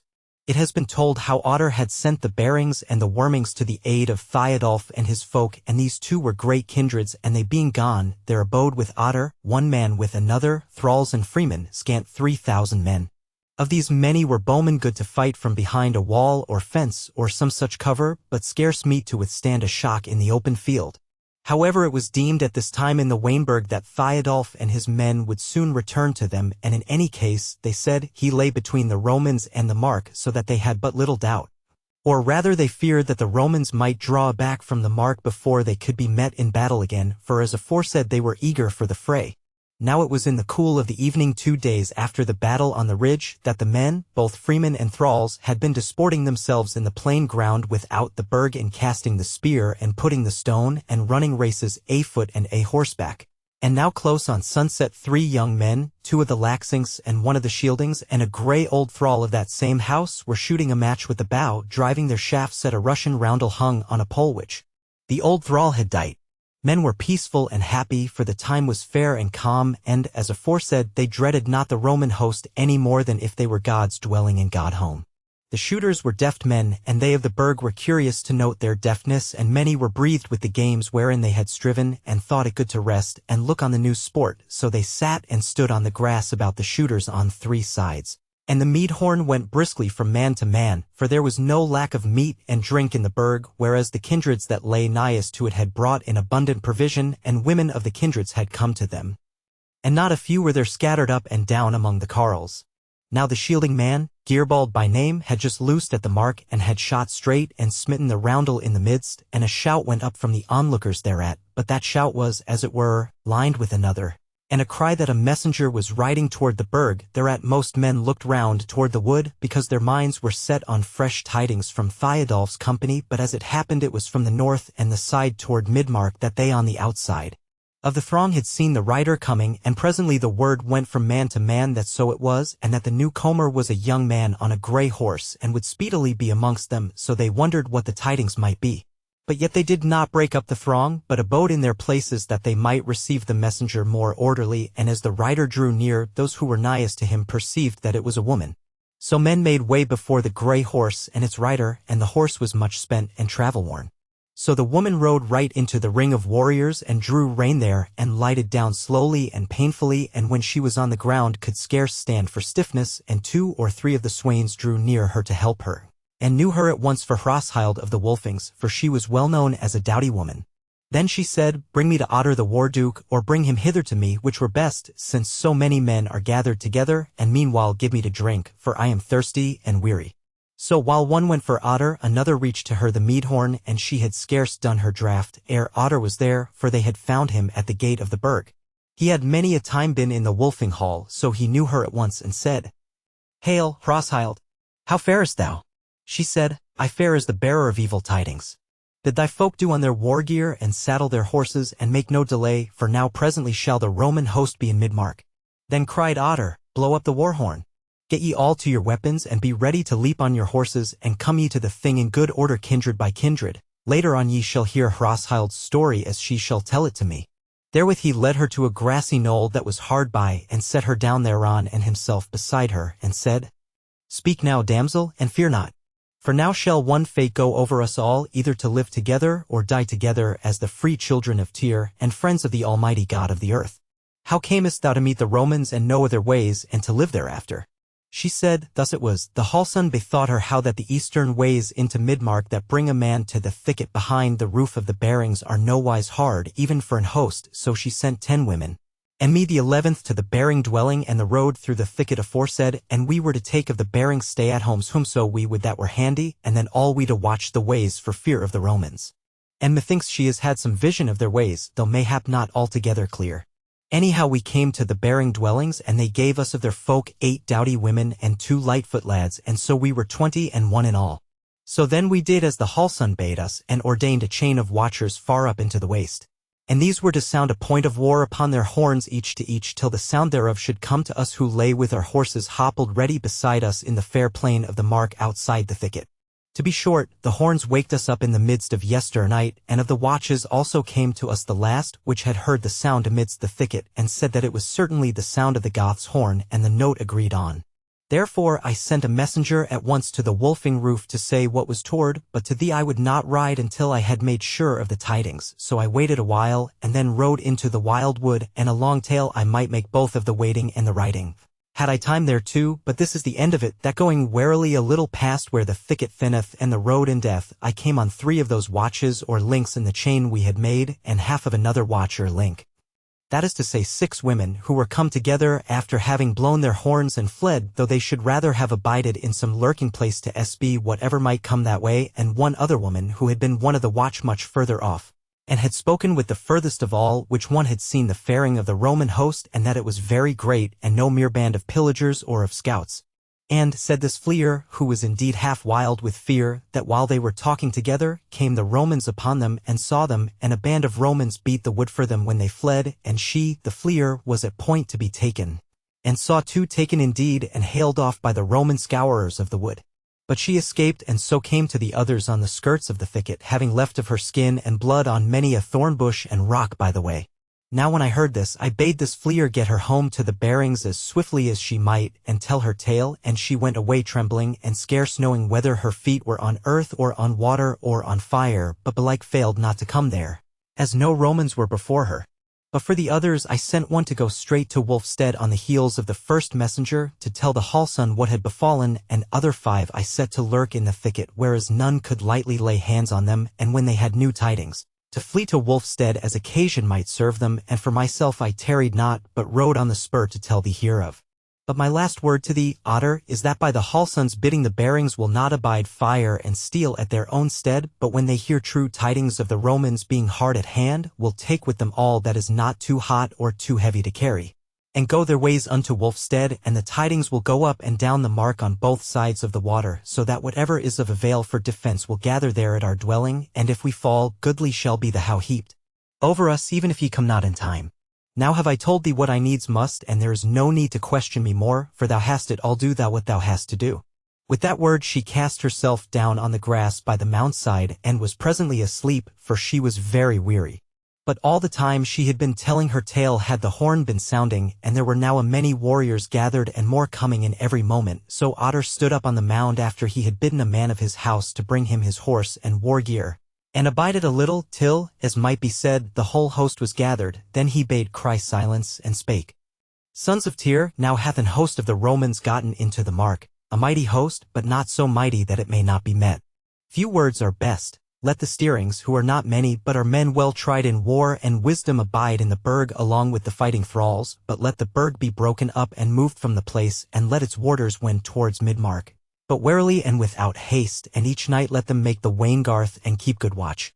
But know ye that the Romans shall fall with all their power on the Wolfing dwellings, deeming that when they have that, they shall have all that is ours with ourselves also.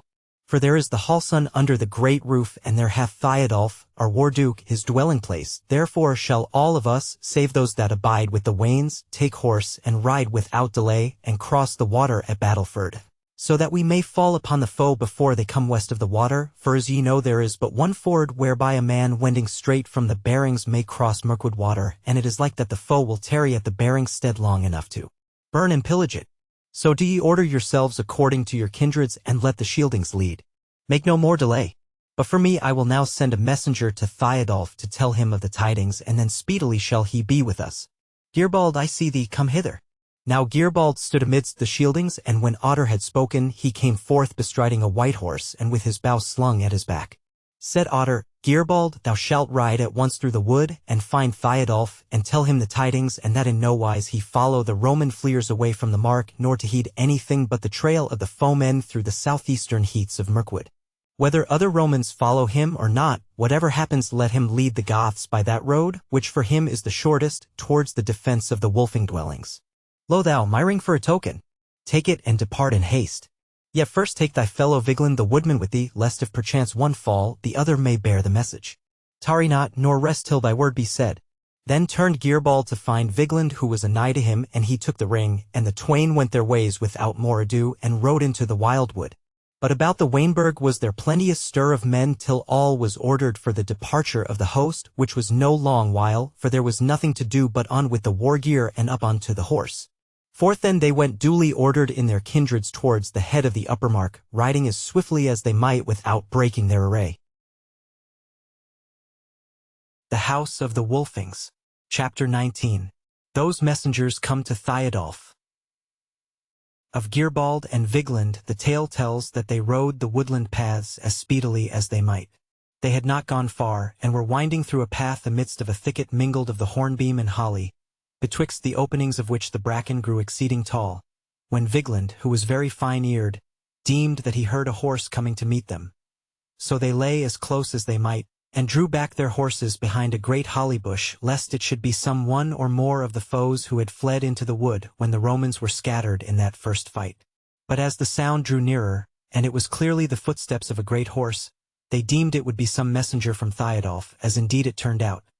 For as the newcomer fared on somewhat unwarily, they saw a bright helm after the fashion of the Goths amidst of the trees, and then presently they knew by his attire that he was of the Bearings, and so at last they knew him to be Asbiorn of the said house, a doughty man. So they came forth to meet him, and he drew rein when he saw armed men, but presently beholding their faces he knew them and laughed on them, and said, Hail, fellows! What tidings are toward these? Said Vigland.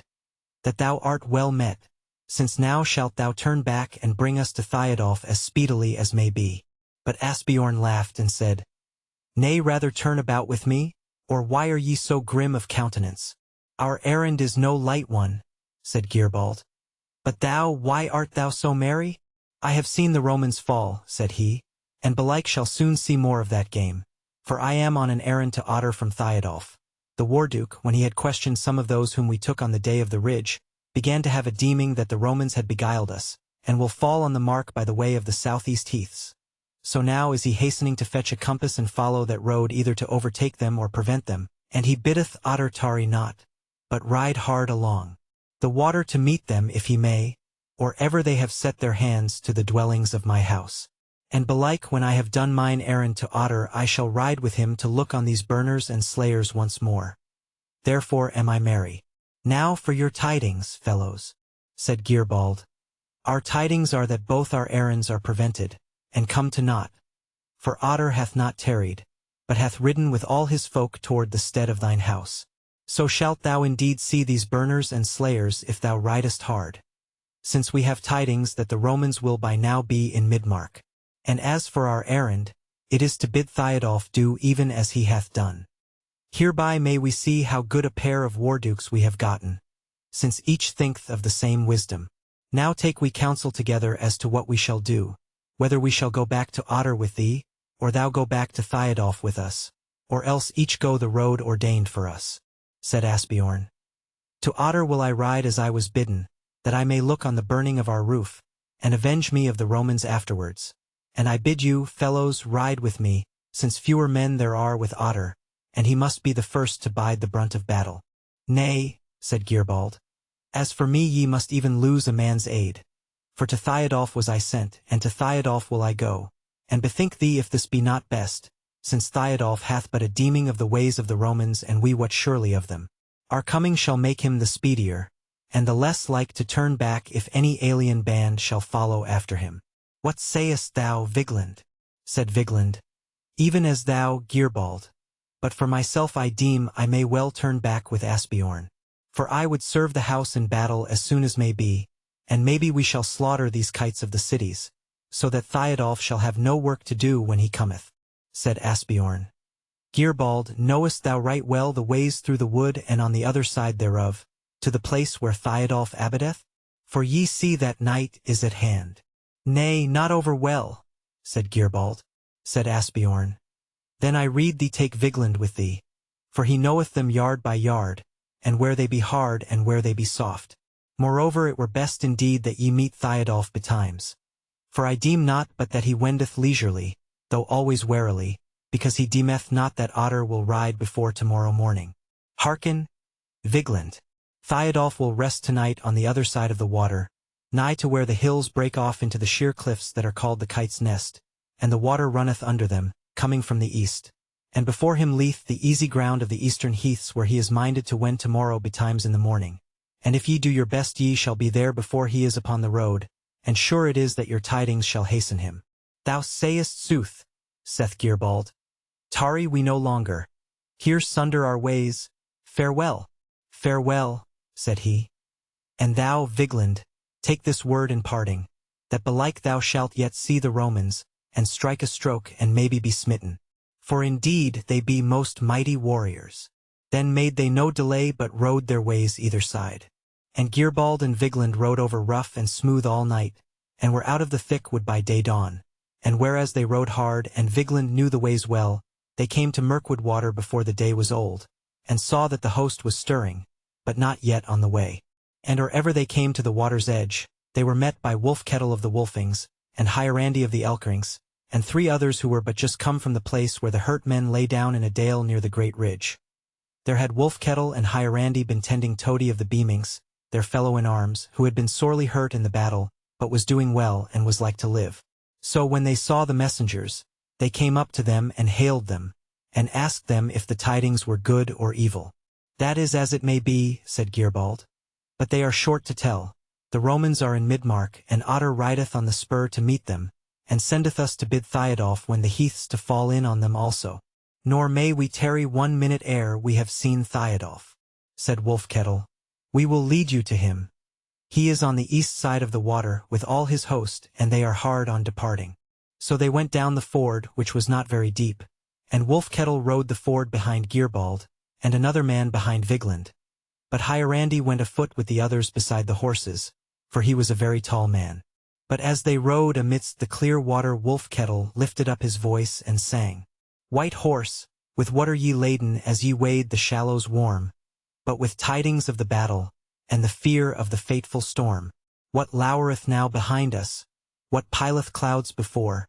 On either hand what gathereth save the stormy tide of war? Now grows midsummer murky, and fallow falls the morn, and dusketh the moon's sister, and the trees look overworn. God's ash tree shakes and shivers, and the sheer cliff standeth white as the bones of the giant's father when the gods first fared to fight. And indeed the morning had grown murky and grey and threatening, and from far away the thunder growled, and the face of the Kite's Nest showed pale and awful against a dark steely cloud. And a few drops of rain pattered into the smooth water before them from a rag of the cloud flock right overhead. They were in midstream now, for the water was wide there. On the eastern bank were the warriors gathering, for they had beheld the faring of those men, and the voice of Wolfkettle came to them across the water, so they deemed that great tidings were toward, and would fain know on what errand those were come. Then the waters of the ford deepened till Hierandi was wading more than waist deep, and the water flowed over Gearbald's saddle. Then Wolfkettle laughed, and turning as he sat, dragged out his sword, and waved it from east to west and sang, O sun, pale up in heaven, shrink from us if thou wilt, and turn thy face from beholding the shock of guilt with guilt. Stand still, O blood of summer, and let the harvest fade, till there be naught but fallow where once was bloom and blade.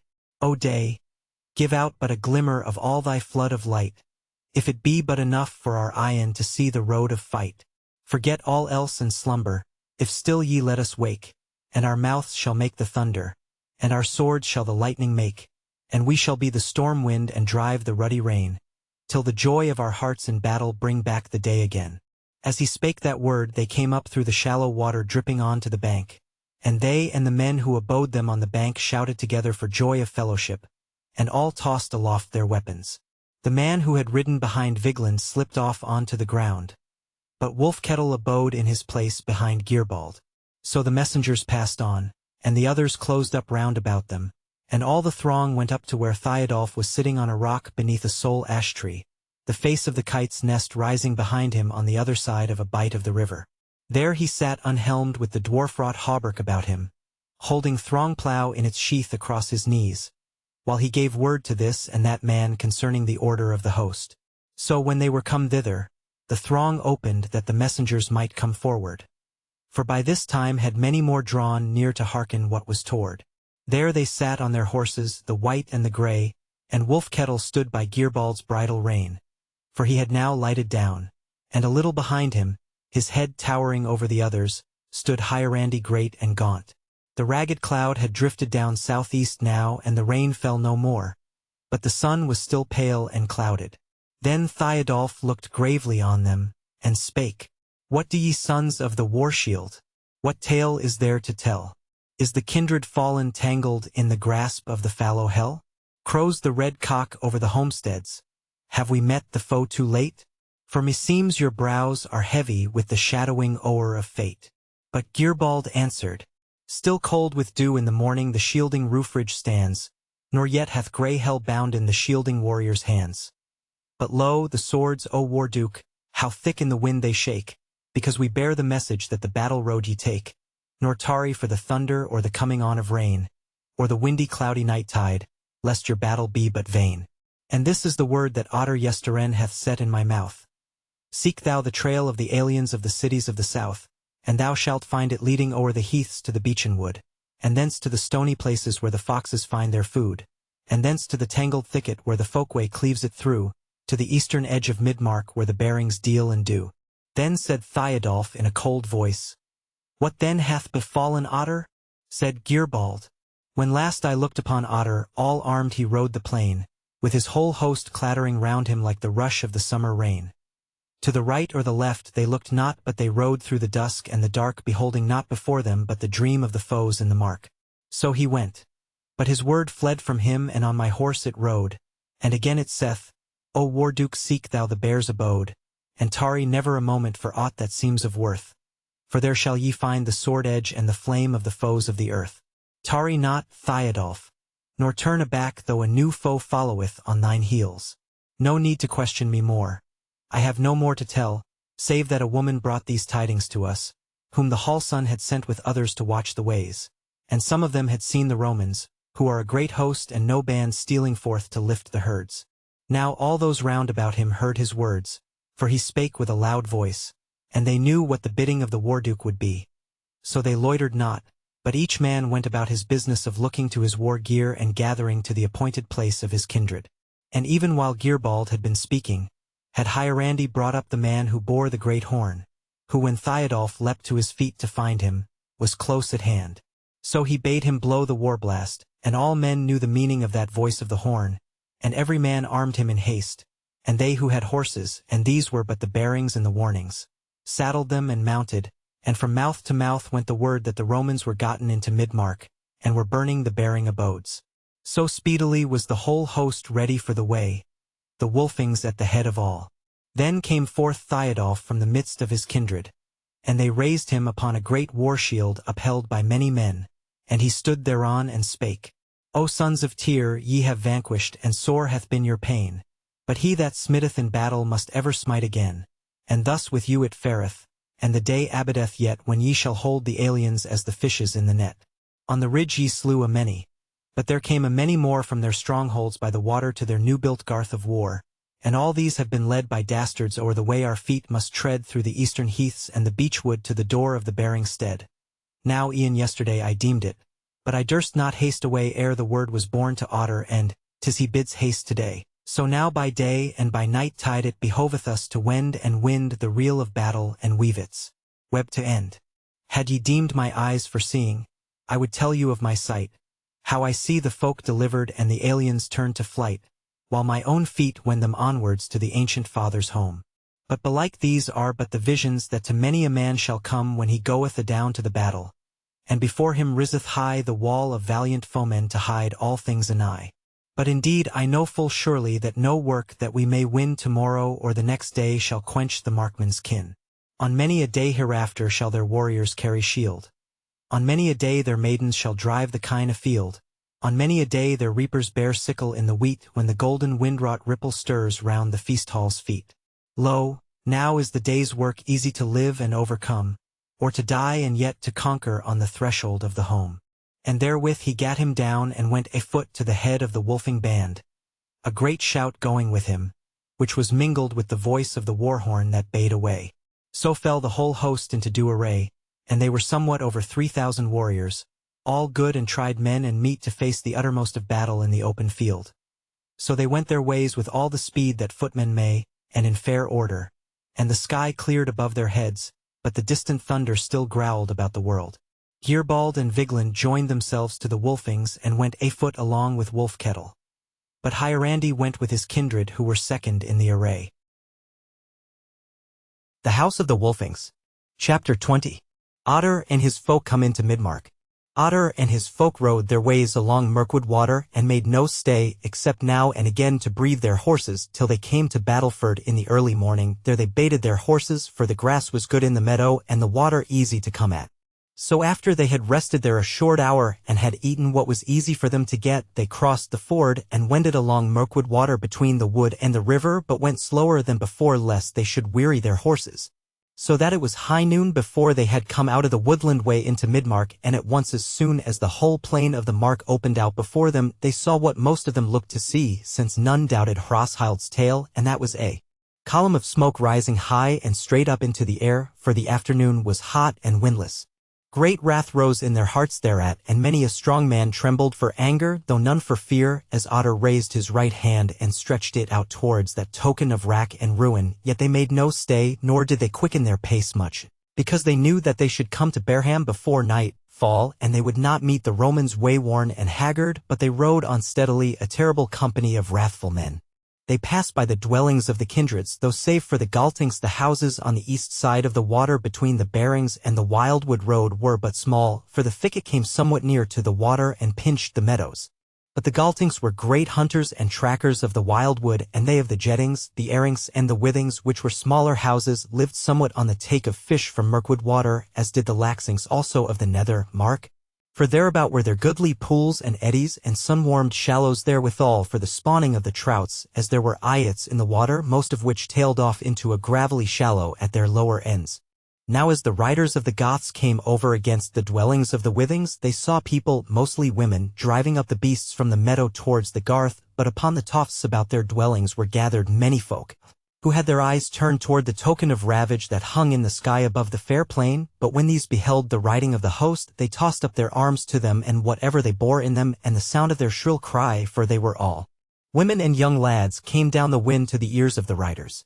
But down by the river on a swell of the ground were some swains and a few thralls, and among them some men armed and a horseback, and these, when they perceived the host coming on, turned and rode to meet them. And as they drew near they shouted as men overjoyed to meet their kindred, and indeed the fighting men of their own house were riding in the host. And the armed men were 3 old men, and 1 very old with marvellous long white hair, and 4 long lads of some 15 winters, and 4 stout carles of the thralls bearing bows and bucklers, and these rode behind the swains. So they found their own kindred and rode amongst them. But when they were all gingling and clashing on together, the dust arising from the sun-dried turf, the earth shaking with the thunder of the horse-hoofs, then the heart of the long hoary one stirred within him as he bethought him of the days of his youth. And to his old nostrils came the smell of the horses and the savor of the sweat of warriors riding close together knee to knee adown the meadow. So he lifted up his voice and sang. Rideth lovely along the strong by the strong, soft under his breath singeeth sword in the sheath, and shield babbleth oft unto helm-crest aloft. How soon shall their words rise mid-wrath of the battle into wrangle unheeded of clanging and rattle? And no man shall note then the gold on the sword when the runes have no meaning, the mouth cry no word, when all mingle together, the war sea of men shall toss up the steel spray round 80. Now as maids burn the weed betwixt acre and mead, so the Barings roof burneth little aloof, and red gloweth the hall betwixt wall and fair wall, where often the mead sea we sipped in old days, when our feet were weary with wending the ways. When the love of the lovely at even was born, and our hands felt fair hands as they fell on the horn. There roundabout standeth the ring of the foe tossing babes on their spears like the weeds o'er the low. Ride, ride then, nor spare the red steeds as ye fare. Yet if daylight shall fail, by the firelight of bale shall we see the bleared eyes of the war-learned, the wise. In the acre of battle the work is to win, let us live by the labor, sheaf smiting therein, and as oft o'er the sickle we sang in time past when the crake that long mocked us fled light at the last, so sing o'er the sword, and the sword-hardened hand bearing down to the reaping the wrath of the land. So he sang, and a great shout went up from his kindred and those around him, and it was taken up all along the host, though many knew not why they shouted, and the whole host quickened its pace, and went a great trot over the smooth meadow. So in no long while were they come over against the stead of the Airings, and thereabouts were no beasts of field, and no women, for all the neat were driven into the garth of the house, but all they who were not wore fit were standing without doors looking down the mark towards the reek of the bearing dwellings, and these also sent a cry of welcome toward the host of their kindred. But along the riverbank came to meet the host an armed band of 2 old men, 2 youths who were their sons, and 12 thralls who were armed with long spears, and all these were a horseback, so they fell in with their kindred, and the host made no stay for them, but pressed on overrunning the meadow. And still went up that column of smoke, and thicker and blacker it grew atop, and ruddier amidmost. So came they by the abode of the jettings, and there also the neat and sheep were close in the home garth, but armed men were lying or standing about the river bank, talking or singing merrily, none otherwise than though deep peace were on the land.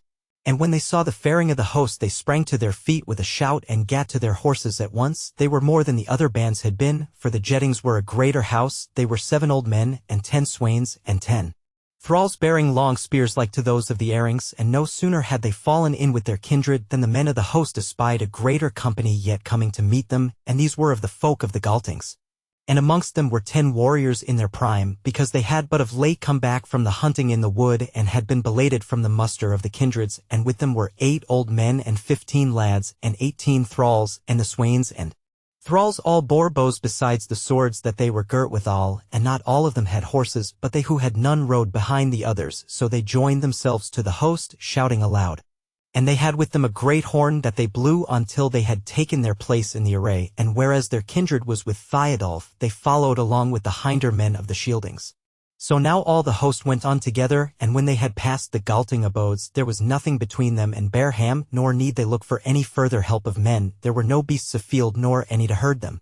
And the stay-at-homes were within doors dighting them for departure into the wild wood if need should be, but a little while after they had passed these dwellings came into the host 2 swains of about 20 winters, and a doughty maid, their sister, and they bare no weapons save short spears and knives. They were wet and dripping with the water, for they had just swum Mirkwood water.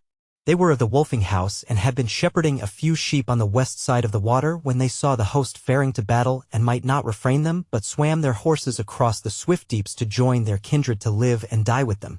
The tale tells that they 3 fought in the battles that followed after, and were not slain there, though they entered them unarmed, but lived long years afterwards. Of them need no more be said. Now when the host was but a little past the Galting dwellings, men began to see the flames mingled with the smoke of the burning, and the smoke itself growing thinner, as though the fire had overmastered everything and was consuming itself with its own violence. And somewhat afterwards, the ground rising, they could see the bearing meadow and the foemen thereon. Yet a little further, and from the height of another swelling of the earth, they could see the burning houses themselves and the array of the Romans, so there they stayed and breathed their horses a while. And they beheld how the Romans a great company was gathered together in close array betwixt the ford and the bearing hall, but nigh unto the ford, and these were a short mile from them, but others they saw streaming out from the burning dwellings, as if their work were done there, and they could not see that they had any captives with them. Other Romans there were, and amongst them men in the attire of the Goths, busied about the river banks, as though they were going to try the ford. But a little while abode Otter in that place, and then waved his arm and rode on, and all the host followed. And as they drew nigher, Otter, who was wise in war, beheld the Romans and deemed them a great host, and the very colonel and main body of them many more than all his company, and moreover they were duly and well arrayed as men waiting a foe. So he knew that he must be wary, or he would lose himself and all his men. So he stayed his company when they were about 2 furlongs from them, and the main body of the foe stirred not, but horsemen and slingers came forth from its sides and made on toward the Goths, and in 3 or 4 minutes were within bowshot of them. Then the bowmen of the Goths slipped down from their horses and bent their bows and knocked their arrows and let fly, and slew and hurt many of the horsemen who endured their shot but for a minute or 2, and then turned rein and rode back slowly to their folk. And the slingers came not on very eagerly, whereas they were dealing with men a horseback, and the bowmen of the Goths also held them still. now turned Otter to his folk and made them a sign, which they knew well, that they should get down from their horses, and when they were afoot the leaders of tens and hundreds arrayed them into the wedge array with the bowmen on either flank. And Otter smiled as he beheld this a-doing, and that the Romans meddled not with them, belike because they looked to have them good cheap, since they were but a few wild men. But when they were all arrayed he sat still on his horse, and spake to them short and sharply, saying, Men of the Goths, will ye mount your horses again and ride into the wood and let it cover you, or will ye fight these Romans? They answered him with a great shout and the clashing of their weapons on their shields. That is well, quoth Otter, since we have come so far, for I perceive that the foe will come to meet us, so that we must either abide their shock or turn our backs. Yet must we fight wisely, or we are undone, and Thiodolf in risk of undoing. This have we to do if we may, to thrust in between them and the ford, and if we may do that, there let us fight it out till we fall one over another. But if we may not do it, then will we not throw our lives away, but do the foemen what hurt we may without mingling ourselves amongst them, and so abide the coming of Thiodolf. For if we get not betwixt them and the ford, we may in no case hinder them from crossing. And all this I tell you that you may follow me wisely, and refrain your wrath, that ye may live yet to give it the rein when the time comes. So he spake and got down from his horse and drew his sword and went to the head of the wedge array and began slowly to lead forth, but the thralls and swains had heed of the horses, and they drew aback with them towards the wood which was but a little way from them. But for Otter he led his men down towards the ford, and when the Romans saw that, their main body began to move forward, faring slantwise, as a crab, down toward the ford, then Otter hastened somewhat, as he well might. Since his men were well learned in war and did not break their array, but now by this time were those burners of the Romans come up with the main battle, and the Roman captain sent them at once against the Goths, and they advanced boldly enough. A great cloud of men in loose array who fell to with arrows and slings on the wedge array and slew and hurt many. Yet did not Otter stay his folk, but it was ill going for them, for their unshielded sides were turned to the Romans, nor durst Otter scatter his bowmen out from the wedge array, lest the Romans, who were more than they, should enter in amongst them. Ever he gazed earnestly on the main battle of the Romans and what they were doing, and presently it became clear to him that they would outgo him and come to the ford. And then he wot well that they would set on him just when their light-armed were on his flank and his rearward, and then it would go hard, but they would break their array and all would be lost. Therefore he slacked his pace and went very slowly, and the Romans went none the slower for that, but their light-armed grew bolder, and drew more together as they came nigh to the Goths, as though they would give them an onset, but just at that nick of time Otter passed the word down the ranks, and, waving his sword, turned sharply to the right and fell with all the wedge array on the clustering throng of the light-armed, and his bowmen spread out now from the right flank of the wedge array, and shot sharp and swift, and the bowmen on the left flank ran forward swiftly till they had cleared the wedge array and were on the flank of the light-armed Romans, and they, what between the onset of the swordsmen and spearmen of the Goths, and their sharp arrows, knew not which way to turn, and a great slaughter befell amongst them, and they of them were the happiest who might save themselves by their feet. Now after the storm, and after these men had been thrust away, Otter stayed not, but swept round about the field toward the horses, and indeed he looked to it that the main battle of the Romans should follow him, but they did not, but stayed still to receive the fleers of their light-armed. And this indeed was the good hap of the Goths, for they were somewhat disordered by their chase of the light-armed, and they smote and spared not, their hearts being full of bitter wrath, as might well be, for even as they turned on the Romans, they beheld the great roof of the bearings fall in over the burned hall, and a great shower of sparks burst up from its fall, and there were the ragged gables left standing, licked by little tongues of flame which could not take hold of them because of the clay which filled the spaces between the great timbers and was daubed over them. And they saw that all the other houses were either alight or smoldering, down to the smallest cot of a thrall, and even the barns and booths both great and little. Therefore, whereas the Marmen were far fewer in all than the Roman main battle, and whereas the same host was in very good array, no doubt there was that the Markmen would have been grievously handled had the Romans fallen on. But the Roman captain would not have it so, for though he was a bold man, yet was his boldness that of the wolf that falleth on when he is hungry and skulketh when he is full. He was both young and very rich, and a mighty man among his townsmen, and well had he learned that ginger is hot in the mouth, and though he had come forth to the war for the increasing of his fame, he had no will to die among the Marmen, either for the sake of the city of Rome, or of any folk whatsoever, but was liefer to live for his own sake. Therefore was he come out to vanquish easily, that by his fame won he might win more riches and dominion in Rome, and he was well content also to have for his own whatever was choice amongst the plunder of these wild men, as he deemed them, if it were but a fair woman or two. So this man thought, it is my business to cross the ford and come to Wolfstead and there take the treasure of the tribe and have a stronghold there whence we may slay so many of these beasts with little loss to us that we may march away easily and with our hands full. Even if Manius with his men come not to our aid, as full surely he will. Therefore as to these angry men who be not without might and conduct in battle, let us remember the old saw that saith a bridge of gold to a fleeing foe, and let them depart with no more hurt of Romans, and seek us afterwards when we are fenced into their stead, which shall then be our stronghold. Even so spake he to his captains about him. For it must be told that he had no tidings of the overthrow of the Romans on the ridge, nor did he know surely how many fighting men the Marmen might muster, except by the report of those dastards of the Goths. And though he had taken those 2 women in the wastes, yet had he got no word from them, for they did as the Halson bade them, when they knew that they would be questioned with torments, and smiting themselves each with a little sharp knife, so went their ways to the gods. Thus then the Roman captain let the markmen go their ways, and turned toward the ford, and the markmen went slowly now toward their horses. Howbeit there were many of them who murmured against Otter, saying that it was ill done to have come so far and ridden so hard, and then to have done so little, and that were tomorrow come they would not be led away so easily, but now they said it was ill. For the Romans would cross the water, and make their ways to Wolfstead, none hindering them, and would burn the dwellings and slay the old men and thralls, and have away the women and children and the Halson the treasure of the markmen. In sooth, they knew not that a band of the Roman light-armed had already crossed the water, and had fallen upon the dwellings of the Wolfings. But that the old men and younglings and thralls of the house had come upon them as they were entangled amidst the tofts and the garths, and had overcome them and slain many. Thus went Otter and his men to their horses when it was now drawing towards sunset, for all this was some while a-doing, and betook them to a rising ground not far from the woodside, and there made what sort of a garth they might, with their horses and the limbs of trees and long-shafted spears, and they set a watch and abode in the garth right warily, and lighted no fires when night fell, but ate what meat they had with them, which was but little, and so sleeping and watching abode the morning.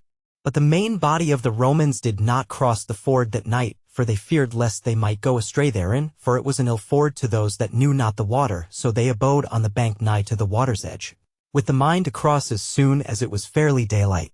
Now Otter had lost of his men some 120 slain or grievously hurt, and they had away with them the hurt men and the bodies of the slain. The tale tells not how many of the Romans were slain, but a many of their light-armed had fallen, since the Marmen had turned so hastily upon them, and they had with them many of the best bowmen of the mark. The House of the Wolfings. Chapter 21. They bicker about the ford.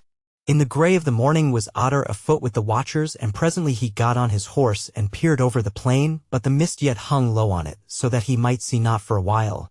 But at last he seemed to note something coming toward the host from the upper water above the ford, so he rode forward to meet it, and lo, it was a lad of 15 winters, naked save his breeches, and wet from the river, and Otter drew rein.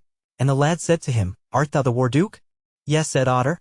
Said the lad, I am Ali, the son of Grey, and the Halson hath sent me to thee with this word. Are ye coming? Is Theodulf at hand? For I have seen the roof-ridge red in the sunlight as if it were painted with cinnabar. Said Otter, Art thou going back to Wolfstead, son? Yea, at once, my father, said Ali. Then tell her, said Otter, that Theodulf is at hand, and when he cometh we shall both together fall upon the Romans either in crossing the ford or in the Wolfing meadow, but tell her also that I am not strong enough to hinder the Romans from crossing. Father, said Ali, the Halson saith, Thou art wise in war, now tell us, shall we hold the hall against the Romans that ye may find us there? For we have discomfited their vanguard already, and we have folk who can fight, but belike the main battle of the Romans shall get the upper hand of us ere ye come to our helping, belike it were better to leave the hall and let the wood cover us. Now is this well asked, said Otter, Get thee back, my son, and bid the Halson trust not to warding of the hall, for the Romans are a mighty host, and this day, even when Theodulf cometh hither, shall be hard for the Gothfolk. Let her hasten lest these thieves come upon her hastily. Let her take the Halson her namesake, and the old men and children and the women, and let those fighting folk she hath be a guard to all this in the wood. And hearken, moreover, it will, maybe, be 6 hours ere Theodulf cometh. Tell her I will cast the dice for life or death, and stir up these Romans now at once, that they may have other things to think of than burning old men and women and children in their dwellings. Thus may she reach the wood unhindered. Hast thou all this in thine head? Then go thy ways. But the lad lingered, and he reddened and looked on the ground, and then he said, My father, I swam the deeps, and when I reached this bank, I crept along by the mist and the reeds toward where the Romans are, and I came near to them and noted what they were doing. and I tell thee that they are already stirring to take the water at the ford. Now then do what thou wilt. Therewith he turned about and went his way at once, running like a colt which has never felt halter or bit. But Otter rode back hastily and roused certain men in whom he trusted, and bid them rouse the captains and all the host, and bid men get to horse speedily and with as little noise as might be. So did they, and there was little delay, for men were sleeping with one eye open, as folk say, and many were already astir. So in a little while they were all in the saddle, and the mist yet stretched low over the meadow, for the morning was cool and without wind. Then Otter bade the word be carried down the ranks that they should ride as quietly as may be and fare through the mist to do the Romans some hurt, but in no wise to get entangled in their ranks, and all men to heed well the signal of turning and drawing aback. And therewith they rode off down the meadow led by men who could have led them through the dark night. But for the Romans, they were indeed getting ready to cross the ford when the mist should have risen, and on the bank it was thinning already and melting away, for a little air of wind was beginning to breathe from the northeast, and the sunrise, which was just at hand. And the bank, moreover, was stonier and higher than the meadow's face, which fell away from it as a shallow dish from its rim. Thereon yet lay the mist like a white wall. So the Romans and their friends the dastards of the Goths had well nigh got all ready, and had driven stakes into the water from bank to mark out the safe ford.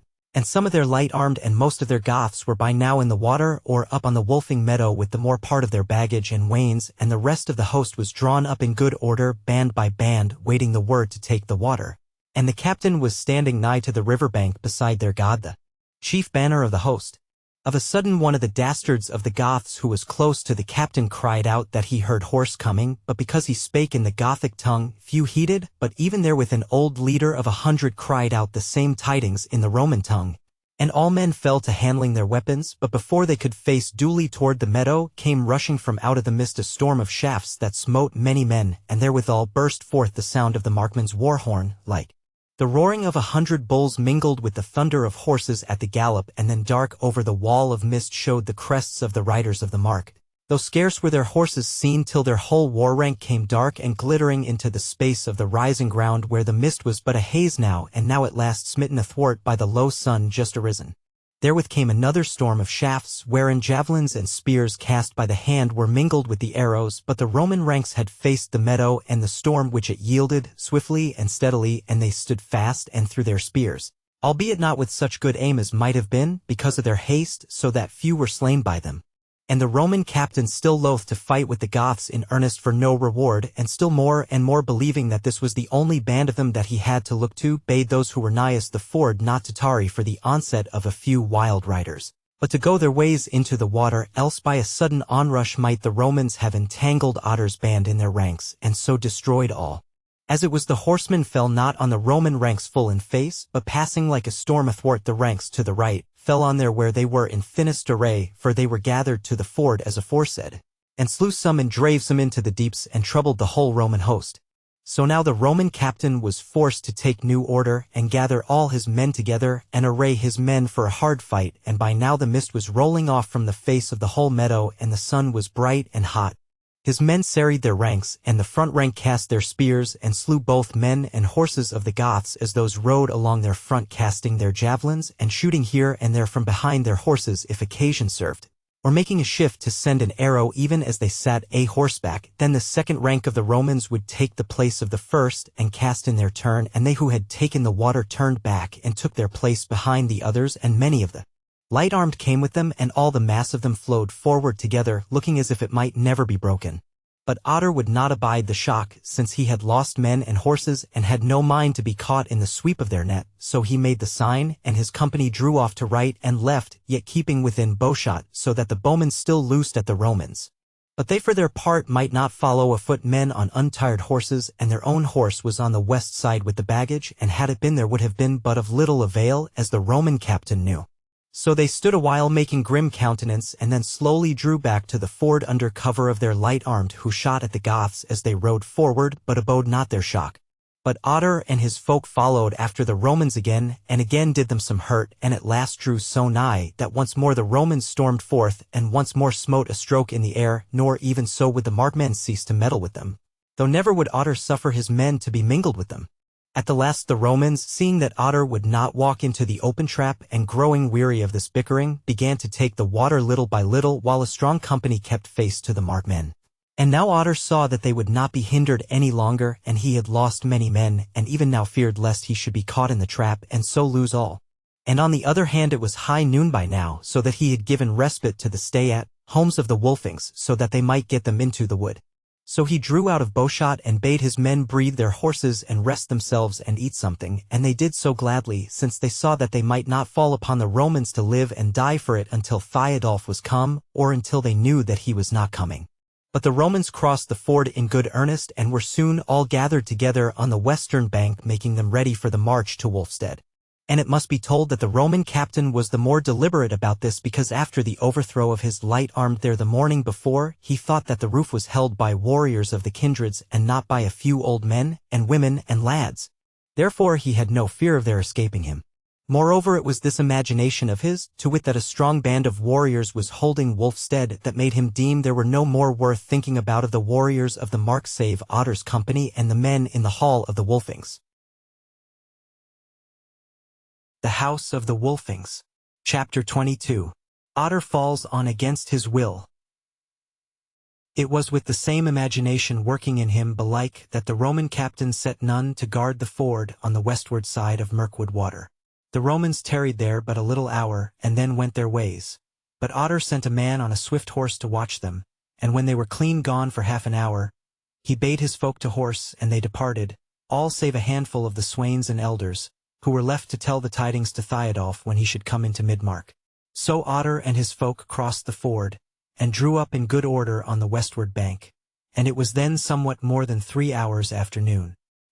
He had been there but a little while before he noted a stir in the bearing meadow, and lo, it was the first of Theodulf's folk, who had gotten out of the wood and had fallen in with the men whom he had left behind.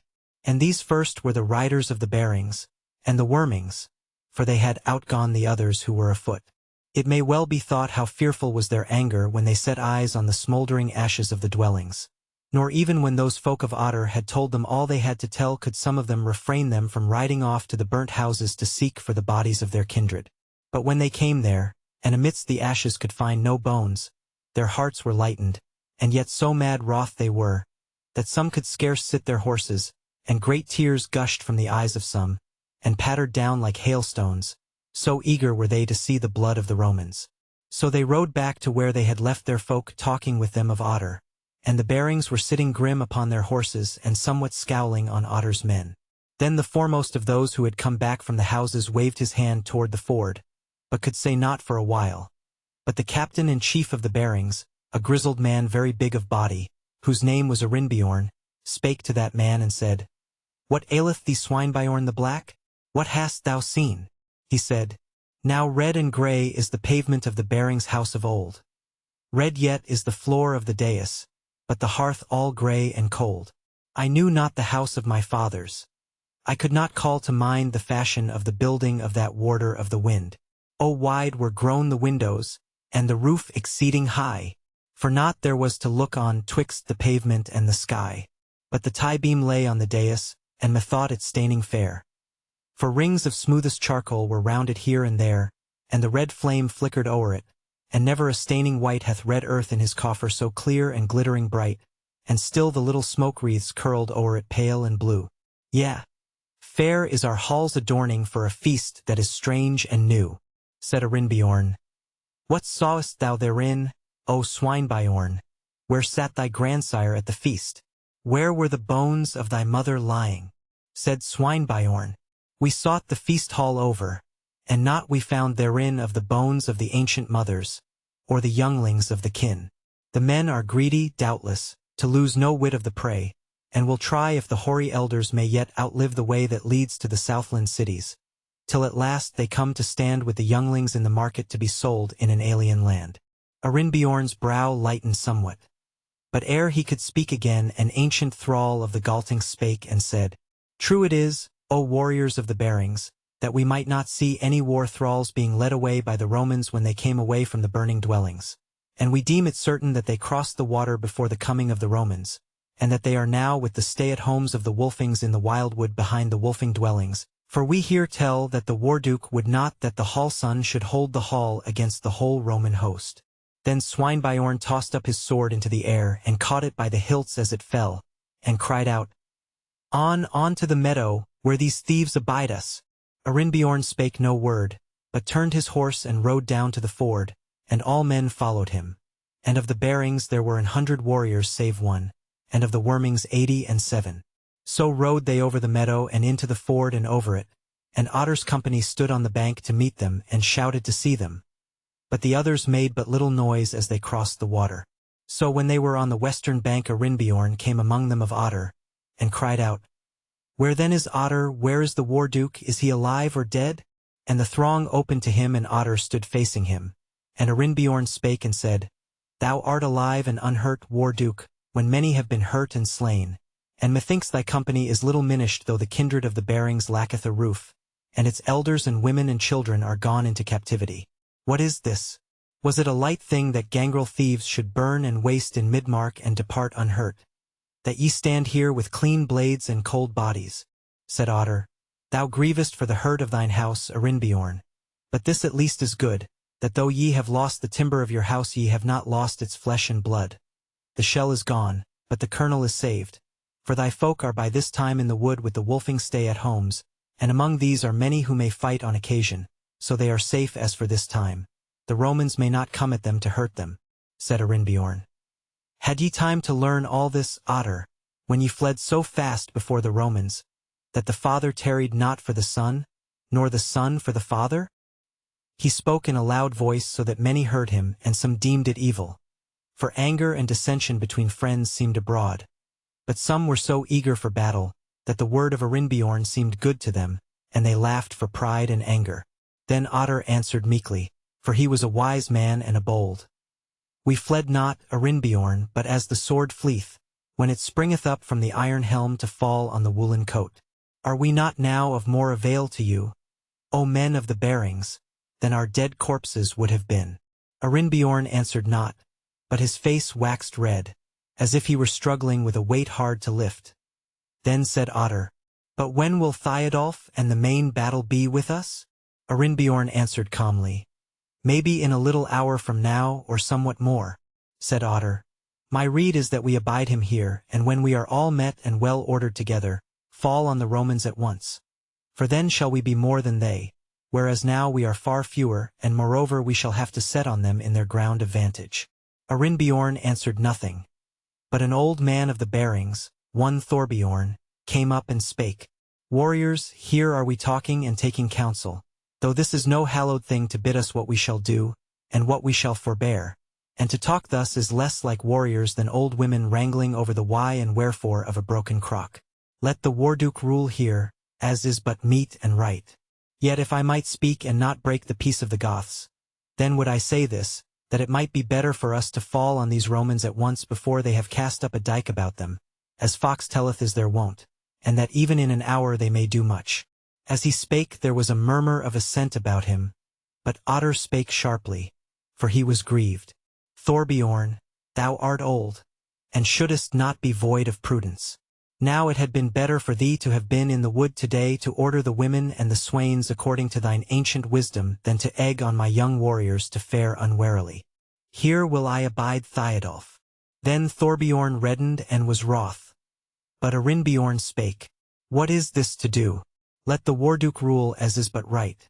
But I am now become a man of Theodulf's company, and he bade me haste on before to help all I might. Do thou as thou wilt, Otter.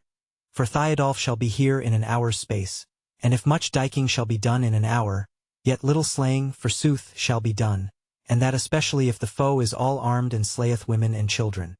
Yea, if the bearing women be all slain, yet shall not Tyr make us new ones out of the stones of the waste to wed with the Galtings and the fish-eating houses.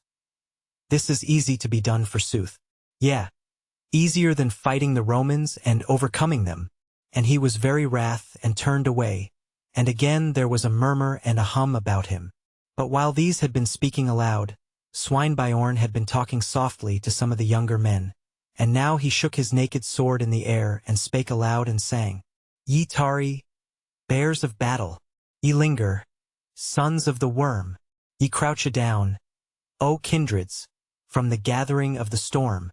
Ye say, it shall soon pass over, and we shall fare afield and reap the wheat with the war sword and winnow in the shield. But where shall be the corner wherein ye then shall abide? And where shall be the woodland where the whelps of the bears shall hide when, twixt the snowy mountains and the edges of the sea these men have swept the wild wood and the fields where men may be of every living sword blade, and every quivering spear, and in the southland cities the yoke of slaves ye bear. Lo ye! Whoever follows I fair to sow the seed of the days to be hereafter and the deed that comes of deed. Therewith he waved his sword over his head, and made as if he would spur onward. But Arinbjorn thrust through the press and out went him and cried out, None goeth before Arinbjorn the old when the battle is pitched in the meadows of the kindred. Come, ye sons of the bear, ye children of the worm, and come ye, whosoever hath a will to see stout men die. Then on he rode nor looked behind him, and the riders of the bearings and the wormings drew themselves out of the throng, and followed him, and rode clattering over the meadow towards Wolfstead.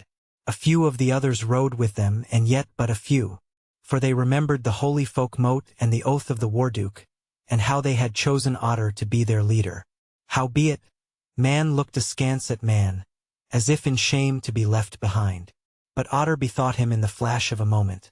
If these men ride alone, they shall die and do nothing, and if we ride with them it may be that we shall overthrow the Romans, and if we be vanquished, it shall go hard but we shall slay many of them, so that it shall be the easier for Theodulf to deal with them. Then he spake hastily, and bade certain men abide at the ford for a guard. Then he drew his sword and rode to the front of his folk, and cried out aloud to them, Now at last has come the time to die, and let them of the markmen who live hereafter lay us in how. Set on, sons of Tyr, and give not your lives away, but let them be dearly earned of our foemen. Then all shouted loudly and gladly, nor were they otherwise than exceeding glad. For now had they forgotten all other joys of life save the joy of fighting for the kindred and the days to be. So Otter led them forth, and when he heard the whole company clattering and thundering on the earth behind him and felt their might enter into him, his brow cleared, and the anxious lines in the face of the old man smoothed themselves out, and as he rode along the soul so stirred within him that he sang out aloud, Time was when hot was the summer and I was young on the earth, and I grudged me every moment that lacked its share of mirth. I woke in the morn and was merry, and all the world methought for me and my heart's deliverance that hour was newly wrought. I have passed through the halls of manhood, I have reached the doors of Eld, and I have been glad and sorry, but ever have upheld my heart against all trouble that none might call me sad. But ne'er came such remembrance of how my heart was glad in the afternoon of summer, neath the still unwearied sun of the days when I was little and all deeds were hopes to be won, as now at last it cometh when e'en in such like tide, for the freeing of my trouble o'er the Father's field I ride. Many men perceived that he sang, and saw that he was merry, howbeit few heard his very words, and yet all were glad of him. Fast they rode, being wishful to catch up with the bearings and the wormings, and soon they came anigh them, and they, hearing the thunder of the horse-hoofs, looked and saw that it was the company of Otter, and so slacked their speed till they were all joined together with joyous shouting and laughter. So then they ordered the ranks anew, and so set forward in great joy without haste or turmoil toward Wolfstead and the Romans. For now the bitterness of their fury and the sourness of their abiding wrath were turned into the mere joy of battle, even as the clear red and sweet wine comes of the ugly ferment and rough trouble of the must. The House of the Wolfings. Chapter 23. Theodulf meeteth the Romans in the Wolfing meadow. It was scarce an hour after this that the footmen of Theodulf came out of the thicket road on to the meadow of the bearings. There saw they men gathered on a rising ground, and they came up to them and saw how some of them were looking with troubled faces towards the ford and what lay beyond it, and some toward the wood and the coming of Theodulf. But these were they whom Otter had bidden abide Theodulf there, and he had sent 2 messengers to them for Theodulf's behoof that he might have due tidings so soon as he came out of the thicket. The first told how Otter had been compelled in a manner to fall on the Romans along with the riders of the bearings and the wormings, and the second, who had but just then come, told how the Marmen had been worsted by the Romans, and had given back from the Wolfing dwellings and were making a stand against the foemen in the meadow betwixt the ford and Wolfstead. Now when Theodulf heard of these tidings, he stayed not to ask long questions, but led the whole host straightway down to the ford, lest the remnant of Otter's men should be driven down there and the Romans should hold the western bank against him. At the ford there was none to withstand them, nor indeed any man at all, for the men whom Otter had set there when they heard that the battle had gone against their kindred had ridden their ways to join them. So Thiodolf crossed over the ford, he and his in good order, all afoot, he like to the others, but for him he was clad in the dwarf-wrought hauberk, but was unhelmeted and bare no shield. Throngplow was naked in his hand as he came up all dripping on to the bank and stood in the meadow of the Wolfings. His face was stern and set as he gazed straight onward to the place of the fray, but he did not look as joyous as his wont was in going down to the battle. Now they had gone but a short way from the ford before the noise of the fight and the blowing of horns came down the wind to them, but it was a little way further before they saw the fray with their eyes, because the ground fell away from the river somewhat at first, and then rose and fell again before it went up in one slope toward the Wolfing dwellings. But when they were come to the top of the next swelling of the ground, they beheld from thence what they had to deal with, for their round about a ground of vantage was the field black with a Roman host, and in the midst of it was a tangle of struggling men and tossing spears and glittering swords. So when they beheld the battle of their kindred, they gave a great shout and hastened onward the faster, and they were ordered into the wedge array, and Thiodolf led them, as meet it was. And now even as they who were on the outward edge of the array and could see what was toward were looking on the battle with eager eyes, there came an answering shout down the wind, which they knew for the voice of the Goths amid the foemen. And then they saw how the ring of the Romans shook and parted, and their array fell back, and lo, the company of the markmen standing stoutly together, though sorely minished, and sure it was that they had not fled or been scattered, but were ready to fall, one over another in one band, for there were no men straggling towards the ford, though many masterless horses ran here and there about the meadow. Now therefore none doubted but that they would deliver their friends from the Romans and overthrow the foemen. But now befell a wonder, a strange thing to tell of. The Romans soon perceived what was a-doing, whereupon the half of them turned about to face the newcomers, while the other half still withstood the company of Otter. The wedge array of Thiodolf drew nearer and nearer till it was hard on the place where it should spread itself out to storm down on the foe, and the Goths beset by the Romans made them ready to fall on from their side.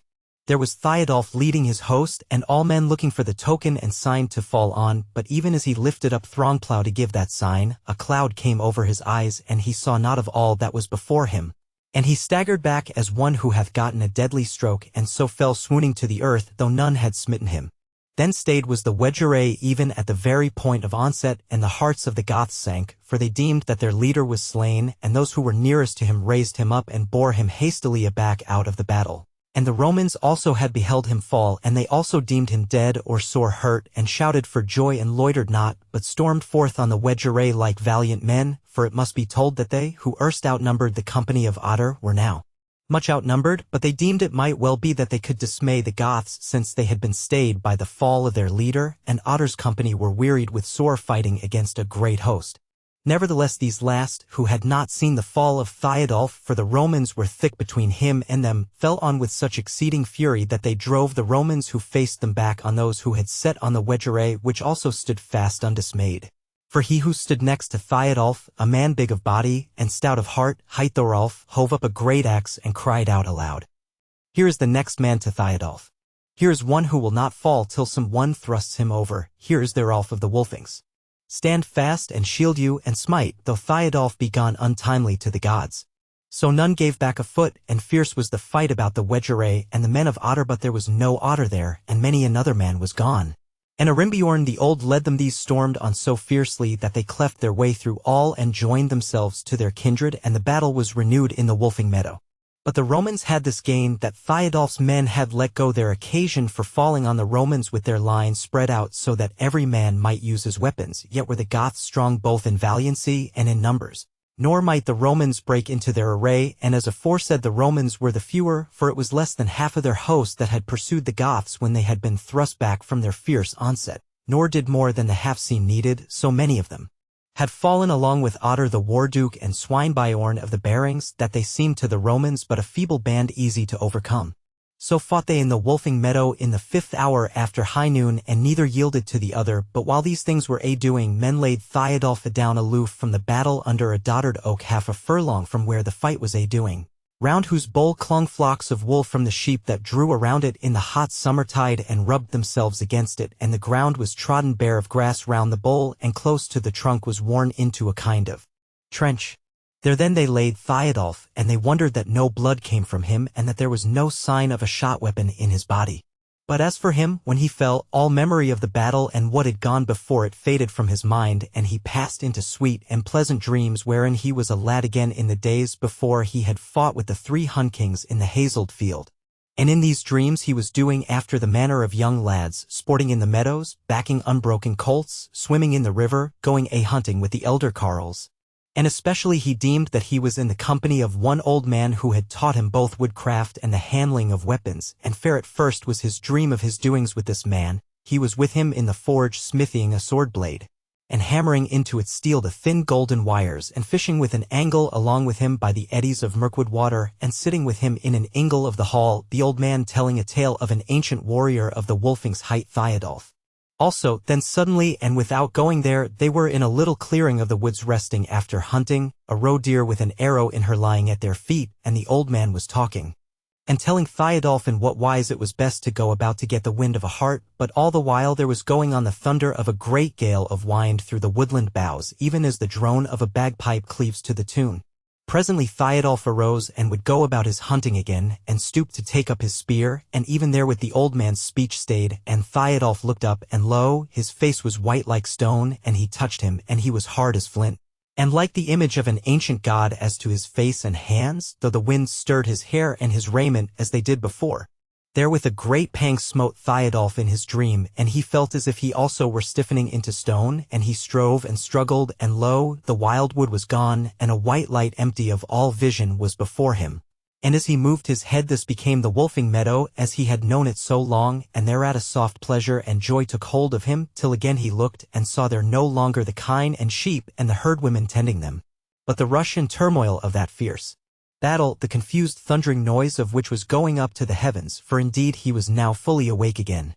So he stood up and looked about, and around him was a ring of the sorrowful faces of the warriors who had deemed that he was hurt deadly, though no hurt could they find upon him. But the dwarf-wrought hauberk lay upon the ground beside him, for they had taken it off him to look for his hurts. So he looked into their faces and said, What aileth you, ye men? I am alive and unhurt, what hath betided? And one said, Art thou verily alive, or a man come back from the dead? We saw thee fall as thou wentest leading us against the foe, as if thou hadst been smitten by a thunderbolt, and we deemed thee dead or grievously hurt. Now the carles are fighting stoutly, and all is well since thou livest yet. So he said, Give me the point and edges that I know, that I may smite myself therewith, and not the foemen, for I have feared and blenched from the battle. Said an old warrior, If that be so, Theodulf, wilt thou blench twice? Is not once enough? Now let us go back to the hard handplay, and if thou wilt, smite thyself after the battle, when we have once more had a man's help of thee. Therewith he held out Throngplow to him by the point, and Theodulf took hold of the hilts and handled it, and said, Let us hasten, while the gods will have it so, and while they are still suffering me to strike a stroke for the kindred. And therewith he brandished Throngplow, and went forth toward the battle, and the heart grew hot within him, and the joy of waking life came back to him, the joy which but erewhile he had given to a mere dream. But the old man who had rebuked him stooped down and lifted the hauberk from the ground, and cried out after him, O Theodulf, and wilt thou go naked into so strong a fight? And thou with this so goodly sword rampart? Theodulf stayed a moment, and even therewith they looked, and lo, the Romans giving back before the Goths, and the Goths following up the chase, but slowly and steadily. Then Theodulf heeded nothing save the battle, but ran forward hastily, and those warriors followed him, the old man last of all holding the hauberk in his hand, and muttering, So fares hot blood to the glooming and the world beneath the grass, and the fruit of the Wolfings orchard in a flash from the world must pass. Men say that the tree shall blossom in the garden of the folk, and the new twig thrust him forward from the place where the old one broke, and all be well as aforetime, but old and old I grow, and I doubt me if such another the folk to come shall know. And he still hurried forward as fast as his old body might go, so that he might wrap the safeguard of the hauberk round Theodulf's body. The House of the Wolfings. Chapter 24. The Goths are overthrown by the Romans. Now rose up a mighty shout when Theodulf came back to the battle of the kindreds, for many thought he had been slain, and they gathered round about him and cried out to him joyously out of their hearts of good fellowship. And the old man who had rebuked Theodulf, and who was joined of the Wolfings, came up to him and reached out to him the hauberk, and he did it on scarce heeding, for all his heart and soul was turned toward the battle of the Romans and what they were doing, and he saw that they were falling back in good order as men outnumbered but undismayed. So he gathered all his men together and ordered them afresh, for they were somewhat disarrayed with the fray and the chase, and now he no longer ordered them in the wedge array, but in a line here 3 deep, here 5 deep, or more, for the foes were hard at hand, and outnumbered, and so far overcome, that he and all men deemed it a little matter to give these their last overthrow, and then onward to Wolfstead to storm on what was left there and purge the house of the foemen. Howbeit Theodulf bethought him that succor might come to the Romans from their main battle, as they needed not many men there, since there was naught to fear behind them, but the thought was dim within him. For once more since he had gotten the hauberk on him the earth was wavering and dreamlike. He looked about him, and nowise was he as in past days of battle when he saw naught but the foe before him and hoped for nothing save the victory. But now indeed the wood sun seemed to him to be beside him, and not against his will, as one besetting and hindering him, but as though his own longing had drawn her thither and would not let her depart. And whiles it seemed to him that her beauty was clearer to be seen than the bodies of the warriors round about him. For the rest he seemed to be in a dream indeed, and, as men do in dreams, to be forever striving to be doing something of more moment than anything which he did, but which he must ever leave undone. And as the dream gathered and thickened about him, the foe before him changed to his eyes, and seemed no longer the stern brown-skinned smooth-faced men under their crested iron helms with their iron-covered shields before them, but rather big-headed men, small of stature, long-bearded, swart, crooked of body, exceeding foul of aspect. And he looked on and did nothing for a while, and his head whirled as though he had been grievously smitten. Thus tarried the kindreds a while, and they were bewildered, and their hearts fell, because Theodulf did not fly on the foemen like a falcon on the quarry, as his wont was. But as for the Romans, they had now stayed and were facing their foes again, and that on a vantage ground, since the field sloped up toward the Wolfing dwelling, and they gathered heart when they saw that the Goths tarried and forbore them. But the sun was sinking and the evening was hard at hand.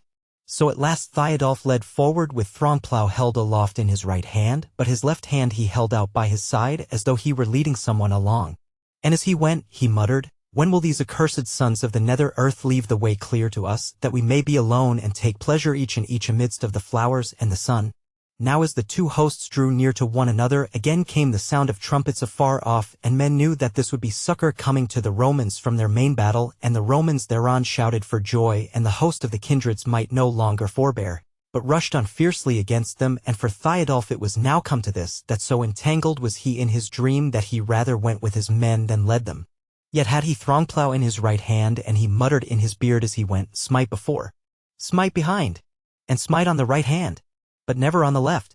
Thus then they met, and as before, neither might the Goths sweep the Romans away, nor the Romans break the Goths into flight.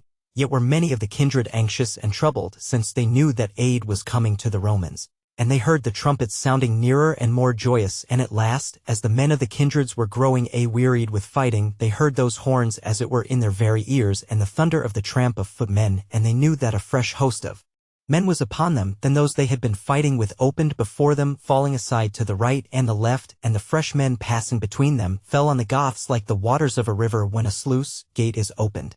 They came on in very good order, never breaking their ranks, but swift withal, smiting and pushing before them, and so brake through the array of the Goth folk, and drave them this way and that way down the slopes. Yet still fought the warriors of the kindred most valiantly, making stand and facing the foe again and again in knots of 100 or 200, or maybe 10, and though many a man was slain, yet scarce any one before he had slain or hurt a Roman. And some there were, and they the oldest, who fought as if they and the few about them were all the host that was left to the folk, and heeded not that others were driven back, or that the Romans gathered about them, cutting them off from all succor and aid, but went on smiting till they were felled with many strokes. Howbeit the array of the Goths was broken, and many were slain, and perforce they must give back, and it seemed as if they would be driven into the river and all be lost. But for Theodulf this befell him, that at first, when those fresh men fell on, he seemed, as it were, to wake unto himself again, and he cried aloud the cry of the wolf, and thrust into the thickest of the fray, and slew many, and was heard of none. And for a moment of time there was an empty space round about him, such fear he cast even into the valiant hearts of the foemen. But those who had time to see him as they stood by him noted that he was as pale as a dead man, and his eyes set and staring, and so of a sudden, while he stood thus threatening the ring of doubtful foemen, the weakness took him again, Throngplow tumbled from his hand, and he fell to earth as one dead. Then of those who saw him some deemed that he had been striving against some secret hurt till he could do no more, and some that there was a curse abroad that had fallen upon him and upon all the kindreds of the mark. Some thought him dead, and some swooning. But dead or alive, the warriors would not leave their war-duke among the foemen, so they lifted him and gathered about him a goodly band that held its own against all comers and fought through the turmoil stoutly and steadily, and others gathered to them, till they began to be something like a host again, and the Romans might not break them into knots of desperate men any more. Thus they fought their way, Arimbiorn of the Bearings leading them now, with a mind to make a stand for life or death on some vantage ground, and so, often turning upon the Romans, they came in array, ever growing more solid to the rising ground, looking one way over the ford and the other to the slopes where the battle had just been. There they faced the foe as men who may be slain, but will be driven no further, and what bowmen they had got spread out from their flanks and shot on the Romans, who had with them no light-armed, or slingers or bowmen, for they had left them at Wolfstead. So the Romans stood a while, and gave breathing space to the Marmen, which indeed was the saving of them, for if they had fallen on hotly and held to it steadily, it is like that they would have passed over all the bodies of the Marmen, for these had lost their leader, either slain, as some thought, or, as others thought, banned from leadership by the gods, and their host was heavy-hearted, and though it is like that they would have stood there till each had fallen over other, yet was there hope grown dim, and the whole folk brought to a perilous and fearful pass, for if these were slain or scattered there were no more but they, and not between fire and the sword and the people of the mark. But once again the faint heart folly of the Roman captain saved his foes, for whereas he once thought that the whole power of the Marmen lay in Otter and his company, and deemed them too little to meddle with, so now he ran his head into the other hedge, and deemed that Theodulf's company was but a part of the succor that was at hand for the Goths, and that they were overbig for him to meddle with. True it is also that now dark night was coming on, and the land was unknown to the Romans, who moreover trusted not wholly to the dastards of the Goths who were their guides and scouts. Furthermore the wood was at hand, and they knew not what it held. And with all this, and above it all, it is to be said that over them also had fallen a dread of some doom anear, for those habitations amidst of the wild woods were terrible to them as they were dear to the Goths, and the gods of their foemen seemed to be lying in wait to fall upon them, even if they should slay every man of the kindreds. So now having driven back the Goths to that height over the ford, which indeed was no stronghold, no mountain, scarce a hill even, not but a gentle swelling of the earth, they forbore them, and raising up the whoop of victory drew slowly aback, picking up their own dead and wounded and slaying the wounded Marmen. They had with them also some few captives, but not many, for the fighting had been to the death between man and man on the Wolfing meadow. The House of the Wolfings. Chapter 25. The host of the Markmen cometh into the wildwood.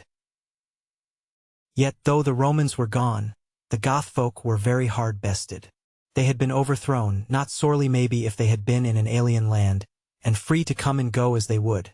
Yet sorely as things were, because the foeman was sitting in their own house, and they must needs drag him out of it or perish. And to many the days seemed evil, and the gods fighting against them, and both the Wolfings and the other kindreds bethought them of the Hallsun and her wisdom, and longed to hear of tidings concerning her. But now the word ran through the host that Theodulf was certainly not slain. Slowly he had come to himself, and yet was not himself, for he sat among his men gloomy and silent, clean contrary to his wont. For hitherto he had been a merry man, and a joyous fellow. Amidst of the ridge whereon the Markmen now abode, there was a ring made of the chief warriors and captains and wise men who had not been slain or grievously hurt in the fray, and amidst them all sat Theodulf on the ground, his chin sunken on his breast, looking more like a captive than the leader of a host amidst of his men, and that the more as his scabbard was empty. For when Throngplow had fallen from his hand, it had been trodden under foot, and lost in the turmoil. There he sat, and the others in that ring of men looked sadly upon him, such as Arinbiorn of the Bearings, and Wolfkettle and Thorolf of his own house, and Hierandi of the Elkerings, and Gearbald the Shielding, the messenger of the woods, and Fox who had seen the Roman Garth, and many others. It was night now, and men had lighted fires about the host, for they said that the Romans knew where to find them if they listed to seek. And about those fires were men eating and drinking what they might come at, but amidmost of that ring was the biggest fire, and men turned them towards it for counsel and help, for elsewhere none said, "What do we?" For they were heavy-hearted and reedless, since the gods had taken the victory out of their hands, just when they seemed at point to win it. But amidst all this there was a little stir outside that biggest ring, and men parted, and through them came a swain amongst the chiefs, and said, "Who will lead me to the war, Duke?" Theodulf, who was close beside the lad, answered never a word. But Arinbiorn said, "This man here sitting is the war duke. Speak to him, for he may hearken to thee. But first, who art thou?" said the lad. My name is Ali the son of Grey, and I come with a message from the Hall son and the stay-at-homes who are in the woodland. Now when he named the Hall son, Theodulf started and looked up, and turning to his left hand said, And what saith thy daughter? Men did not heed that he said thy daughter, but deemed that he said my daughter, since he was wont as her would-be foster-father to call her so. But Ali spake, Warduke and ye chieftains, thus saith the Hall son, I know that by this time Otter hath been slain and many another, and ye have been overthrown and chased by the Romans, and that now there is little counsel in you except to abide the foe where ye are and there to die valiantly. But now do my bidding and as I am bidden, and then whosoever dieth or liveth, the kindreds shall vanquish that they may live and grow greater. Do ye thus.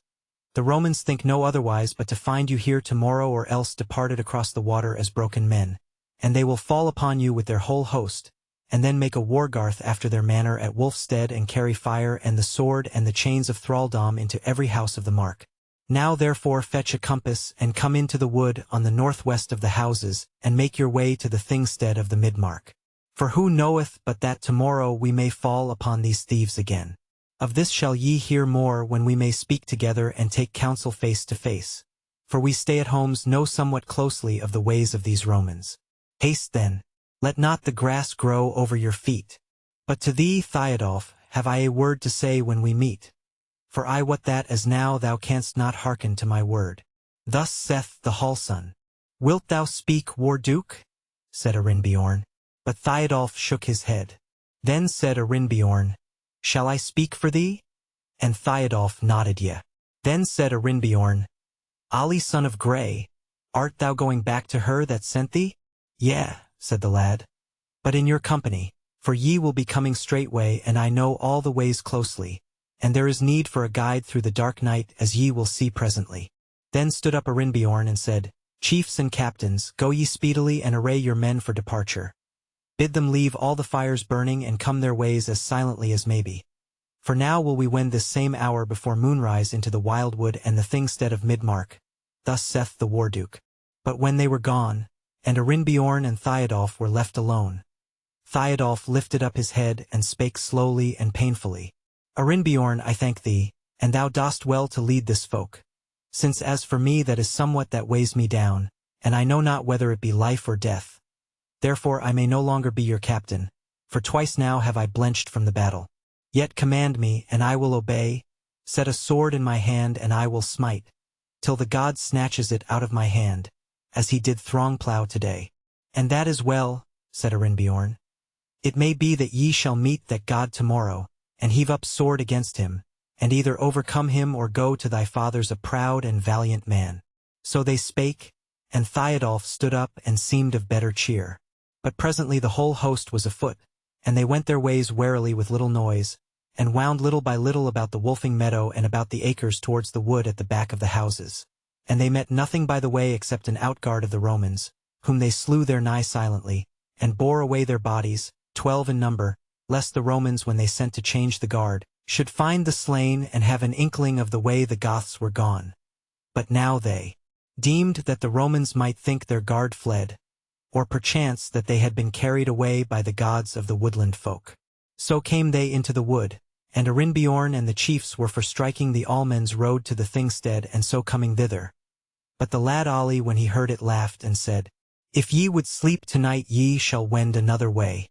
For the Hall son hath had us at work cumbering it against the foe with great trees felled with limbs, branches, and all. And indeed ye shall find the Thingstead fenced like a castle, and the in-gate hard to find. Yet will I bring you thither. So did he without delay, and presently they came anigh the Thingstead, and the place was fenced cunningly, so that if men would enter they must go by a narrow way that had a fence of tree trunks on each side wending inward like the maze in a pleasance. Thereby now wended the host all afoot, since it was a holy place and no beast must set foot therein, so that the horses were left without it. So slowly and right quietly once more they came into the garth of the Thingstead. And lo, a many folk there, of the Wolfings and the Barings and other kindreds, who had gathered thereto, and albeit these were not warriors in their prime, yet were there none save the young children and the weaker of the women but had weapons of some kind. And they were well ordered, standing or sitting in ranks like folk awaiting battle. There were booths of boughs and rushes set up for shelter of the feebler women and the old men and children along the edges of the fence. For the hall sun had bidden them keep the space clear round about the doom ring and the hill of speech as if for a mighty folkmote, so that the warriors might have room to muster there and order their array. There were some cooking fires lighted about the aforesaid booths, but neither many nor great, and they were screened with wattle from the side that lay toward the Romans.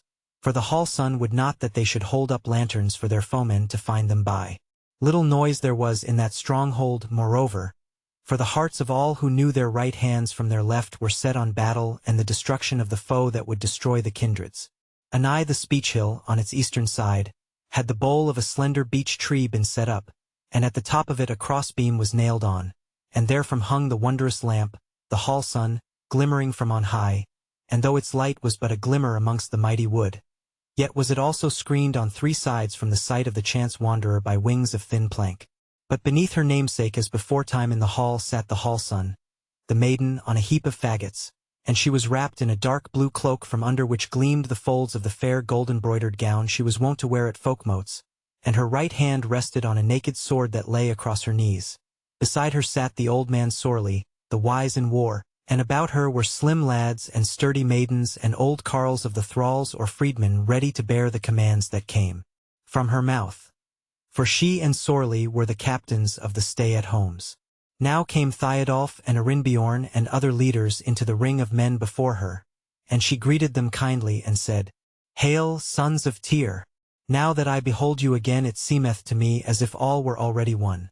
The time of waiting hath been weary, and we have borne the burden of fear every day from morn till even, and in the waking hour we presently remembered it. But now ye are come, even if this thingstead were lighted by the flames of the wolfing roof instead of by these moonbeams.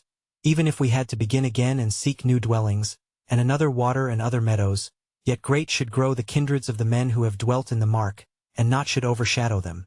And though the beasts and the Romans were dwelling in their old places, yet should these kindreds make new clearings in the wildwood, and they with their deeds should cause other waters to be famous, that as yet have known no deeds of man, and they should compel the earth to bear increase round about their dwelling places for the welfare of the kindreds. O sons of Tyr, friendly are your faces, and undismayed, and the terror of the nations has not made you afraid any more than would the onrush of the bisons that feed adown the grass hills. Happy is the eve, O children of the Goths, yet shall tomorrow morn be happier." Many heard what she spake, and a murmur of joy ran through the ranks of men, for they deemed her words to forecast victory. And now amidst her speaking, the moon, which had arisen on mid-mark, when the host first entered into the wood, had overtopped the tall trees that stood like a green wall round about the thingstead, and shone down on that assembly, and flashed coldly back from the arms of the warriors.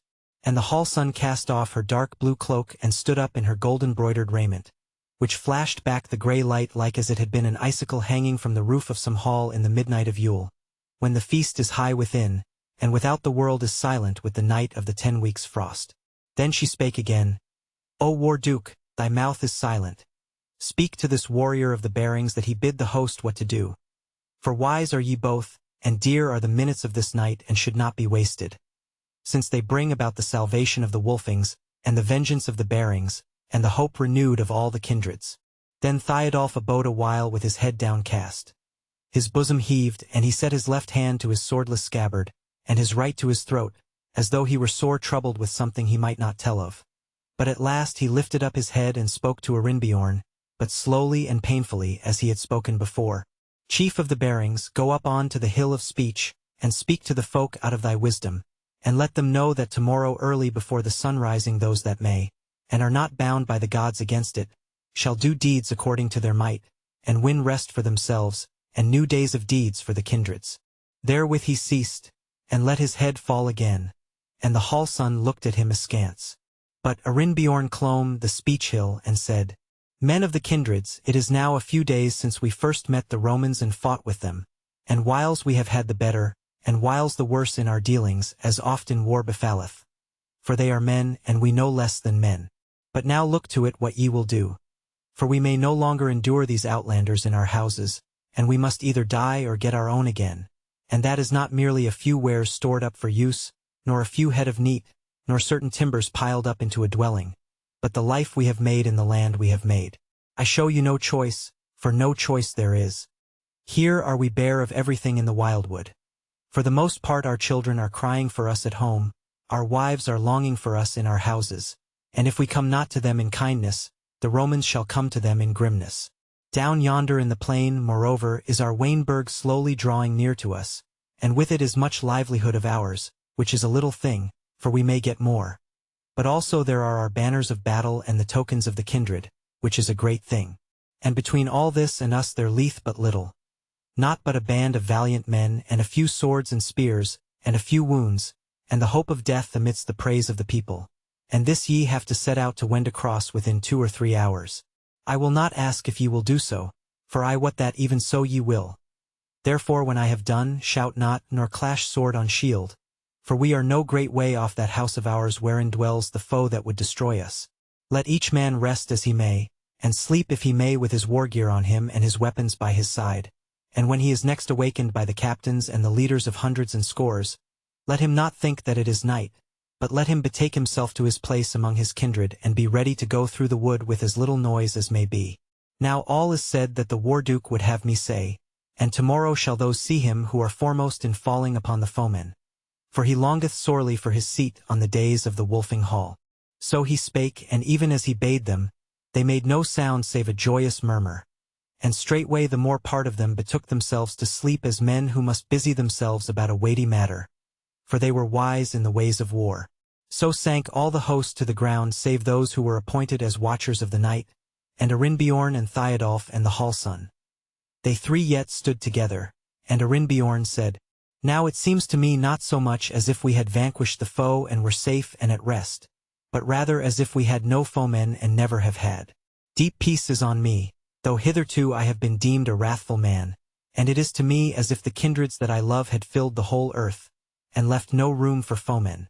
Even so it may really be one day. To-night it is well, yet tomorrow it shall be better. What thine errand may be, Theodulf, I scarce know. For something hath changed in thee, and thou art become strange to us. But as for mine errand, I will tell it thee. It is that I am seeking Otter of the Laxings, my friend and fellow, whose wisdom my foolishness drave under the point and edge of the Romans, so that he is no longer here. I am seeking him, and tomorrow I think I shall find him, for he hath not had time to travel far, and we shall be blithe and merry together. And now will I sleep, for I have bidden the watchers awaken me if any need be. Sleep thou also, Theodulf, and wake up thine old self when the moon is low. Therewith he laid himself down under the lee of the pile of faggots, and was presently asleep. The House of the Wolfings. Chapter 26. Theodulf talketh with the wood-son. Now were Theodulf and the hall-son left alone together standing by the speech-hill, and the moon was risen high in the heavens above the tree-tops of the wildwood. Theodulf scarce stirred, and he still held his head bent down as one lost in thought. Then said the hall-son, speaking softly amidst the hush of the camp, I have said that the minutes of this night are dear, and they are passing swiftly, and it may be that thou wilt have much to say and to do before the host is astir with the dawning. So come thou with me a little way, that thou mayst hear of new tidings, and think what were best to do amidst them. And without more ado she took him by the hand and led him forth, and he went as he was led, not saying a word. They passed out of the camp into the wood, none hindering, and went a long way where under the beech leaves there was but a glimmer of the moonlight, and presently Theodulf's feet went as it were of themselves. For they had hit a path that he knew well and over well. So came they to that little woodlawn where first in this tale Theodulf met the wood-son, and the stone seat there was not empty now any more than it was then. For thereon sat the wood-son, clad once more in her glittering raiment. Her head was sunken down, her face hidden by her hands. Neither did she look up when she heard their feet on the grass, for she knew who they were. Theodulf lingered not. For a moment it was to him as if all that past time had never been, and its battles and hurry and hopes and fears but mere shows, and the unspoken words of a dream. He went straight up to her and sat down by her side and put his arm about her shoulders, and strove to take her hand to caress it. But she moved but little, and it was as if she heeded him not. And the hall-son stood before them and looked at them for a little while, and then she fell to speech. But at the first sound of her voice, It seemed that the wood sun trembled, but still she hid her face. Said the hall sun, "Two griefs I see before me in mighty hearts grown great, and to change both these into gladness outgoes the power of fate. Yet I, a lonely maiden, have might to vanquish one till it melt as the mist of the morning before the summer sun. O wood sun, thou hast borne me, and I were fain indeed to give thee back thy gladness. But thou comest of the Godhead's seed, and herein my might avails not, because I can but show unto these wedded sorrows the truth that the heart should know ere the will hath wielded the hand. And for thee, I can tell thee not that thou hast not known this long while. Thy will and thine hand have wrought, and the man that thou lovest shall live in despite of gods and of men, if yet thy will endureth. But what shall it profit thee then that after the fashion of Godhead thou hast gotten thee a thrall to be thine and never another's? Whatso in the world may befall. Lo! Yesterday this was a man, and tomorrow it might have been the very joy of the people, though never again it were seen. Yet a part of all they hoped for through all the lapse of years, to make their laughter happy and dull the sting of tears, to quicken all remembrance of deeds that never die, and death that mocketh eager to live as the days go by. Yea, many a deed had he done as he lay in the dark of the mound, as the seed-wheat plotteth of spring, laid under the face of the ground that the foot of the husbandman treadeth, that the wind of the winter wears, that the turbid cold flood hideth from the constant hope of the years. This man that should leave in his death his life unto many and one, wilt thou make him a god of the fearful who live lone under the sun? And then shalt thou have what thou wottedst when amidst of the hazelled field thou kissedst the mouth of the helper, and the hand of the people's shield. Shalt thou have the thing that thou wottedst when thou broughtest me to birth, and I, the soul of the Wolfings, began to look on earth? Wilt thou play the god, O mother, and make a man anew, a joyless thing and a fearful? Then I betwixt you two, twixt your longing and your sorrow will cast the sundering word, and tell out all the story of that rampart of the sword. I shall bid my mighty father make choice of death in life, or life in death victorious and the crowned end of strife. Ere she had ended, the wood sun let her hands fall down, and showed her face, which for all its unpaled beauty looked wearied and anxious. And she took Theodulf's hand in hers, while she looked with eyes of love upon the hall sun, and Theodulf laid his cheek to her cheek, and though he smiled not, yet he seemed as one who is happy. At last the wood sun spoke and said, "Thou sayest sooth, O daughter. I am no god of might, yet I am of their race, and I think with their thoughts and see with their sight, and the threat of the doom did I know of, and yet spared not to lie. For I thought that the fate foreboded might touch and pass us by, as the sword that heweth the war-helm and cleaveth a cantle away, and the cunning smith shall mend it and it goeth again to the fray. If my hand might have held for a moment, yea, even against his will, the life of my beloved. But weird is the master still, and this man's love of my body and his love of the ancient kin were matters o'er mighty to deal with and the game withal to win. Woe's me for the waning of all things, and my hope that needs must fade as the fruitless sun of summer on the waste where naught is made. And now farewell, O daughter, thou mayst not see the kiss of the hapless and the death-doomed when I have told of this.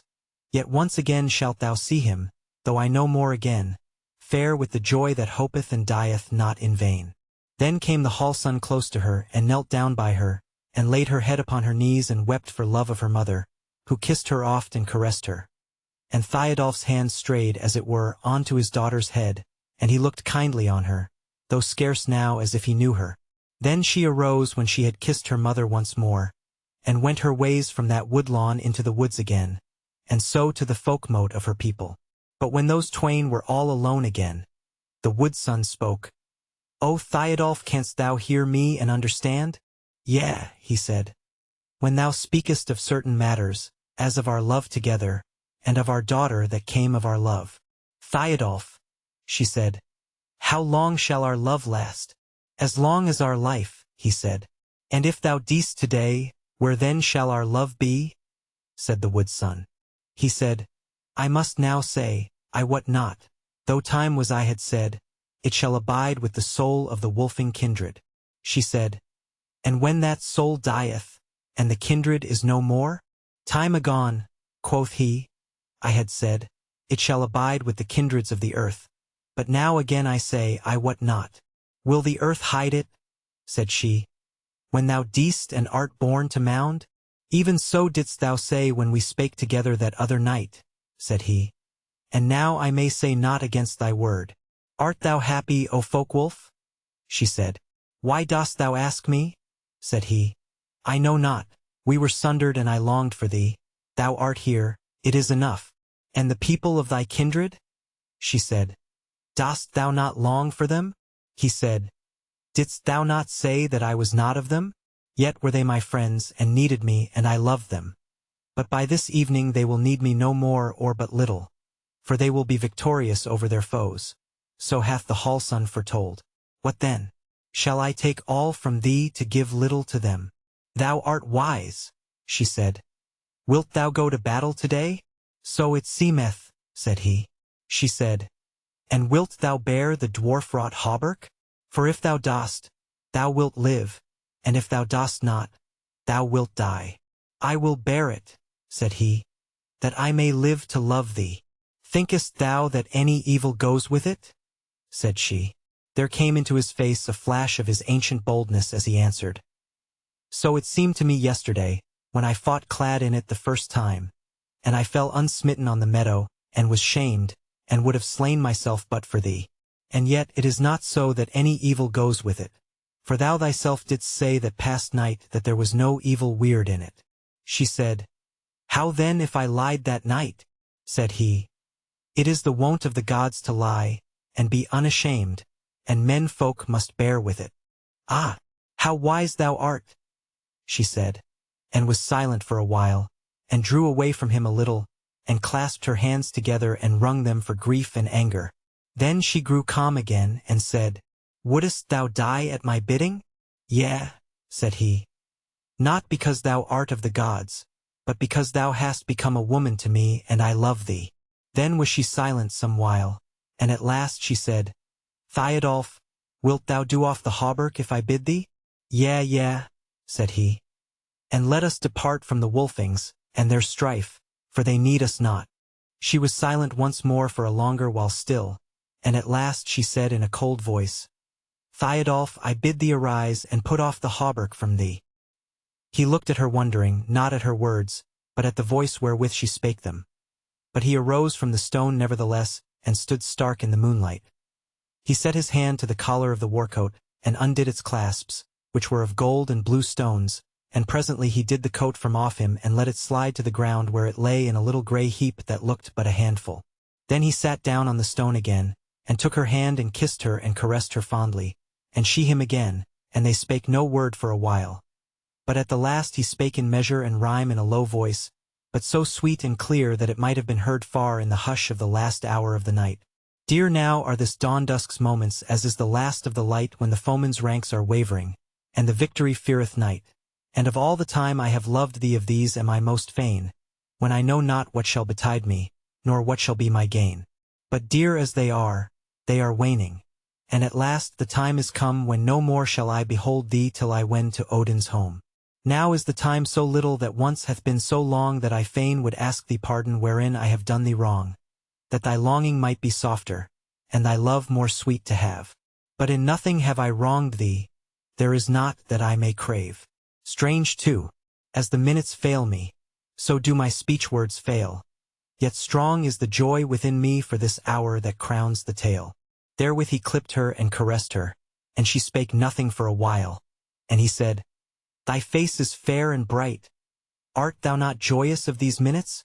She said, Thy words are sweet, but they pierce my heart like a sharp knife, for they tell me of thy death and the ending of our love. Said he, I tell thee nothing, beloved, that thou hast not known. Is it not for this that we have met here once more? She answered after a while, Yea, yet mightest thou have lived. He laughed, but not scornfully or bitterly, and said, So thought I in time past, but hearken, beloved, if I fall today, shall there not yet be a minute after the stroke hath fallen on me, wherein I shall know that the day is won and see the foemen fleeing, and wherein I shall once again deem I shall never die, whatever may betide afterwards, and though the sword leath deep in my breast? And shall I not see then, and know that our love hath no end? Bitter grief was in her face as she heard him, but she spake and said, Lo, here the hauberk which thou hast done off thee, that thy breast might be the nearer to mine. Wilt thou not wear it in the fight for my sake? He knit his brows somewhat, and said, Nay, it may not be. True it is that thou saidst that no evil weird went with it, but hearken. Yesterday I bore it in the fight, and ere I mingled with the foe, before I might give the token of onset, a cloud came before my eyes and thick darkness wrapped me around, and I fell to the earth unsmitten. And so was I borne out of the fight, and evil dreams beset me of evil things, and the dwarfs that hate mankind. Then I came to myself, and the hauberk was off me, and I rose up and beheld the battle, that the kindreds were pressing on the foe, and I thought not then of any past time, but of the minutes that were passing. And I ran into the fight straightway. But one followed me with that hauberk, and I did it on, thinking of naught but the battle. Fierce then was the fray, yet I faltered in it, till the fresh men of the Romans came in upon us and broke up our array. Then my heart almost broke within me, and I faltered no more, but rushed on as of old, and smote great strokes all round about. No hurt I got, but once more came that ugly mist over my eyes, and again I fell unsmitten, and they bore me out of battle. Then the men of our folk gave back and were overcome, and when I awoke from my evil dreams, we had gotten away from the fight and the wolfing dwellings, and were on the mounds above the ford cowering down like beaten men. There then I sat shamed among the men who had chosen me for their best man at the holy thing, and lo, I was their worst. Then befell that which never till then had befallen me, that life seemed empty and worthless, and I longed to die and be done with it, and but for the thought of thy love I had slain myself then and there. Thereafter I went with the host to the assembly of the stay-at-homes and fleers, and sat before the hall son our daughter, and said the words which were put into my mouth. But now must I tell thee a hard and evil thing, that I loved them not, and was not of them, and outside myself there was nothing. Within me was the world, and not without me. Nay, as for thee, I was not sundered from thee, but thou wert a part of me. Whereas for the others, yea, even for our daughter, thine and mine, they were but images and shows of men, and I longed to depart from them, and to see thy body and to feel thine heart beating. And by then so evil was I grown that my very shame had fallen from me, and my will to die. Nay, I longed to live, thou and I, and death seemed hateful to me, and the deeds before death vain and foolish. Where then was my glory and my happy life, and the hope of the days fresh born every day, though never dying? Where then was life and Theodulf that once had lived? But now all is changed once more. I loved thee never so well as now, and great is my grief that we must sunder, and the pain of farewell wrings my heart. Yet since I am once more Theodulf the mighty, in my heart there is room for joy also. Look at me, O wood son. Look at me, O beloved. Tell me, am I not fair with the fairness of the warrior and the helper of the folk? Is not my voice kind?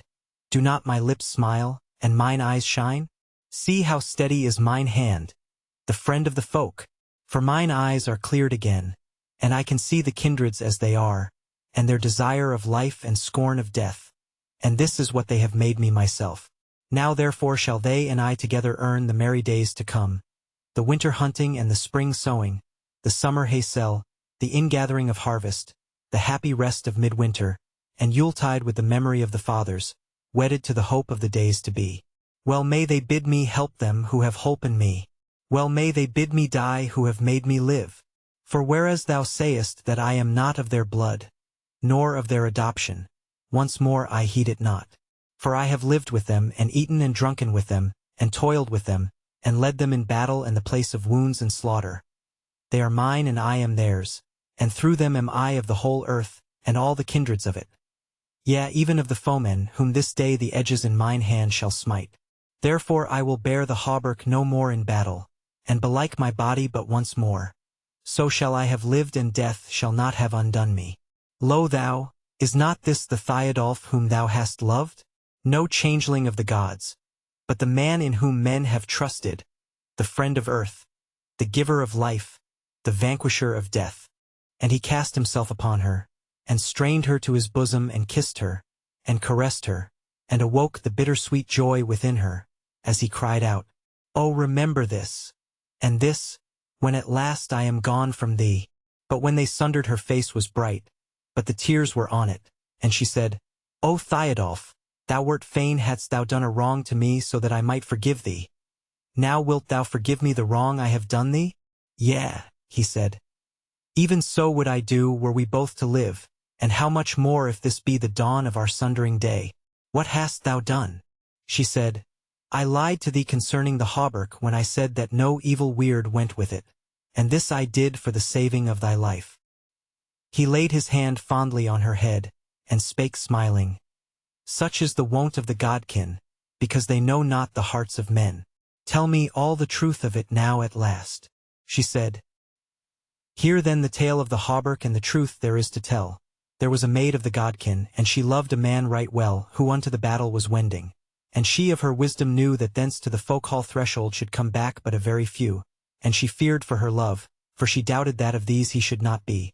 So she wended the wilds lamenting, as I have lamented for thee, and many wise she pondered, how to bring her will to pass, e'en as I for thee have pondered. As her feet led over the grass, till she lifted her eyes in the wild wood, and lo! She stood before the hall of the hollow places, and the dwarf lord stood in the door and held in his hand the hauberk, whereon the hammer's blow the last of all had been smitten, and the sword should be hammer now. Then the dwarf beheld her fairness, and the wild wood many leaved before his eyes was reeling at the hope his heart conceived.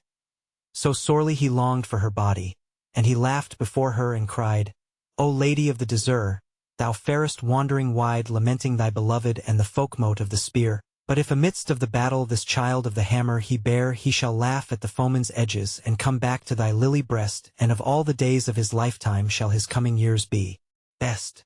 Then she bowed adown her godhead and sore for the hauberk she prayed. But his greedy eyes devoured her as he stood in the door and said, "Come lie in mine arms, come hither, and we twain the night to wake, and then as a gift of the morning the hauberk shall ye take." So she humbled herself before him, and entered into the cave, the dusky, the deep gleaming, the gem-strewn golden grave. But he saw not her girdle loosened, or her bosom gleam on his love, for she set the sleep-thorn in him, that he saw, but might not move, though the bitter salt tears burned him for the anguish of his greed. And she took the hammer's offspring, her unearned morning meed, and went her ways from the rock hall and was glad for her warrior's sake. But behind her dull speech followed, and the voice of the hollow spake, "Thou hast left me bound in anguish, and hast gained thine heart's desire. Now I would that the dewy night grass might be to thy feet as the fire, and shrivel thy raiment about thee, and leave thee bare to the flame, and no way but a fiery furnace for the road whereby ye came. But since the folk of God home we may not slay nor smite, and that fool of the folk that thou lovest, thou hast saved in my despite, take with thee, thief of God home, this other word I say. Since the safeguard wrought in the ringmail I may not do away, I lay this curse upon it, that whoso weareth the same, shall save his life in the battle and have the battle's shame. He shall live through wrack and ruin, and ever have the worse, and drag adown his kindred, and bear the people's curse. Lo, this the tale of the hauberk, and I knew it for the truth, and little I thought of the kindreds, of their day I had no ruth. For I said, they are doomed to departure, in a little while must they wane, and not it helpeth or hindreth if I hold my hand or refrain. Yea, thou wert become the kindred, both thine and mine, and thy birth to me was the roofing of heaven, and the building up of earth. I have loved, and I must sorrow. Thou hast lived, and thou must die. Ah, wherefore were there others in the world than thou and I? He turned round to her and clasped her strongly in his arms again, and kissed her many times and said, Lo, here art thou forgiven, and here I say farewell. Here the token of my wonder which my words may never tell. The wonder past all thinking, that my love and thine should blend, that thus our lives should mingle and sunder in the end. Lo, this, for the last remembrance of the mighty man I was, of thy love and thy forbearing, and all that came to pass. Night wanes, and heaven dites her for the kiss of sun and earth. Look up, look last upon me on this morn of the kindred's mirth. Therewith he arose and lingered no minute longer, but departed, going as straight towards the thingstead and the folkmote of his kindred as the swallow goes to her nest in the hall porch. He looked not once behind him, though a bitter wailing rang through the woods and filled his heart with the bitterness of her woe and the anguish of the hour of sundering. The House of the Wolfings. Chapter 27. They went to the morning battle. Now when Theodulf came back to the camp, the signs of dawn were plain in the sky, the moon was low and sinking behind the trees, and he saw at once that the men were stirring and getting ready for departure. He looked gladly and blithely at the men he fell in with, and they at him, and scarce could they refrain a shout when they beheld his face and the brightness of it. He went straight up to where the Hallsun was yet sitting under her namesake, with Arimbiorn standing before her amidst of a ring of leaders of hundreds and scores, but old Sorley sat by her side clad in all his war gear. When Theodulf first came into that ring of men, they looked doubtfully at him, as if they dreaded somewhat, but when they had well beheld him, their faces cleared, and they became joyous. He went straight up to Arimbiorn and kissed the old warrior, and said to him, I give thee good morrow, O leader of the Barings. Here now is come the war-duke. And meseems that we should get to work as speedily as may be, for lo the dawning. Hail to thine hand, war-duke, said Arimbiorn joyously, there is no more to do but to take thy word concerning the order wherein we shall wend, for all men are armed and ready. Said Theodulf, Lo ye, I lack war gear and weapons. Is there a good sword hereby, a helm, a byrnie, and a shield? For hard will be the battle, and we must fence ourselves all we may. Hard by, said Arimbiorn, is the war gear of Ivar of our house, who is dead in the night of his hurts gotten in yesterday's battle. Thou and he are alike in stature, and with a good will doth he give them to thee, and they are goodly things, for he comes of smithying blood. Yet is it a pity of Throngplow that he lieth on the field of the slain. But Theodulf smiled and said, Nay, Ivar's blade shall serve my turn to-day, and thereafter shall it be seen to, for then will be time for many things. So they went to fetch him the weapons, but he said to Arimbiorn, Hast thou numbered the host? What are the gleanings of the Roman sword? Said Arimbiorn, Here have we more than 3,300 warriors of the host fit for battle, and besides this here are gathered 1,800 of the Wolfings and the Barings, and of the other houses, mostly from over the water. And of these nigh upon 700 may bear sword or shoot shaft, neither shall ye hinder them from so doing if the battle be joined. Then said Theodulf, We shall order us into 3 battles, the Wolfings and the Barings to lead the first, for this is our business, but others of the smaller houses this side the water to be with us. And the Elkings and Galtings and the other houses of the mid-mark on the further side of the water to be in the second, and with them the more part of the nether mark, but the men of upmark to be in the third, and the stay-at-homes to follow on with them. And this third battle to let the wood cover them till they be needed, which may not be till the day of fight draws to an end, when all shall be needed, for no Roman man must be left alive or untaken by this even, or else must we all go to the gods together. Hearken, Arimbiorn.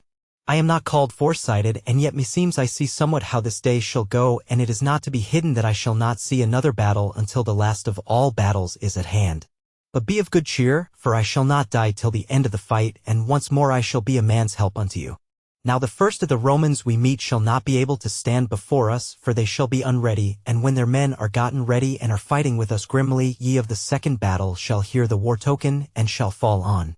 And they shall be dismayed when they see so many fresh men come into the fight, yet shall they stand stoutly, for they are valiant men, and shall not all be taken unawares. Then, if they withstand us long enough, shall the third battle come forth from the wood, and fall on either flank of them, and the day shall be won. But I think not that they shall withstand us so long, but that the men of upmark and the stay-at-homes shall have the chasing of them. Now get me my war gear, and let the first battle get them to the outgate of the garth. So they brought him his arms, and meanwhile the Hallsun spake to one of the captains, and he turned and went away a little space, and then came back, having with him 3 strong warriors of the Wolfings, and he brought them before the Hallsun, who said to them, Ye 3, Steinulf, Athelulf, and Grani the Grey, I have sent for you because ye are men both mighty in battle and deft woodwrights and house smiths. Ye shall follow Theodulf closely when he winneth into the Roman garth, yet shall ye fight wisely, so that you be not slain, or at least not all. Ye shall enter the hall with Theodulf, and when ye are therein, if need be, ye shall run down the hall at your swiftest, and mount up into the loft betwixt the middle hearth and the women's chamber. And there shall ye find good store of water in vats and tubs, and this ye shall use for quenching the fire of the hall if the foemen fire it, as is not unlike to be.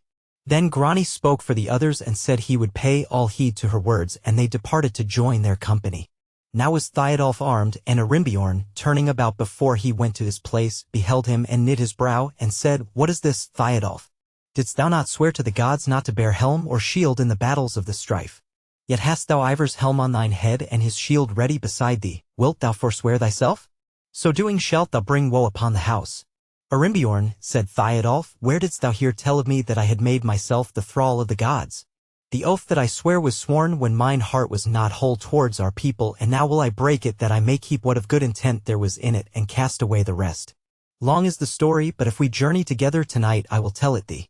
Likewise I will tell it to the gods if they look sourly upon me when I see them, and all shall be well. He smiled as he spoke, and Arimbiorn smiled on him in turn and went his ways to array the host. But when he was gone, Theodulf was alone in that place with the Hallson, and he turned to her, and kissed her, and caressed her fondly, and spake, and said, So fare we, O my daughter, to the sundering of the ways. Short is my journey henceforth to the door that ends my days, and long the road that leeth is yet before thy feet. How fain were I that thy journey from day to day were sweet with peace to thee and pleasure, that a noble warrior's hand in its early days might lead thee adown the flowery land, and thy children in its noontide cling round about thy gown. And the wise that thy womb has carried when the sun is going down, be thy happy fellow-farers to tell the tale of earth. But I would that for no such sweetness did we bring thee unto birth, but to be the soul of the Wolfings till the other days should come. And the fruit of the kindred's harvest with thee is garnered home. Yet if for no blithe faring thy life day is ordained, yet peace that long endureth maybe thy soul hath gained, and thy sorrow of this even thy latest grief shall be, the grief wherewith thou singest the death song over me. She looked up at him and smiled, though the tears were on her face. Then she said, Though today the grief beginneth, yet the bitterness is done. Though my body wendeth barren, neath the beams of the quickening sun, yet remembrance still abideth, and long after the days of my life shall I live in the tale of the morning, when they tell of the ending of strife, and the deeds of this little hand. And the thought conceived in my heart, and never again henceforward from the folk shall I fare apart. And if of the earth, my father, thou hast tidings in thy place, thou shalt hear how they call me the ransom and the mother of happy days. Then she wept outright for a brief space, and thereafter she said, Keep this in thine heart, O father, that I shall remember all since thou liftedst the she-wolf's nursling in the oak tree's leafy hall. Yea, every time I remember when hand in hand we went amidst the shafts of the beech trees, and down to the youngling bent the folk-wolf in his glory when the eve of fight drew nigh. And every time I remember when we wandered joyfully adown the sunny meadow and lived a while of life midst the herbs and the beasts and the waters, so free from fear and strife, that thy years and thy might and thy wisdom, I had no part therein. But thou wert as the twin-born brother of the maiden slim and thin, the maiden shy in the feast hall and blithe in wood and field. Thus have we fared, my father, and e'en now when thou bearest shield on the last of thy days of mid-earth, twixt us 'tis even so that the heart of my like-aged brother is the heart of thee that I know. Then the bitterness of tears stayed her speech, and he spake no word more, but took her in his arms awhile and soothed her and fondled her, and then they parted, and he went with great strides towards the outgoing of the Thingstead. There he found the warriors of his house and of the Bearings and the lesser houses of Midmark, all duly ordered for wending through the wood. The dawn was coming on apace, but the wood was yet dark. But whereas the Wolfings led, and each man of them knew the wood like his own hand, there was no straying or disarray, and in less than a half-hour's space Theodulf and the first battle were come to the wood behind the hazel trees at the back of the hall. And before them was the dawning round about the roof of the kindred, the eastern heavens were brightening, and they could see all things clear without the wood. The House of the Wolfings. Chapter 28. Of the Storm of Dawning. Then Theodulf bade Fox and 2 others steal forward and see what a foeman was before them, so they fell to creeping on towards the open, but scarcely had they started, before all men could hear the tramp of men drawing nigh.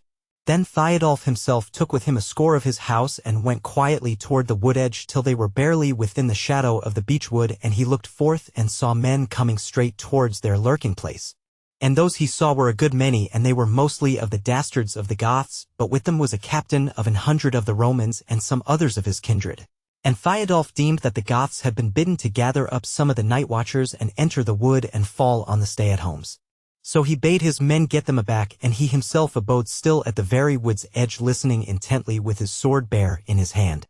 And he noted that those men of the foe stayed in the daylight outside the wood, but a few yards from it, and, by command as it seemed, fell silent and spake no word, and the morn was very still, and when the sound of their tramp over the grass had ceased, Theodulf could hear the tramp of more men behind them.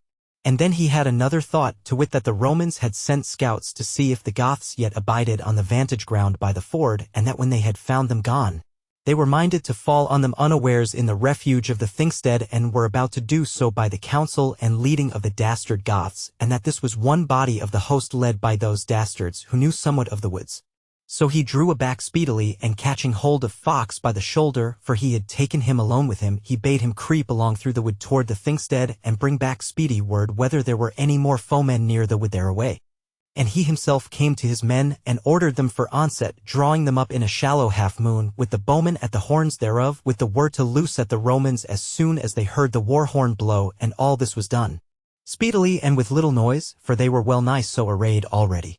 Thus then they waited, and there was more than a glimmer of light even under the beechen leaves, and the eastern sky was yellowing to sunrise.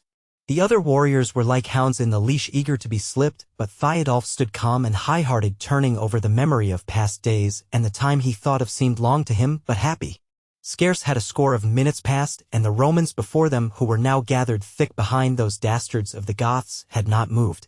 When back comes Fox and tells how he has come upon a great company of the Romans led by their thralls of the Goths, who were just entering the wood, away there towards the Thingstead. But Warduke, says he, I came also across our own folk of the second battle duly ordered in the wood ready to meet them, and they shall be well dealt with, and the sun shall rise for us and not for them. Then turns Theodulf round to those nighest to him and says, but still softly, Hear ye a word, O people, of the wisdom of the foe. Before us thick they gather, and unto the death they go. They fare as lads with their cur-dogs who have stopped a fox's earth, and standing round the spinney, now chuckle in their mirth, till one puts by the leafage and trembling stands a stare at the sight of the wood-wolf's father arising in his lair. They have come for our wives and our children, and our sword edge shall they meet, and which of them is happy save he of the swiftest feet? Speedily then went that word along the ranks of the kindred, and men were merry with the restless joy of battle, but scarce had 2 minutes passed ere suddenly the stillness of the dawn was broken by clamor and uproar, by shouts and shrieks, and the clashing of weapons from the wood on their left hand, and over all arose the roar of the markman's horn, for the battle was joined with the second company of the kindreds. But a rumor and murmur went from the foemen before Theodulf's men, and then sprang forth the loud sharp word of the captains commanding and rebuking, as if the men were doubtful which way they should take. Amidst all which Theodulf brandished his sword, and cried out in a great voice, Now, ye war sons! Now the wolf waketh! Lo, how the wood beast wendeth in onset! E'en as his feet fair fall on and follow. And he led forth joyously, and terrible rang the long-refrained gathered shout of his battle as his folk rushed on together, devouring the little space between their ambush and the hazel-beset greensward. In the twinkling of an eye the half-moon had lapped around the Roman Goths and those that were with them, and the dastards made no stand but turned about at once, crying out that the gods of the kindreds were come to aid, and none could withstand them. But these fleers thrust against the band of Romans who were next to them, and bore them aback, and great was the turmoil, and when Theodulf's storm fell full upon them, as it failed not to do, so close were they driven together that scarce could any man raise his hand for a stroke. For behind them stood a great company of those valiant spearmen of the Romans, who would not give way if anywise they might hold it out, and their ranks were closely serried, shield nigh touching shield, and their faces turned toward the foe, and so arrayed, though they might die, they scarce knew how to flee. As they might, these thrust and hewed at the fleers, and gave fierce words but few to the Roman Goths, driving them back against their foemen, but the fleers had lost the cunning of their right hands, and they had cast away their shields, and could not defend their very bodies against the wrath of the kindreds, and when they strove to flee to the right hand or to the left, they were met by the horns of the half-moon, and the arrows began to rain in upon them. And from so close were they shot at, that no shaft failed to smite home. There then were the dastards slain, and their bodies served for a rampart against the onrush of the markmen to those Romans who had stood fast. To them were gathering more and more every minute, and they faced the Goths steadily with their hard brown visages and gleaming eyes above their iron-plated shields, not casting their spears, but standing closely together, silent but fierce. The light was spread now over all the earth, the eastern heavens were grown golden red, flecked here and there with little crimson clouds. This battle was fallen near silent, but to the north was great uproar of shouts and cries, and the roaring of the war horns, and the shrill blasts of the brazen trumpets. Now Theodulf, as his wont was when he saw that all was going well, had refrained himself of handstrokes, but was here and there and everywhere giving heart to his folk, and keeping them in due order and close array, lest the Romans should yet come among them. But he watched the ranks of the foe, and saw how presently they began to spread out beyond his, and might, if it were not looked to, take them in flank, and he was about to order his men anew to meet them, when he looked on his left hand and saw how Roman men were pouring thick from the wood out of all array, followed by a close throng of the kindreds, for on this side the Romans were outnumbered and had stumbled unawares into the ambush of the markmen, who had fallen on them straightway and disarrayed them from the first. This flight of their folk the Romans saw also and held their men together, refraining from the onset as men who deem that they will have enough to do to stand fast. But the second battle of the Mar men who were of the Nethermark mingled with the Midmark fought wisely, for they swept those fleers from before them, slaying many and driving the rest scattering, yet held the chase for no long way. But wheeling about came sidelong on toward the battle of the Romans and Theodulf. And when Theodulf saw that, he set up the whoop of victory, he and his, and fell fiercely on the Romans, casting everything that would fly, as they rushed on to the handplay. So that there was many a Roman slain with the Roman spears that those who had fallen had left among their foemen. Now the Roman captains perceived that it availed not to tarry till the men of the Mid and Nethermarks fell upon their flank, so they gave command, and their ranks gave back little by little, facing their foes, and striving to draw themselves within the dike and garth, which, after their custom, they had already cast up about the Wolfing roof, their stronghold. Now as fierce as was the onset of the Markmen, the main body of the Romans could not be hindered from doing this much before the men of the second battle were upon them. But Theodulf and Arimbiorn with some of the mightiest brake their array in 2 places and entered in amongst them. And wrath so seized upon the soul of Arimbiorn for the slaying of Otter and his own fault towards him that he cast away his shield, and heeding no strokes, first brake his sword in the press, and then, getting hold of a great axe, smote at all before him as though none smote at him in turn, yea, as though he were smiting down tree boles for a match against some other mighty man, and all the while amidst the hurry strokes of swords and spears rained on him, some falling flatwise and some glancing sideways, but some true and square, so that his helm was smitten off and his hauberk rent adown, and point and edge reached his living flesh, and he had thrust himself so far amidst the foe that none could follow to shield him. So that at last he fell shattered and rent at the foot of the new clayey wall cast up by the Romans, even as Theodulf and a band with him came cleaving the press, and the Romans closed the barriers against friend and foe, and cast great beams adown and masses of iron and lead and copper taken from the smithying booths of the Wolfings, to stay them if it were but a little. Then Theodulf bestrode the fallen warrior, and men of his house were close behind him, for wisely had he fought, cleaving the press like a wedge, helping his friends that they might help him, so that they all went forward together.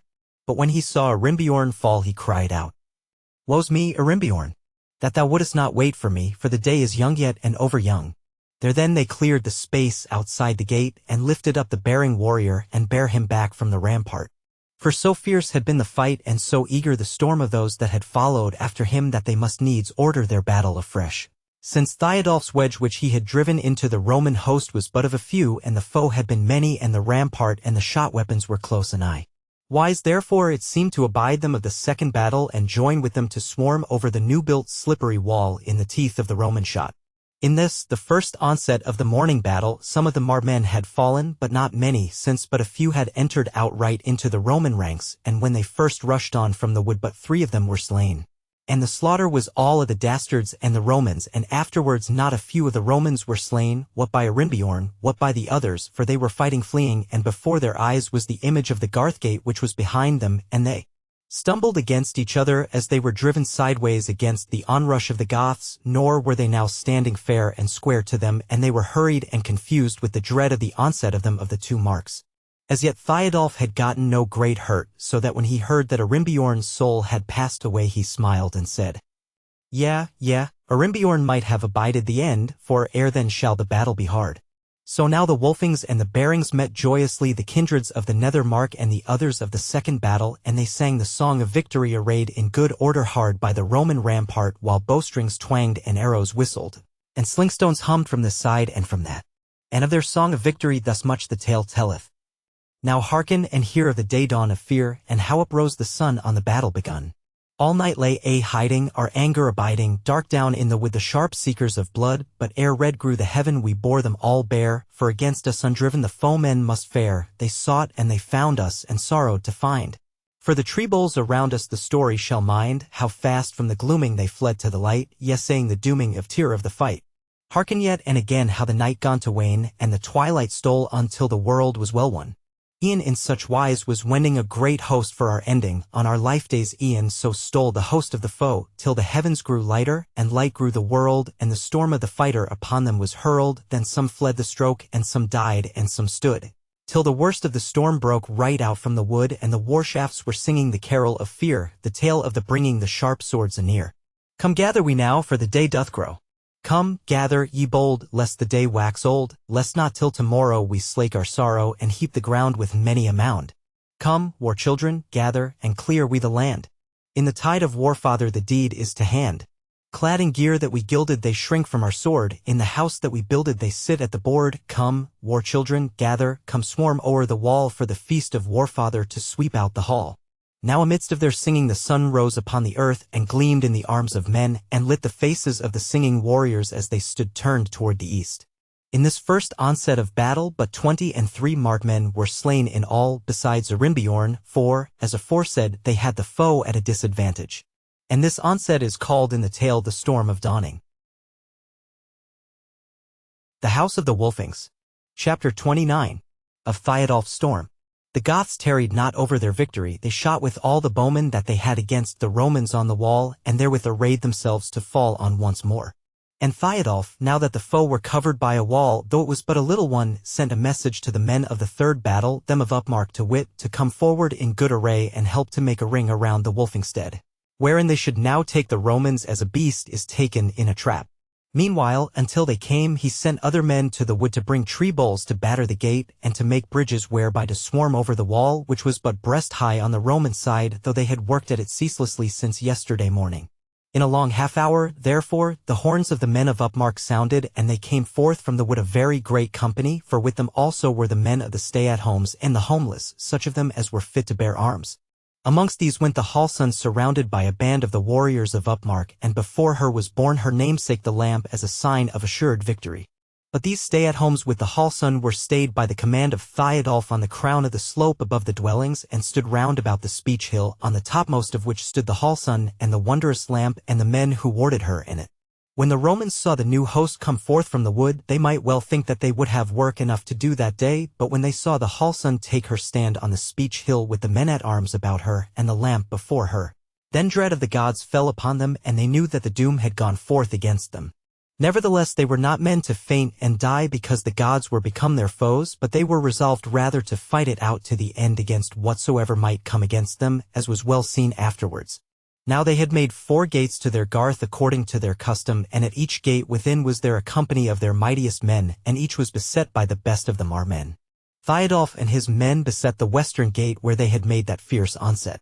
And the northern gate was beset by the Elkings and some of the kindreds of the Nethermark, and the eastern gate by the rest of the men of Nethermark, and the southern gate by the kindreds of Upmark. All this the Romans noted, and they saw how that the marmen were now very many, and they knew that they were men no less valiant than themselves, and they perceived that Theodulf was a wise captain. And in less than 2 hours' space from the storm of dawning they saw those men coming from the wood with plenteous store of tree trunks to bridge their ditch and rampart, and they considered how the day was yet very young, so that they might look for no shelter from the night tide. And as for any aid from their own folk at the Wargarth aforesaid, they hoped not for it, nor had they sent any messenger to the captain of the Garth, nor did they know as yet of his overthrow on the ridge. Now therefore there seemed to be but 2 choices before them, either to abide within the rampart they had cast up, or to break out like valiant men, and either die in the storm, or cleave a way through, whereby they might come to their kindred and their stronghold southeast of the Mark. This last way then they chose, or, to say the truth, it was their chief captain who chose it for them, though they were nothing loath thereto, for this man was a mocker, yet hot-headed, unstable, and not wise in war, and heretofore had his greed minished his courage.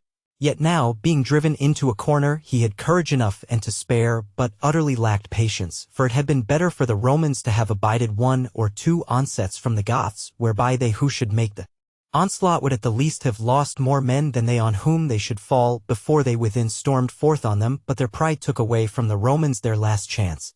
But their captain, now that he perceived, as he thought, that the game was lost and his life come to its last hour wherein he would have to leave his treasure and pleasure behind him, grew desperate and therewith most fierce and cruel.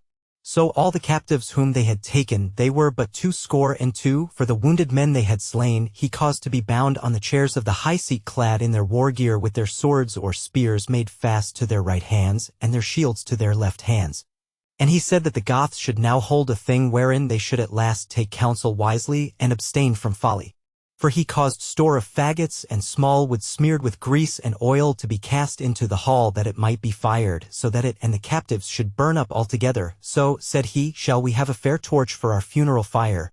For it was the custom of the Romans to burn their dead. Thus then he did, and then he caused men to do away the barriers and open all the 4 gates of the new-made garth after he had manned the wall with the slingers and bowmen and slain the horses so that the woodland folk should have no gain of them. Then he arrayed his men at the gates and about them duly and wisely and bade those valiant footmen fall on the Goths who were getting ready to fall on them and to do their best. But he himself armed at all points took his stand at the man's door of the hall and swore by all the gods of his kindred that he would not move a foot's length from thence either for fire or for steel. So fiercely on that fair morning burned the hatred of men about the dwellings of the children of the wolf of the Goths, wherein the children of the wolf of Rome were shut up as in a penfold of slaughter. Meanwhile the Halson standing on the hill of speech beheld it all, looking down into the garth of war, for the new wall was no hindrance to her sight, because the speech hill was high and but a little way from the great roof. And indeed she was within shot of the Roman bowmen, though they were not very deft in shooting. So now she lifted up her voice and sang so that many heard her, for at this moment of time there was a lull in the clamor of battle both within the garth and without, even as it happens when the thunderstorm is just about to break on the world, that the wind drops dead and the voice of the leaves is hushed before the first great and near flash of lightning glares over the fields. So she sang. Now the latest hour cometh and the ending of the strife, and tomorrow shall we take the hand of life, and wend adown the meadows, and skirt the darkling wood, and reap the waving acres, and gather in the good. I see a wall before me built up of steel and fire, and hurts and heartsick striving, and the war-right's fierce desire, but there amidst a door is, and windows are therein. And the fair sunlitten meadows and the houses of the kin smile on me through the terror my trembling life to stay, that at my mouth now flutters as fain to flee away. Lo e'en as the little hammer and the blowpipe of the right about the flickering fire deals with the silver white, and the cup and its beauty groweth that shall be for the people's feast, and all men are glad to see it from the greatest to the least. E'en so is the tale now fashioned, that many a time and oft shall be told on the acres' edges, when the summer eve is soft, shall be hearkened round the hall blaze when the midwinter night the kindred's mirth besetteth and quickeneth man's delight, and we that have lived in the story shall be born again and again as men feast on the bread of our earning, and praise the grief-born grain. As she made an end of singing, those about her understood her words, that she was foretelling victory and the peace of the mark, and for joy they raised a shrill cry, and the warriors who were nighest to her took it up. And it spread through the whole host round about the garth, and went up into the breath of the summer morning, and went down the wind along the meadow of the Wolfings, so that they of the Wainburg, who were now drawing somewhat near to Wolfstead, heard it and were glad. But the Romans when they heard it knew that the heart of the battle was reached, and they cast back that shout wrathfully and fiercely, and made toward the foe. Therewithal those mighty men fell on each other in the narrow passes of the garth, for fear was dead and buried in that battle of the morning. On the north gate high Arandi of the Elkings was the point of the markman's wedge, and first clave the Roman press. In the eastern gate it was Walter, Otter's brother's son, a young man and most mighty. In the south gate it was Gearbald of the Shieldings, the messenger. In the west gate Theodulf the war-duke gave one mighty cry like the roar of an angry lion, and cleared a space before him for the wielding of Ivor's blade. For at that moment he had looked up to the roof of the kindred, and had beheld a little stream of smoke curling blue out of a window thereof, and he knew what had betided, and how short was the time before them. But his wrathful cry was taken up by some who had beheld that same sight, and by others who saw not but the Roman press, and terribly it rang over the swaying struggling crowd. Then fell the first rank of the Romans before those stark men and mighty warriors, and they fell even where they stood, for on neither side could any give back but for a little space, so close the press was, and the men so eager to smite. Neither did any crave peace if he were hurt or disarmed, for to the Goths it was but a little thing to fall in hot blood in that hour of love of the kindred and longing for the days to be. And for the Romans they had had no mercy and now looked for none, and they remembered their dealings with the Goths, and saw before them, as it were, once more, as in a picture, their slayings and quellings, and lashings, and cold mockings which they had dealt out to the conquered foemen without mercy, and now they longed sore for the quiet of the dark, when their hard lives should be over, and all these deeds forgotten, and they and their bitter foes should be at rest forever. Most valiantly they fought, but the fury of their despair could not deal with the fearless hope of the Goths, and as rank after rank of them took the place of those who were hewn down by Theodulf and the kindred, they fell in their turn. And slowly the Goths cleared a space within the gates, and then began to spread along the wall within, and grew thicker and thicker. Nor did they fight only at the gates, but made them bridges of those tree trunks, and fell to swarming over the rampart, till they had cleared it of the bowmen and slingers, and then they leaped down and fell upon the flanks of the Romans, and the host of the dead grew, and the host of the living lessened. Moreover, the stay-at-homes round about the speech hill and that band of the warriors of Upmark who were with them beheld the great roof and saw the smoke come gushing out of the windows, and at last saw the red flames creep out amidst it and waver round the window jambs like little banners of scarlet cloth.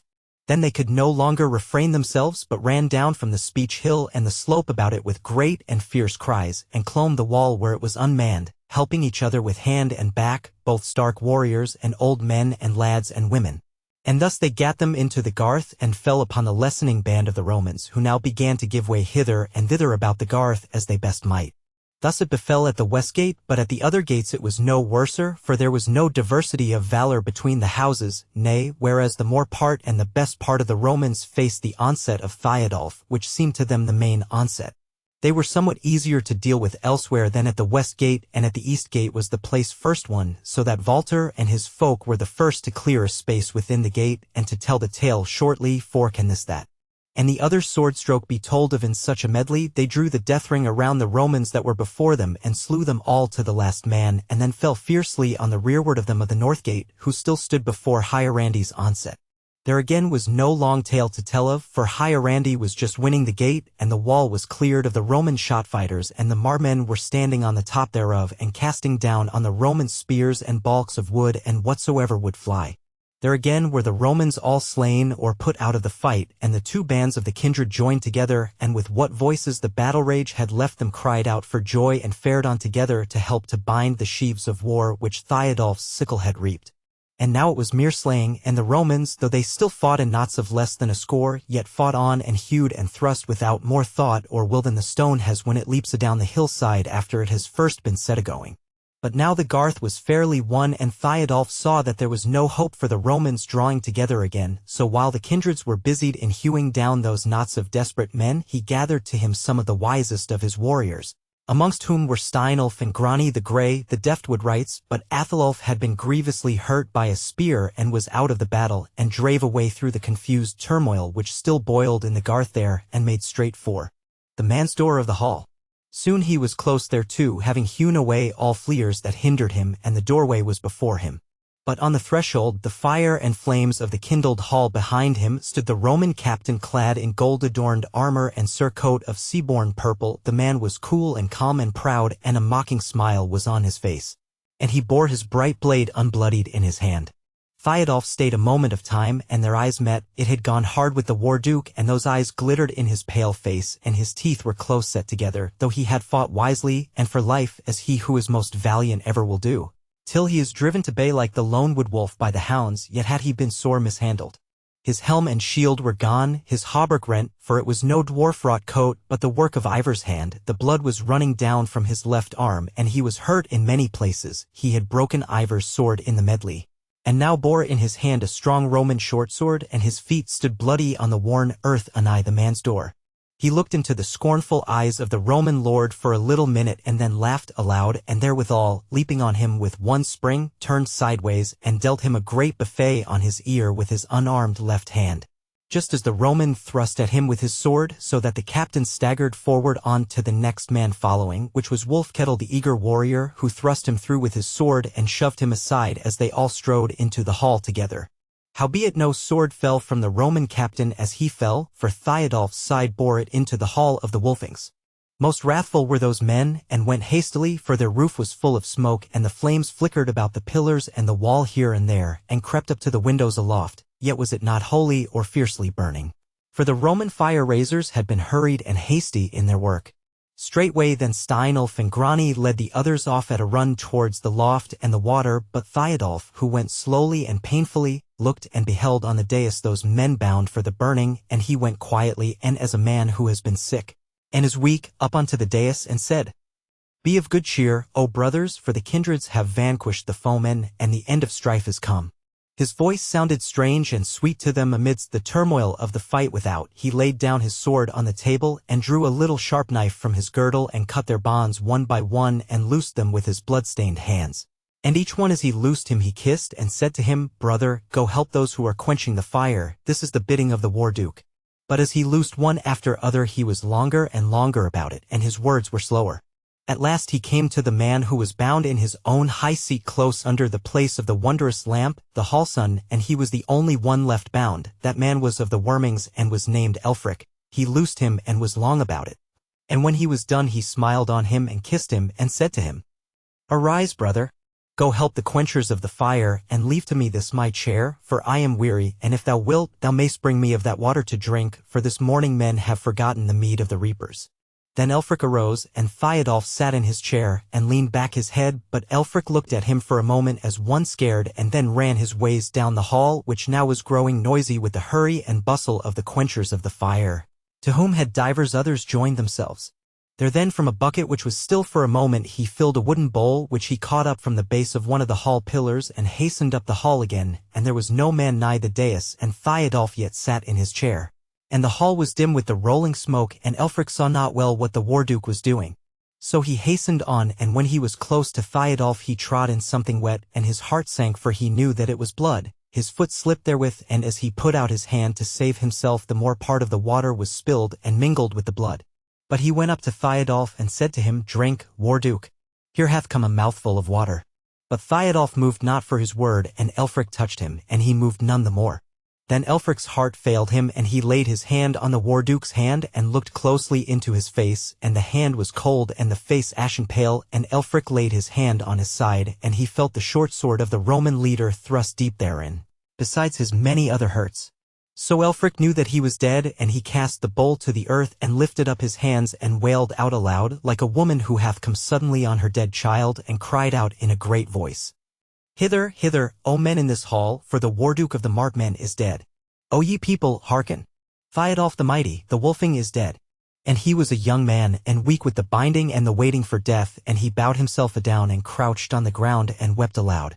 But even as he cried that cry, the sunlight outside the man's door was darkened, and the hallson came over the threshold in her ancient gold, embroidered raiment, holding in her hand her namesake the wondrous lamp. And the spears and the war gear of warriors gleamed behind her, but the men tarried on the threshold till she turned about and beckoned to them, and then they poured in through the man's door, their war gear rent, and they all befouled and disarrayed with the battle, but with proud and happy faces. As they entered she waved her hand to them to bid them go join the quenchers of the fire, so they went their ways. But she went with unfaltering steps up to the dais, and the place where the chain of the lamp hung down from amidst the smoke cloud, wavering a little in the gusts of the hall. Straightway she made the lamp fast to its chain, and dealt with its pulleys with a deft hand often practised therein, and then let it run up toward the smoke-hidden roof till it gleamed in its due place once more, a token of the salvation of the Wolfings and the welfare of all the kindreds. Then she turned toward Theodulf with a calm and solemn face, though it was very pale, and looked as if she would not smile again. Elfric had risen up and was standing by the board speechless, and the passion of sobs still struggling in his bosom. She put him aside gently, and went up to Theodulf and stood above him, and looked down on his face a while. Then she put forth her hand and closed his eyes, and stooped down and kissed his face. Then she stood up again and faced the hall and looked, and saw that many were streaming in, and that though the smoke was still eddying overhead, the fire was well nigh quenched within, and without the sound of battle had sunk and died away. For indeed the Marmen had ended their day's work before noontide that day, and the more part of the Romans were slain, and to the rest they had given peace till the folkmote should give doom concerning them. For pity of these valiant men was growing in the hearts of the valiant men who had vanquished them, now that they feared them no more. And this second part of the morning battle is called Theodulf's storm. So now when the hallson looked and beheld that the battle was done and the fire quenched, and when she saw how every man that came into the hall looked up and beheld the wondrous lamp, and his face quickened into joy at the sight of it, and how most looked up at the high seat, and Theodulf lying leaned back therein, her heart nigh broke between the thought of her grief and of the grief of the folk that their mighty friend was dead, and the thought of the joy of the days to be and all the glory that his latter days had won. But she gathered heart, and casting back the dark tresses of her hair, she lifted up her voice and cried out till its clear shrillness sounded throughout all the roof. O men in this hall, the Warduke is dead. O people, hearken. For Theodulf the mighty hath changed his life. Come hither, O men, come hither, for this is true, that Theodulf is dead. The House of the Wolfings. Chapter 30. Theodulf is born out of the hall, and Otter is laid beside him. So when they heard her voice they came thither flockmeal, and a great throng mingled of many kindreds was in the hall. But with one consent they made way for the children of the wolf to stand nearest to the dais. So there they stood, the warriors mingled with the women, the swains with the old men, the freemen with the thralls. For now the stay-at-homes of the house were all gotten into the garth, and the more part of them had flowed into the feast hall when they knew that the fire was slackening. All these now had heard the clear voice of the hall son, or others had told them what had befallen. And the wave of grief had swept coldly over them amidst their joy of the recoverance of their dwelling place. Yet they would not wail nor cry aloud, even to ease their sorrow, till they had heard the words of the hall son, as she stood facing them beside their dead war-duke. Then she spake, "O sorely the old, come up hither. Thou hast been my fellow in arms this long while." So the old man came forth, and went slowly in his clashing war-gear up on to the dais. But his attire gleamed and glittered, since over-old was he to thrust deep into the press that day. Howbeit he was wise in war. So he stood beside her on the dais holding his head high, and proud he looked, for all his thin white locks and sunken eyes. But again said the hall son, "Canst thou hear me, wolf kettle, when I bid thee stand beside me, or art thou, too, gone on the road to Valhall?" Forth then strode that mighty warrior and went toward the dais. Not fair was his array to look on, for point and edge had rent it and stained it red, and the flaring of the hall flames had blackened it. His face was streaked with black withal, and his hands were as the hands of a smith among the thralls who hath wrought unwashen in the haste and hurry when men look to see the war arrow abroad. But he went up on to the dais and held up his head proudly, and looked forth on to the hall crowd with eyes that gleamed fiercely from his stained and blackened face. Again the hall son said, "Art thou also alive, O Egil the messenger? Swift are thy feet, but not to flee from the foe. Come up and stand with us." Therewith Egil clave the throng. He was not so roughly dealt with as was Wolfkettle, for he was a bowman, and had this while past shot down on the Romans from aloof, and he yet held his bended bow in his hand. He also came up on to the dais and stood beside Wolfkettle glancing down on the hall crowd, looking eagerly from side to side. Yet again the hall son spake, "No aliens now are dwelling in the mark. Come hither, ye men of the kindreds. Come thou, our brother Hierandi of the Elkerings. For thy sisters, our wives, are fain of thee. Come thou, Valter of the Laxings, brother's son of Otter. Do thou for the Warduke what thy father's brother had done, had he not been faring afar. Come thou, Gearbald of the Shieldings the messenger. Now know we the deeds of others and thy deeds. Come, stand beside us for a little."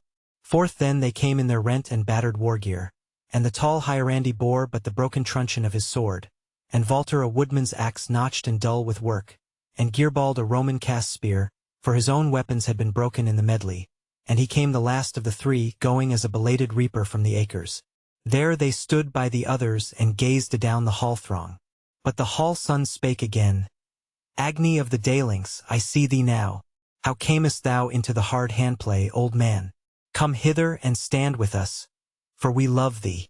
Anganter of the Bearings, fair was thy riding on the day of the battle on the ridge. Come thou be with us. Shall the Beamings whose daughters we marry fail the house of the wolf today? Gearid, thou hast no longer a weapon, but the fight is over, and this hour thou needest it not. Come to us, brother, Gunbald of the Valings.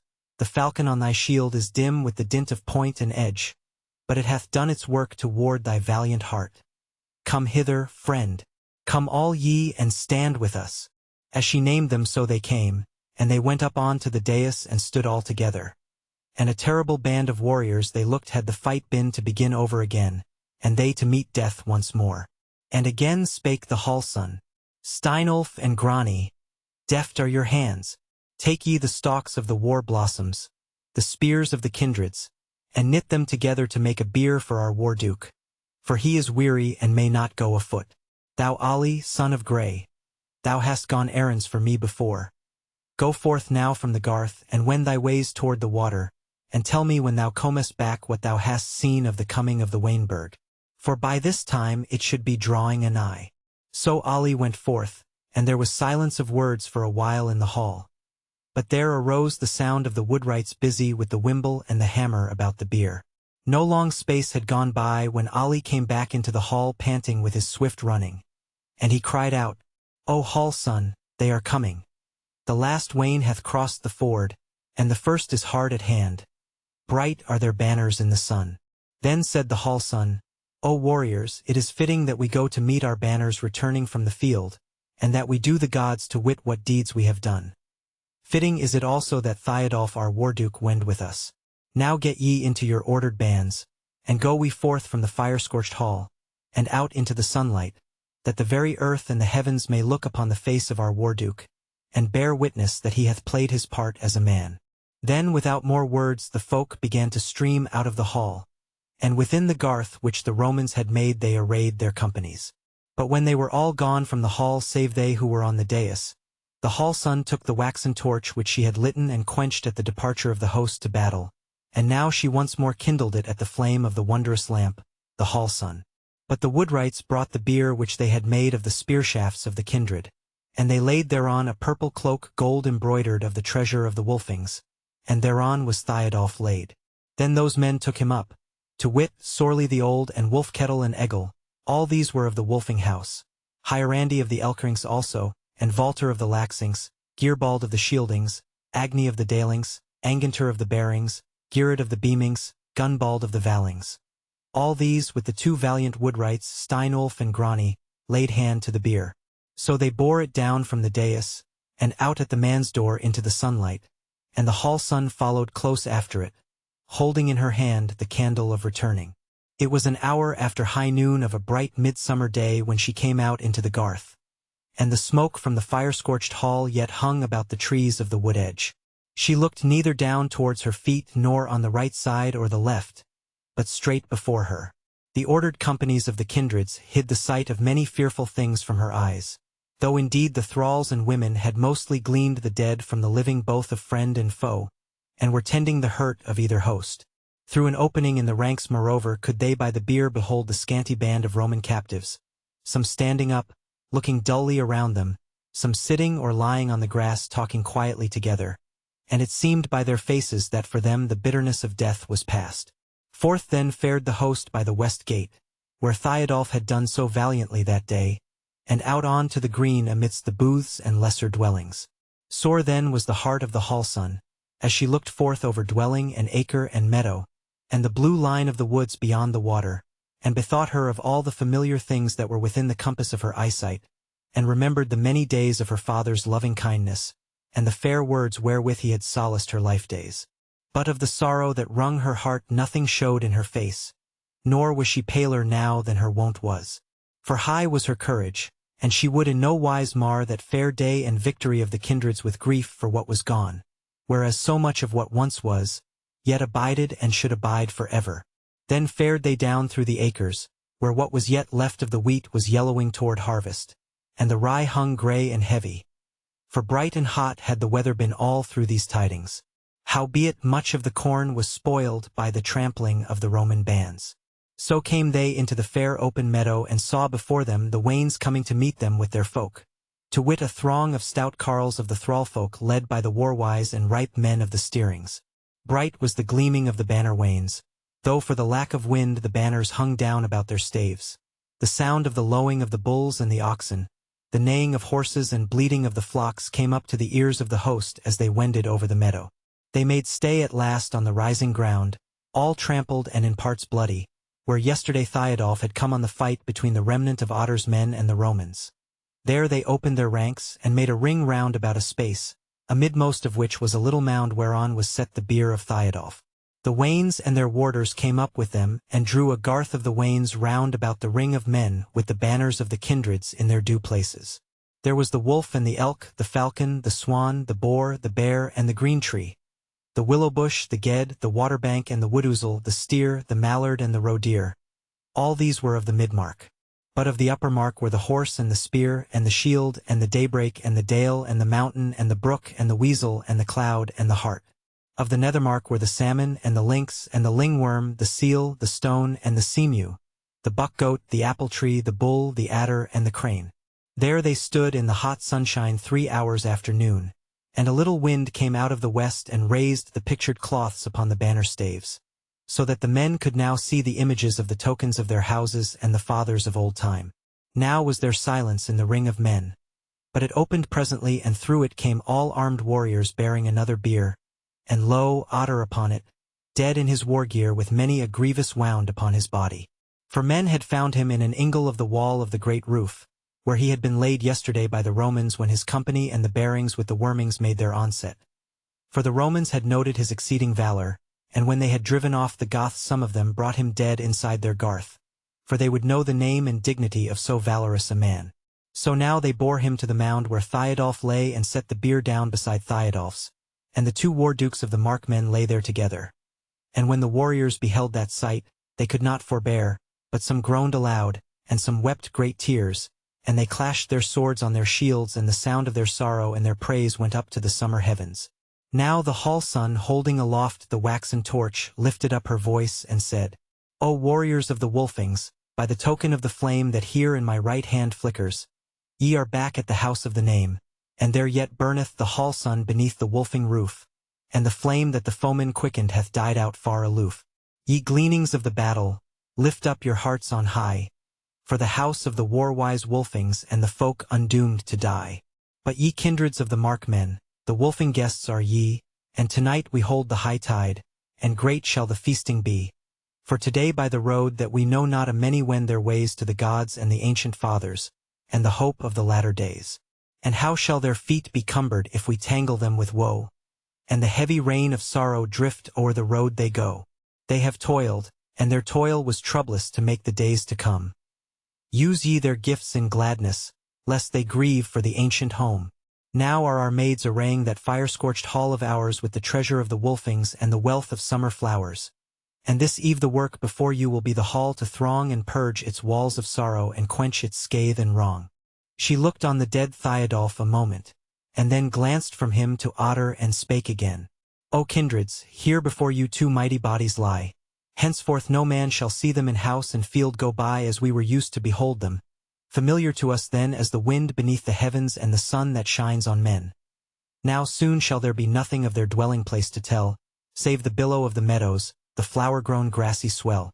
Now therefore, O ye kindreds, if amidst you there be one who hath known the heart of the war-dukes, and the deeds their hands have done, will not the word be with him, while yet your hearts are hot, of our praise and long remembrance, and our love that dieth not? Then let him come up hither and speak the latest word o'er the limbs of the battle-weary and the hearts outworn with the sword. She held her peace, and there was a stir in the ring of men.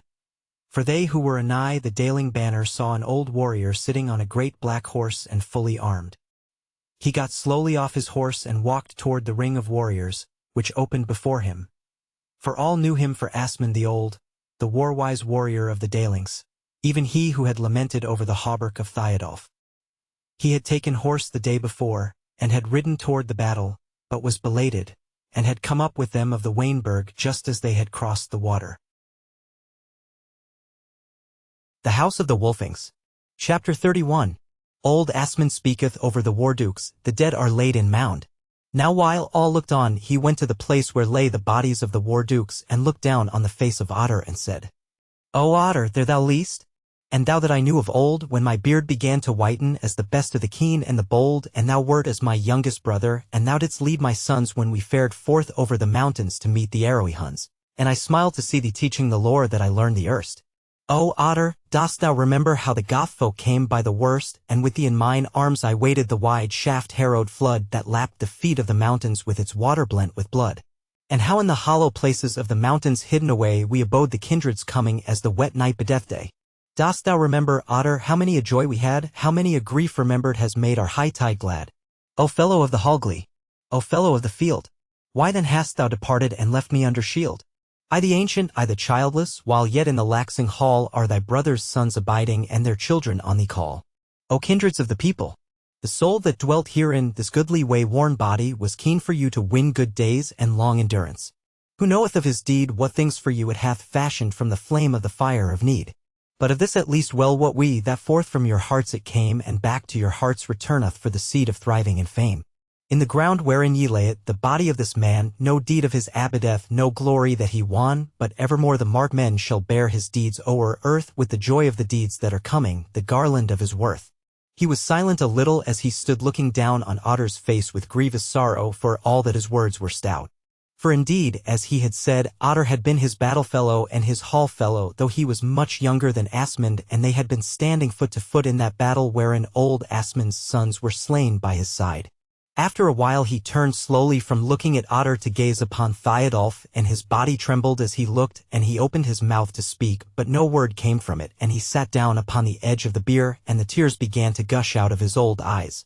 And he wept aloud. Then they that saw him wondered, for all knew the stoutness of his heart, and how he had borne more burdens than that of Eld, and had not cowered down under them.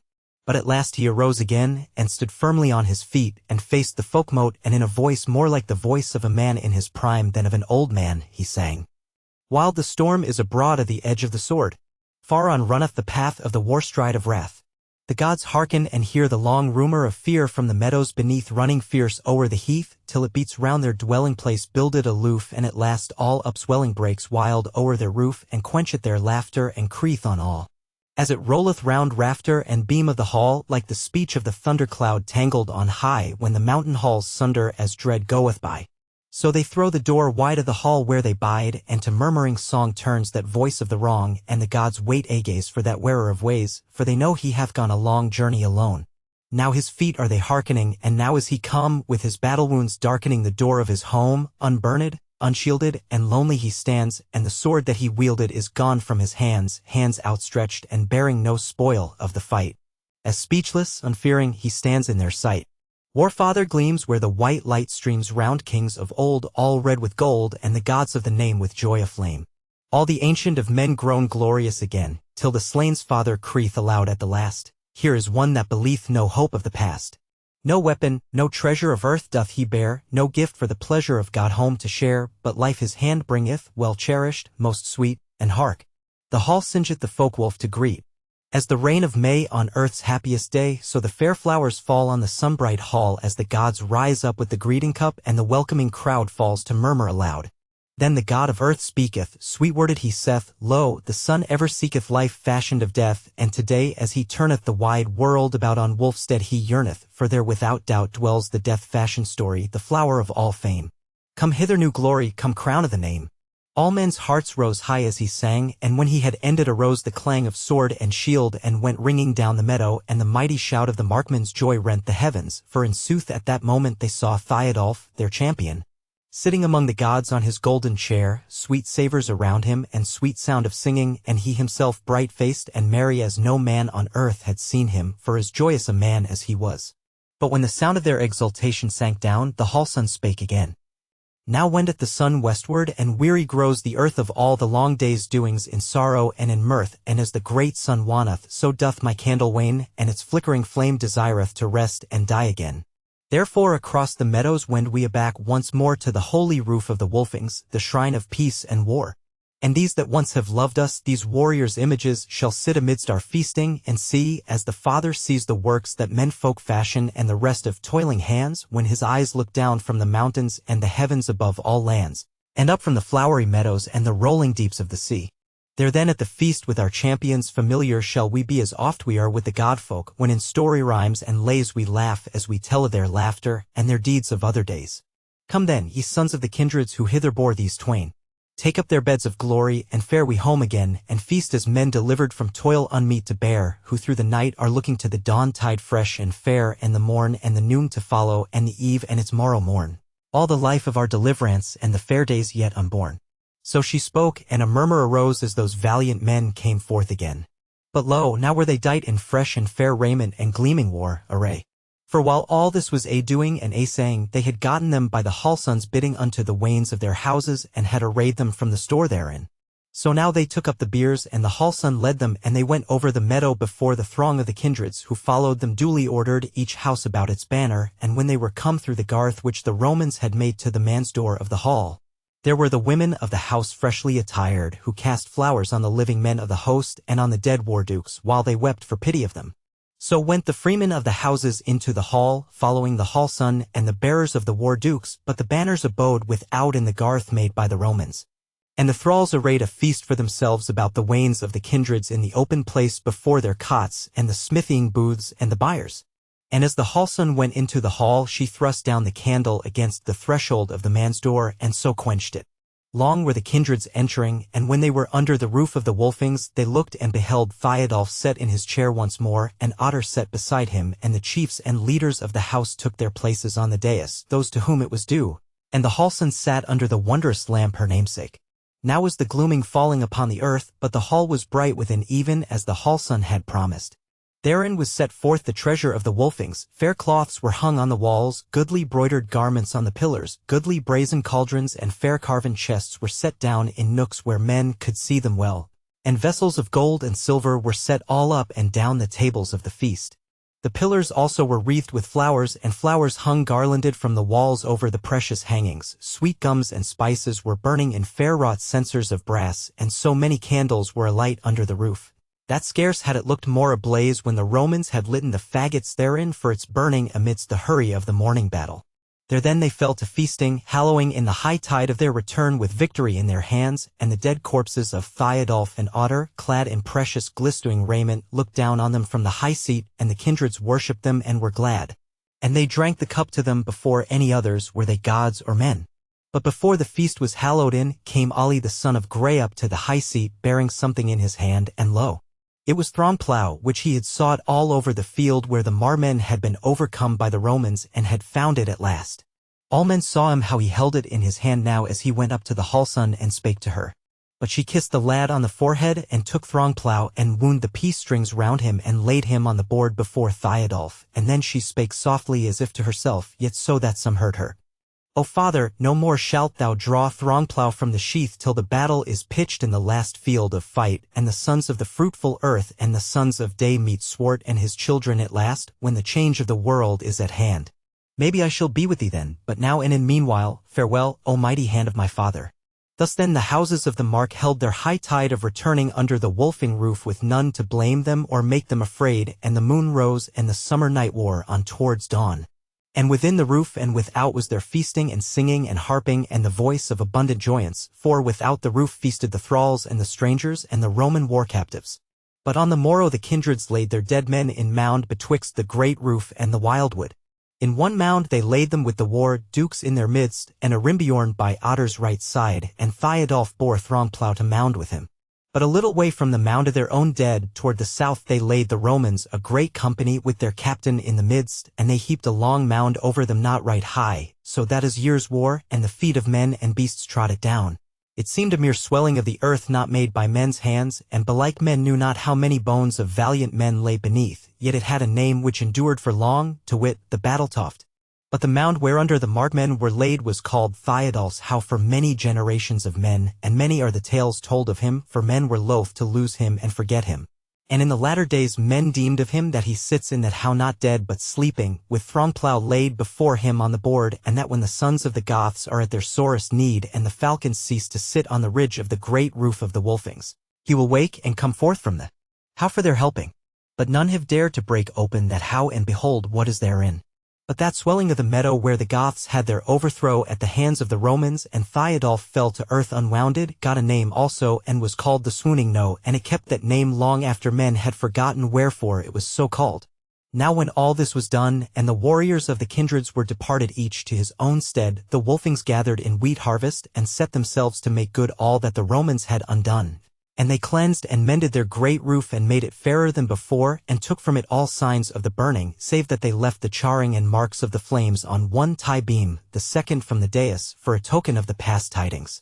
Also when harvest was over, the Wolfings, the Beamings, the Galtings, and the Elkings set to work with the Bearings to rebuild their great roof and the other dwellings and booths which the Romans had burned, and right fair was that house.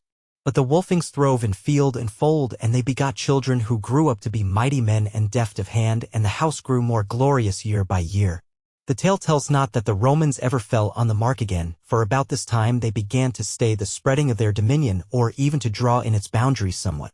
And this is all that the tale has to tell concerning the house of the Wolfings and the kindreds of the Mark.